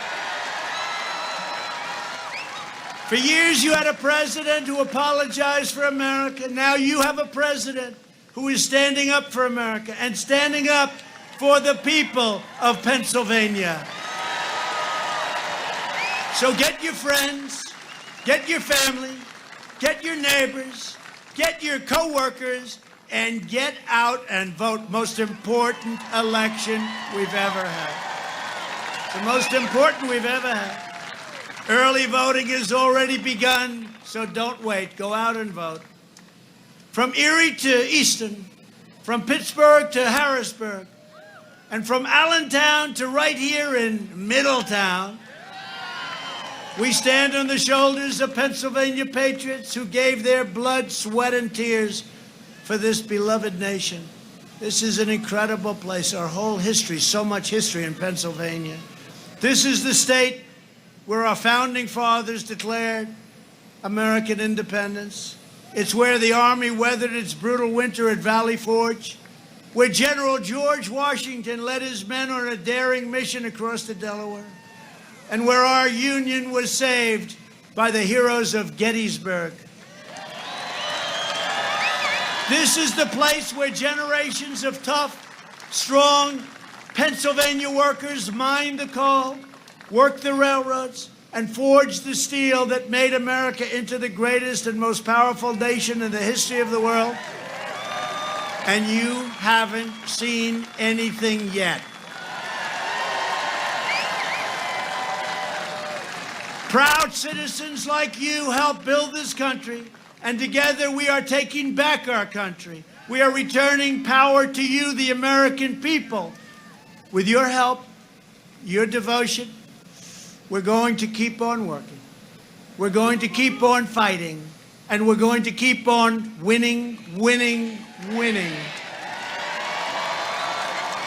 We are one movement, one people, one family, and one glorious nation under God.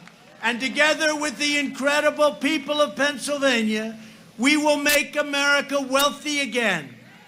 We will make America strong again. We will make America proud again.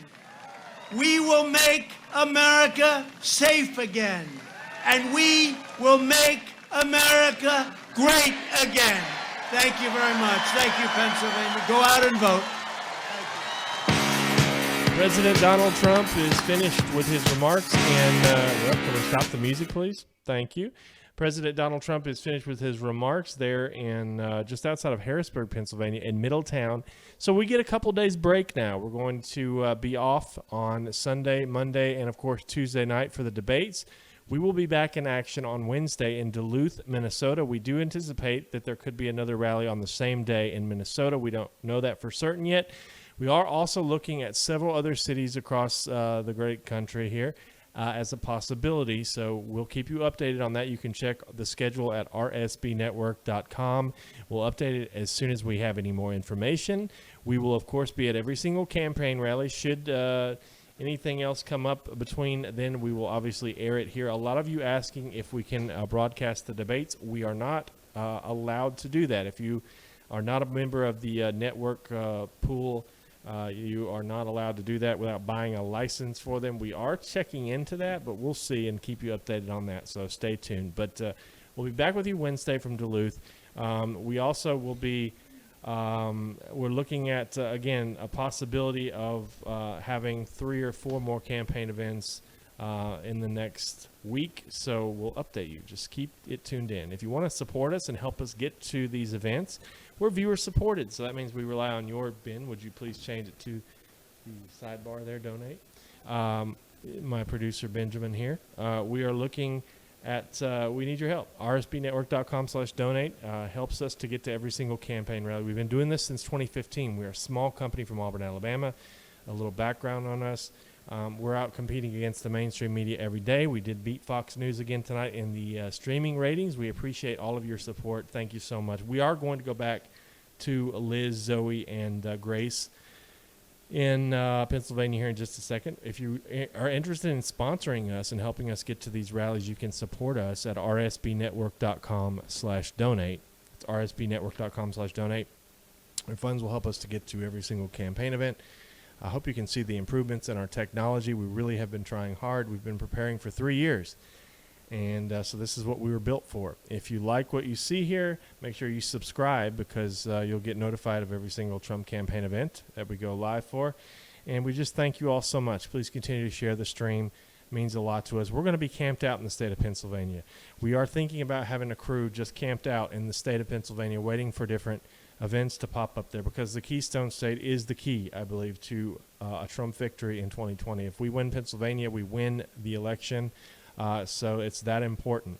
We are going to have several guest hosts coming up, and we'll tell you more about those later. But there are some guest hosts. I know a lot of you liked the other night with Father Frank Pavone, did an amazing job with us in Jacksonville. So we're going to have some guest hosts come out, possibly even next week. So we hope that you'll tune in for that.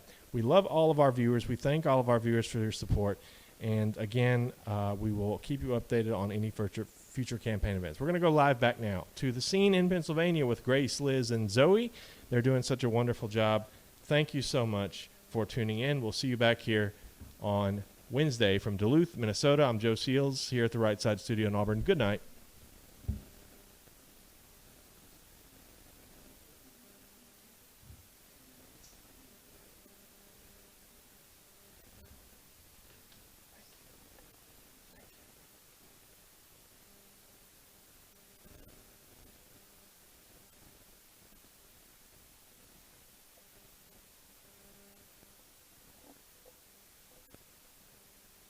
Hi, everyone, and welcome back to Right Side Broadcast Network. I am one of the 3 hostesses tonight for President Donald Trump's rally here in Pennsylvania. It was packed. The overflow was incredible. You can check all of that out on our social media handles. Before we jump into all of that and recap the event for tonight, I want to remind all of you guys that we are almost entirely viewer funded, meaning we rely on your donations to stay in business and to continue traveling this great country and showing you the rallies of President Trump, while we work very hard to make sure he gets those 4 more years in office. There's a number of ways you can help support Right Side Broadcasting Network. The first one is one of the easiest, and that's by clicking the $ in the bottom right-hand corner of the YouTube Super Chat. Let's step forward, ladies. The second way is by going to our website. That's www.rsbnetwork.com/donate. The third way is by sending a check. So this is non-electronic. You can send that check to 1550 Opelika Road, Suite 6, Box 344, Auburn, Alabama 36830. So just to reiterate, those 3 ways that you can help support us financially. It's by donating via the YouTube Super Chat. Just click that $ in the bottom right-hand corner. By going to our website is the second way, and that's www.rsbnetwork.com/donate. The third way is non-electronic, and you can send a check. Moderators, if you don't mind dropping all those addresses in the chat room down below, we do appreciate it so much. We need your help now more than ever. We have a lot of rallies coming up, including one on the 30th, so just days away, this Wednesday in Duluth, Minnesota. And we might have a special guest for you guys, so stay tuned to find out more. I'm going to toss it over to Zoe, who's got a few more announcements, and then Grace. Thank you, Liz. Well, I had an exciting time. As you guys can see, I had to grab my hat because we had a little bit of rain that came in. But just want to thank you guys for showing your support. Another way that you guys can do that, and that's by checking out what we have. It's called Disney Coins, checking them out. These are coins that are made by American people who love America. These coins are made in 20, well, actually they have 20 different styles right now, but they come out with 2 different styles every month. These coins are, of course, themed, President Trump themed, you know, and I think that they will be a great addition to any gift that you might possibly have for a family member, or Christmas is coming up. So get these coins for your loved ones. These coins are, they come in silver, genuine silver, and it looks like copper as well. Also, 10% of the proceeds that comes in from the coins, any of the coins that are purchased, 10% of that goes to conservative organizations. So not only are you getting a little gift for yourself or your loved ones, but you're also supporting conservative organizations such as ourselves as well. So you guys can go ahead and do that. That is at www.dismecoins.com. That's www.dismecoins.com. Again, Grace, did you enjoy tonight? For sure. I mean, this is what, your third time, exactly. So just, it's so much to take in, and now that it's all done, we're ready for the next one and ready to get on the road again and bring it to you guys. So do you have anything else to add before we close? Yes, I will read off a few of the donations. I'll try to get through as many as I can. Let's see who we have. Thank you to Josie Walisa. You girls rock, all American girls and patriots. Thank you. Let's see. Thank you to Dream Forever for the cute little dancer. Thank you to A Day in the Life 54. Keep it up. We will. Thank you to Mitchell Davidson. Love RSBN. He says thank you. Thank you to Wayne Mitnick. Thank you to Chris Michael Harris. Motran. Grace, I will meet you at the Chapel of Love in Las Vegas. Whoa. That's his hometown. I have family in Vegas, so I will be around there soon. Thank you to Carl Peterson, simply the best. Thank you, RSBN, Patriots United win. Trump 2020 all the way, WWG1 WGA. One of these days I'll have that memorized, but until then, please keep messaging me so I get more practice. Liz, back to you. All right, thank you, Grace. Yeah, it was a very rainy rally here today. President Trump made a few announcements saying he doesn't mind the rain. He loves being with his great friends from Pennsylvania, and that caused a lot of excitement. The audience automatically stood up. They started cheering and applauding him. They were very happy to be with him. It was almost like they were seeing a long-lost friend. So I would say another successful rally for the Trump campaign, and we're excited to see many more. Just to reiterate, Right Side Broadcasting Network relies on you guys for your support, not just financially, but also to follow us and show your support on social medias. And we just want you guys to keep watching and to encourage you to continue sharing this. So make sure you continue to follow us on Instagram, on Twitter at RSB Network. Make sure you are subscribed to us on YouTube. It's so difficult being a conservative news outlet, fighting against the mainstream media and the big tech censorship that goes against being a conservative voice. So by subscribing to us and turning your notifications on YouTube, you'll get alerted when we go live, and that really helps when those notifications get pushed out. Sometimes, a lot of the times, 9 out of 10, we're hidden in search results and whatnot. So it's just a way to continue making sure that these rallies are successful. We have got to work hard, and we've got to get this message out to as many people as possible. I'm going to let all of us give our handles and our names really quick because there's so many questions about who these new beautiful faces are. We're getting Zoe back out on the road more and more, and we're so excited to finally have her availability. I'm Liz Willis, LizWillis. I'm on Instagram at Liz Willis, and I'm on Twitter at Liz Willis with an underscore. Follow me on both. Happy to interact with you guys. Thank you for watching. Thank you, Liz. So, ways that you guys can follow me, my platform, Facebook, you can search Zosobe, Zosobe, and then on Instagram, if you go to Instagram, it's the same thing, Zosobe, Zosobe, and of course, www.zoebethel.com as well. I'm working on that, so just give it some time. Yes, I'm becoming official, guys. So, of course, I'll be checking tonight. We like to, after the fact, we kind of like to get around and like look at all the comments and kind of like admire the things. We actually just reposted one of the fan photos that someone made, which is super cute. But that's the way that you guys can follow me. I appreciate all the comments and everything. And Grace, for you? For me, my name is Grace Saldana. You guys can find me on Twitter, Facebook, Instagram, Parler at Grace Saldana, GraceSaldana. Thank you, guys. All right. Ladies and gentlemen, that is a wrap for tonight. We'll see you live from Duluth, Minnesota on September 30th. God bless and good night.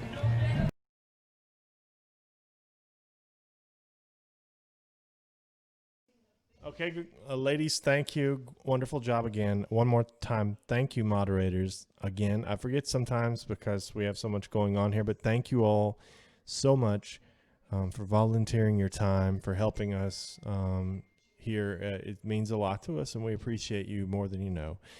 We have 5.5 weeks left, and we are going to go all out.